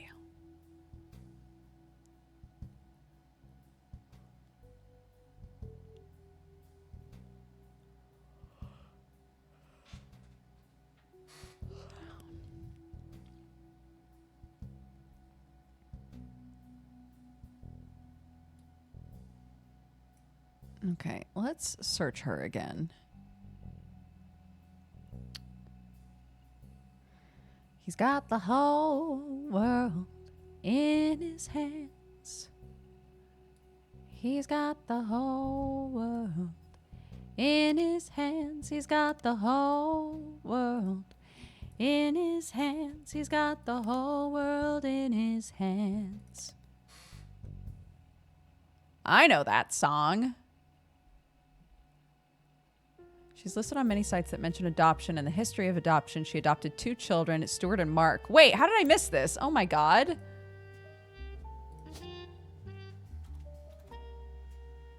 Mark. Clementine. Ah. This dude has super swimmers. Yeah, so he should fucking learn. It's fine. She also spoke as an advocate for the benefits of adoption in front of the United States Congress in 1949, who were convening to debate and discuss the then recent first adoption of an African-American child to a white family in the United States. She was specifically there to detail her experience going through the system to adopt Stuart. Her other son was adopted later, and according to a single line on one adoption site, under unusual circumstances. In 1959, it surfaced that Mary Beth had been twice divorced, both times to her manager, Sterling. This ended her career with the religious audience she had been catering to, and while she performed occasionally since then, she mostly faded into obscurity. She passed away in 1994 at the age of 76 of a stroke. Okay, let's look for Mark Clementine.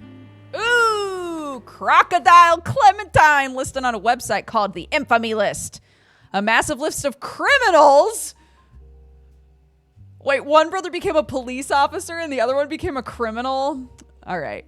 Although Mark's nickname would imply he hails from Florida, a lot of others on the list come from there or Australia. Mark is listed as being from Los Angeles. He has a pretty big entry. He seems like a real piece of work. A very small note about him being the basket baby of 1950. Most everything else comes from his adulthood. He lost his job in 1975 as a pilot for a regional airline after he tried to board the wrong airline's plane. He was drunk. He was charged with trespassing and assault.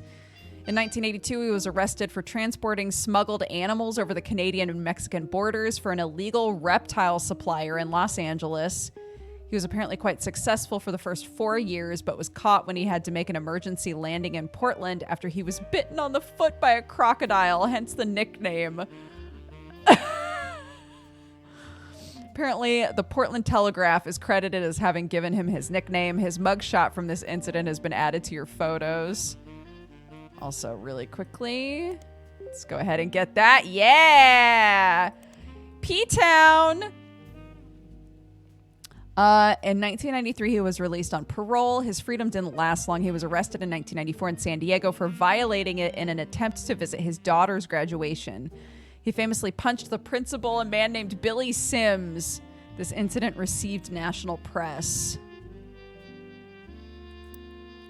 Interesting. Okay. Felon? I always try to look for something like that. Well, the last thing he was is a pilot, so we'll put that there. How about? And then, oh, buddy. Oh, honey. I'm going to change your picture. I'm going to change your picture just for fun.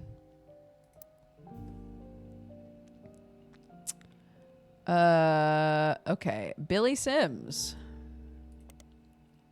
The principal of Sandstone Canyon High School had his 15 minutes of fame in 1994 when he was punched by Crocodile Clementine at a graduation ceremony. Pretty much every news organization from trustworthy to tabloid seemed to have their own take on the altercation. It wasn't the punch that captured the nation's attention, however. Instead, it was Billy Sims' matter-of-fact response to the threat and his comments afterwards, as heard in a now famous audio clip from someone who was recording the ceremony. Billy saw Mark hop onto the graduation stage and said, "Sir, you'll want to sit down or we'll have a problem." At that point, Crocodile reportedly sucker punched him in the face. Billy, apparently only slightly dazed, said, "All right, sir, I guess we'll have a problem." Damn. Clementine tried to throw another punch, but Sims anticipated it and performed a maneuver that spectators described as a wrestling move mixed with a backward somersault, which immediately brought both men to the floor, with Sims straddling Clementine, keeping him neutralized. As security arrived, the recording captured someone asking, "How did you do that?" And Sims' response was famously, "Trust me, I'm as surprised as anyone."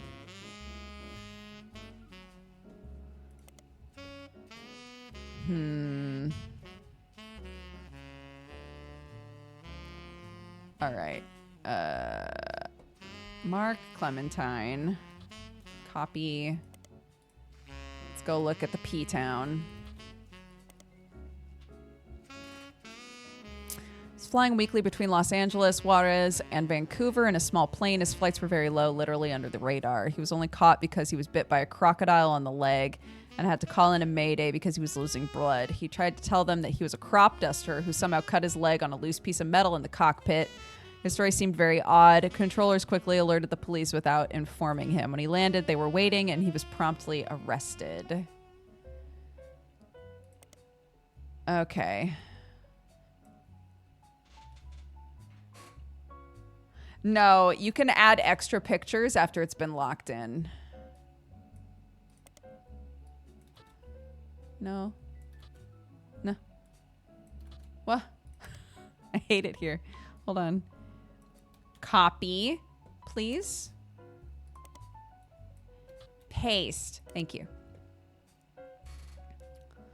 Mostly because the assaulter Crocodile Clementine had appeared in the paper before, because of the somewhat comedic sensationalism of the events in question, because their readers were already familiar with Mark Clementine, they filed it under a special banner called Croc Watch. Our good friend, Croc Clementine, was actually in attendance at the high school graduation because his daughter was walking the stage. He was apparently not allowed to attend. His ex-wife had a restraining order filed on behalf of her daughter, but did so anyways. It was unknown to the school staff, including Sims at the time, who he was, but a security guard recognized him. That's when the trouble started. Clementine was approaching the side of the stage to try to avoid the guard when the exchange between him and Sims took place. The article finishes by facetiously asking, "What will Croc get up to next? Stay tuned for more Croc Watch." Okay.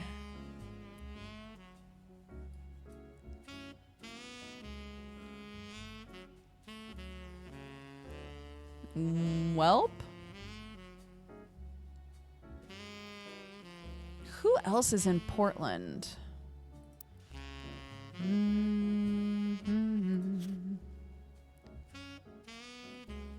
Homegirl is from Portland. Ruby Spratt. Oh my god. Okay. Yes. What? Oh, Ruby. There we go. Yes. I'm so glad I made that note for myself. Ruby Spratt was featured in the Portland Telegraph when she was in high school in an article called Local Teen Making Change for Foster Care System. According to the article, Ruby Spratt grew up in the foster care system and was apparently the valedictorian of her school and was as a Girl Scout who at the time of the article was earning her gold award. This required a project to help the community, and Ruby chose to raise money to build a fountain she called Foster Fountain. The fountain has a few small pedestals that stick up high above the water. People are expected to toss coins into the fountain for good luck and will be encouraged to aim for the top of the pedestals. All the coins scraped from the bottom are slated to be donated to Portland's foster care system. A coalition of local businesses that sponsored the fountain have committed to matching any of the donations that successfully land on the targets. Cute. The Fountain of Youths, also known as Foster Fountain, is a fountain found in a small park in Portland. All proceeds from change thrown into the fountain are donated to the foster care system. A website for Portland's Parks and Recreation mentions under a trivia section that the Fountain of Youths was originally conceived by Ruby Spratt, an alumni of the foster care system. As more businesses signed on as sponsors, it grew in scope even beyond Spratt's original hopes. The fountain is unique. It has special targets that visitors can aim their coins toward. If a coin lands on one of these targets, each of the sponsor businesses matches it. This isn't a huge amount of money from each business, but more than 100 businesses have agreed to participate, and each penny becomes $1.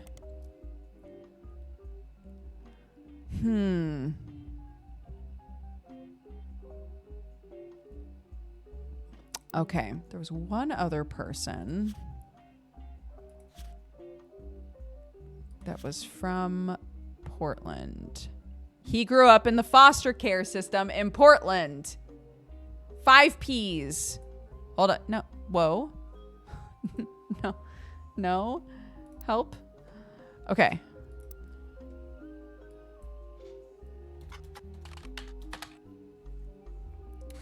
Since Felix Fellows, aka 5 Ps, was confirmed to be a Roottree, there's been a myriad of articles in his hometown's newspaper that mention him. Nothing appears to be new. It all rehashes the Newstime article and his web search results. The newspaper's music critic did review his latest album, and they gave it a 3 out of 5. What about... What's his original name? Dirty Davy? Hold on.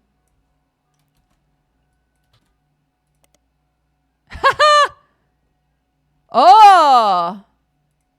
Find an article about the dedication ceremony for the local Portland landmark called the Fountain of Youths. Apparently at the unveiling of the fountain, the mayor of Portland made a speech, and there were performances by multiple local entertainers, as well as a ribbon cutting from the people most instrumental in bringing the fountain into fruition. The article calls out that all of the performers and speakers, with the exception of the mayor, were foster care alumni. Most of them grew up together as close friends. This includes poets, musicians, and dancers. Dirty Davy was listed as one of the musicians. Oh, okay. I don't know exactly how things are coming together, but they're coming together, you know? You know? You feel me? Okay.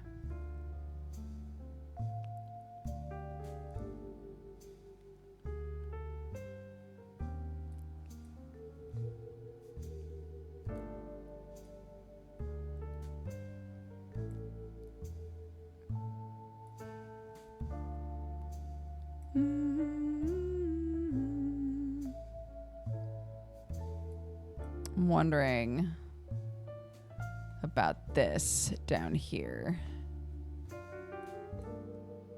The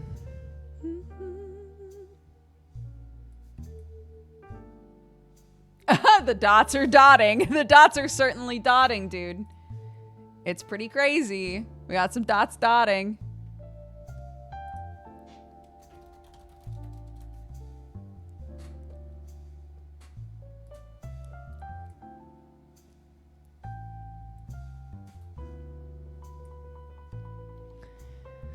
Dang, dude. All right. Let's see.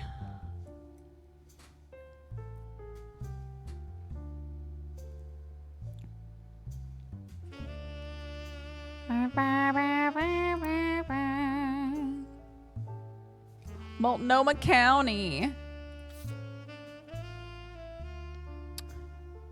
Oregon pride, even when it's embarrassing.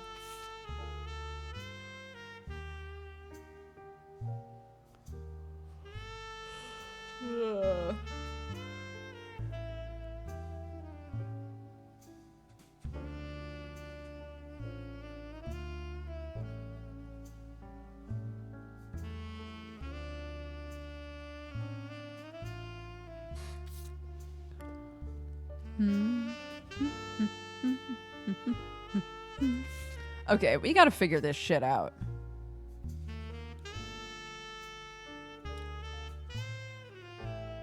An issue of Piketty magazine that contained an article about Cicely Sanchez.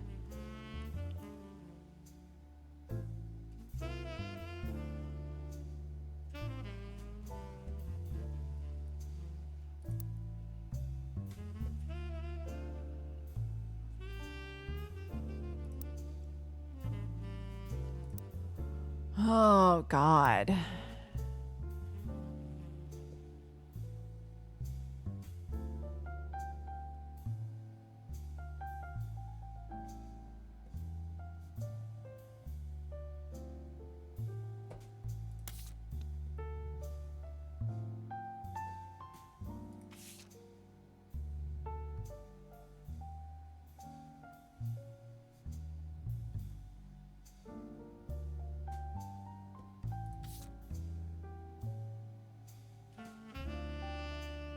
Ba, ba, ba, ba, ba.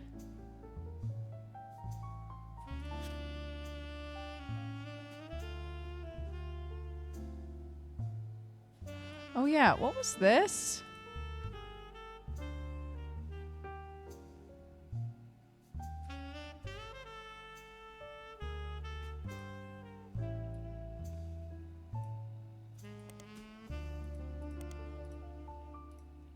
Maybe here? No.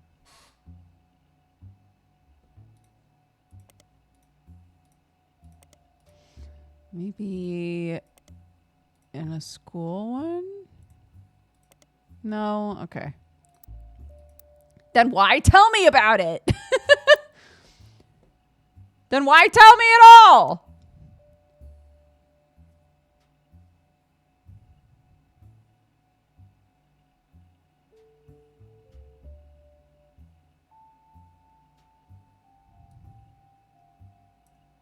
Is this updated? Yes. And we already read it.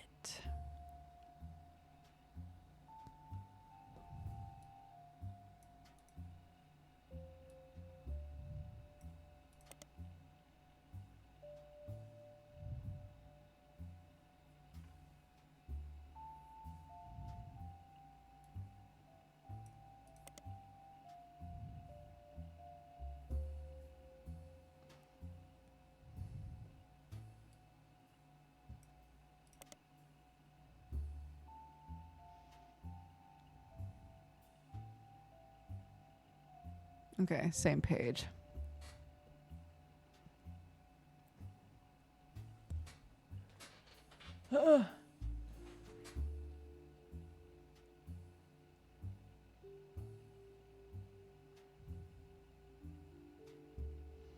I'm pretty sure the guy who made this game is American.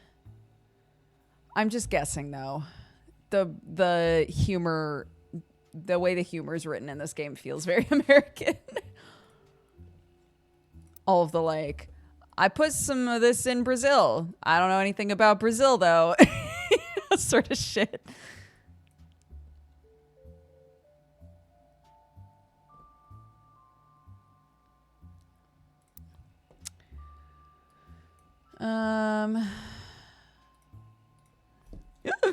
Oh my God. I just spilled. Mayday, mayday. That's true. The Roottrees are from everywhere.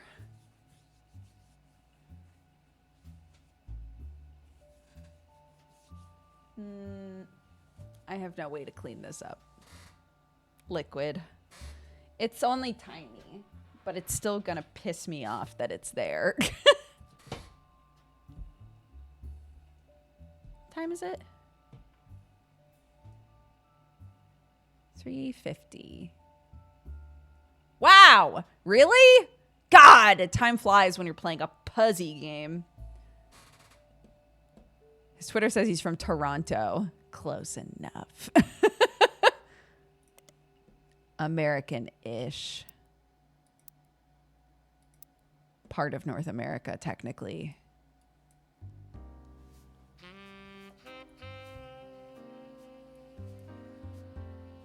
Okay, well, we locked in some stuff. We locked in some stuff today.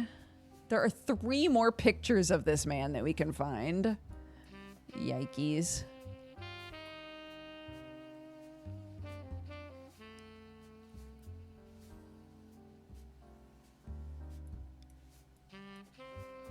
Now, the big question, are any of these kids gonna get the red hair?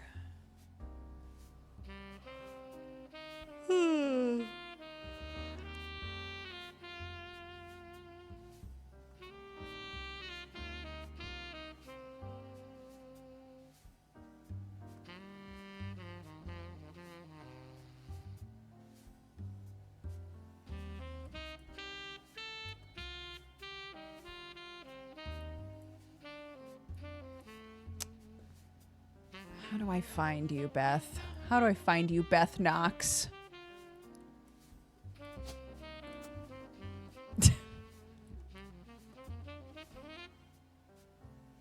I'm just gonna do that because it makes me laugh. Like maybe he fell in love with a statue. And his wife was like, "You've got to leave that statue alone!" And he was like, "I can't!"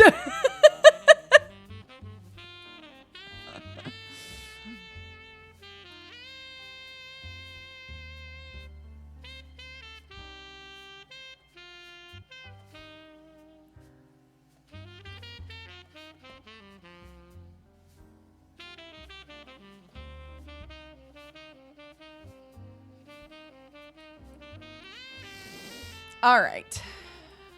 Let's shut this down. Yeah, Bess Williams is the author that wrote the book about him. But now I'm wondering if she's related to him. Who knows, dude? Who knows, dude? Bro, dude, who knows? Quit. Exunt. We'll just chill for a minute. Because otherwise, I'm going to get all slurped in again and be like, wait, what were we doing?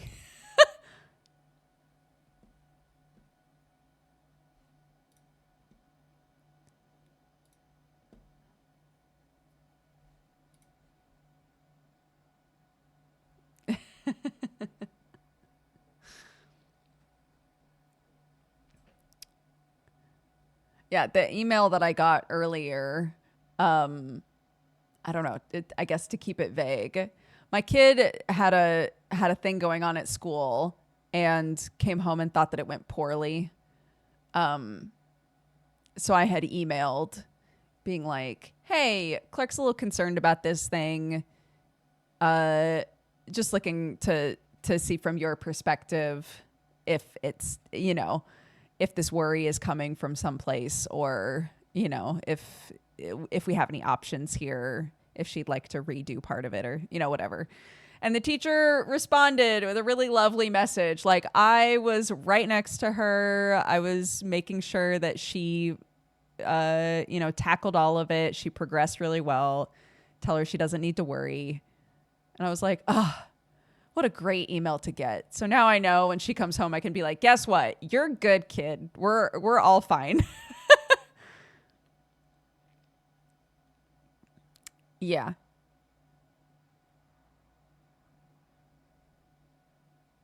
I know. I was happy to get that because, me being her mom, I was like, well, honey, I'm sure that you did your best. Don't even worry about it. Sometimes these sorts of things can be stressful. You're 6 years old. I think it's awesome that you did it at all. And we'll just see what happens. But I figured I might as well email in case something went wrong, So it was just so nice to get a response right away. Like, don't worry, she's good. She's 6. Yeah, she'll be 7 in April. My baby. When we were doing Anime Cult today, I was talking about it, and I was like, yeah, she's like 6 years old. And Mathis, I watched him die. Mathis was like, 6?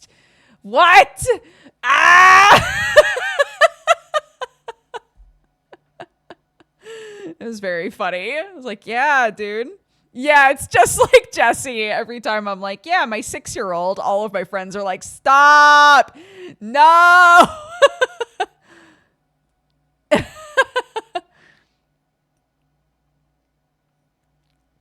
Yeah, next Anime Cult, all recorded. We did Keep Your Hands Off Eizouken, which was fantastic. Spoilers, it's just us gushing about it for an hour. And our next one will be my love story, Ore Monogatari. I got to start watching Eizouken now. No more procrastinating. You will love it. It's so good. It's so lovely.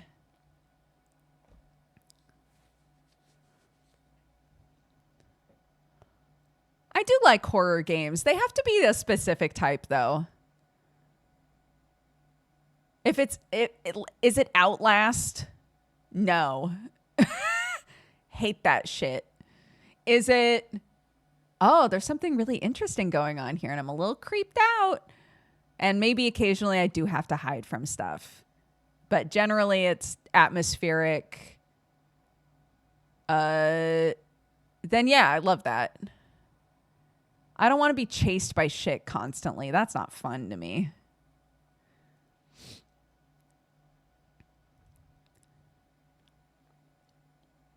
Oh, yeah.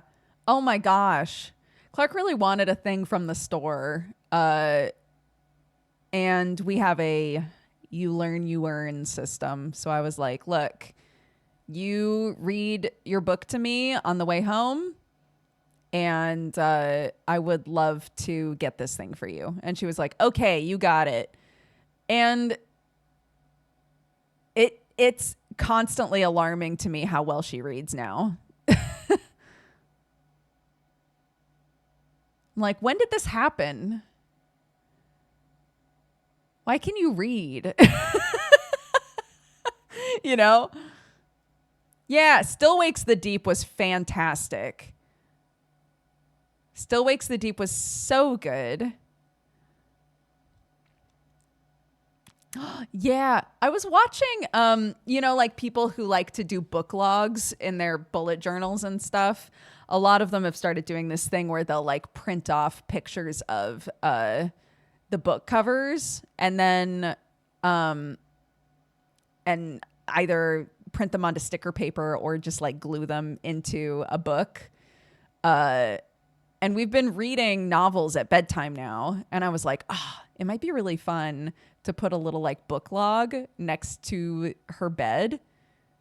And we can keep track of like all the books we read throughout this year at bedtime. I think that might be cute.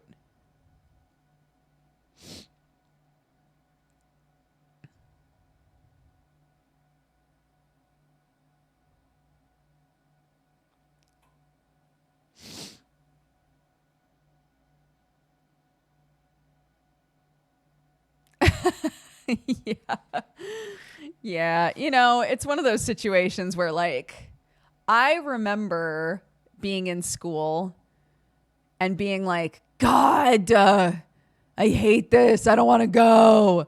And then you'd get to the next stage of school, right? Not necessarily the next year, but the next like story arc of school. And you'd be like, wait, this is so much harder. Can I go backwards? I want to do the stuff before.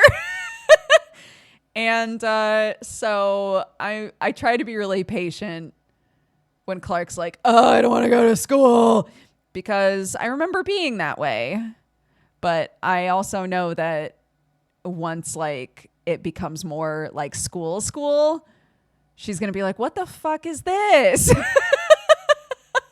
What the shit is this? This sucks.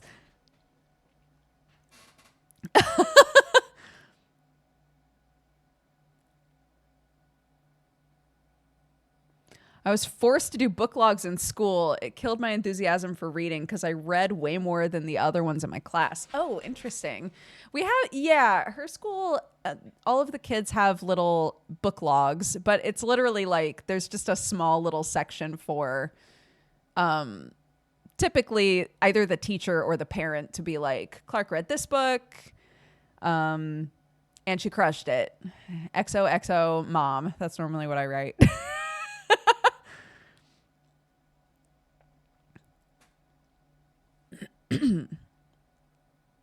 Mom, this sucks. Can I go back? Yeah. Yeah.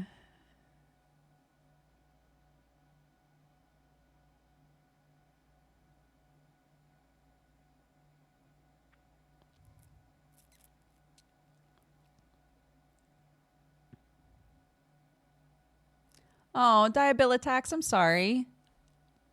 Send your kiddo some big hugs.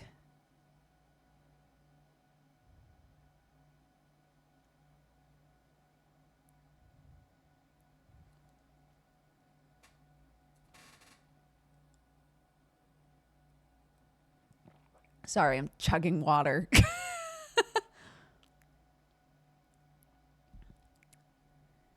Yeah, I wonder if that is part of what causes the burnout with books in school. Is it's not just reading it. Like a lot of times it's you read it, but then also, did you understand it? We need to figure out whether or not you understood it. So the best way we could think to do that is to have you write a paper about it, right? And you just get so like, she's a sweetie and adored. I'm just a little sad. I feel she's missing out. Absolutely. That makes complete sense.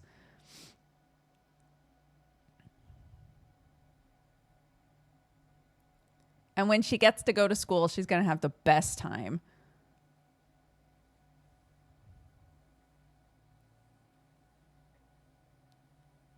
Nothing kills a good time like paperwork.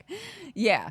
So I figure if we keep a book log, it'll literally just be like a fun little chart that has pictures of the covers of the books that we read. And that's it.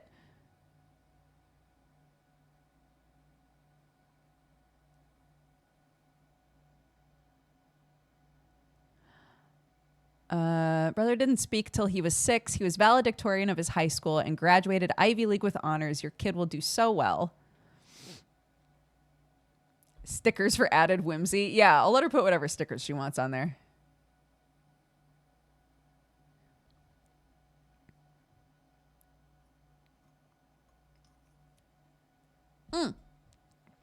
Top of the hour.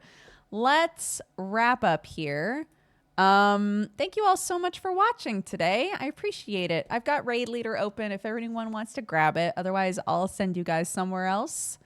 So no worries.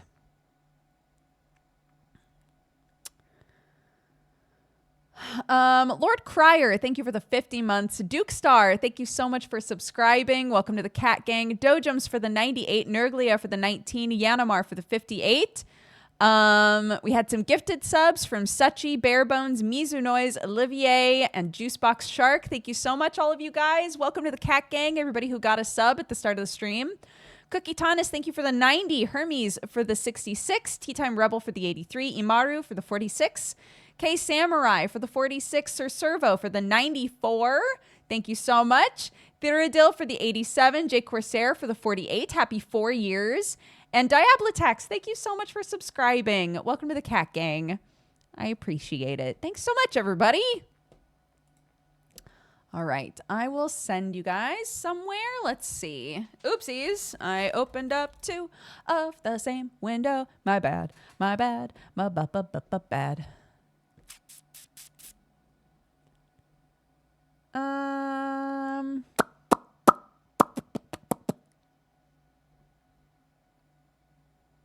Let's say hi to Amy.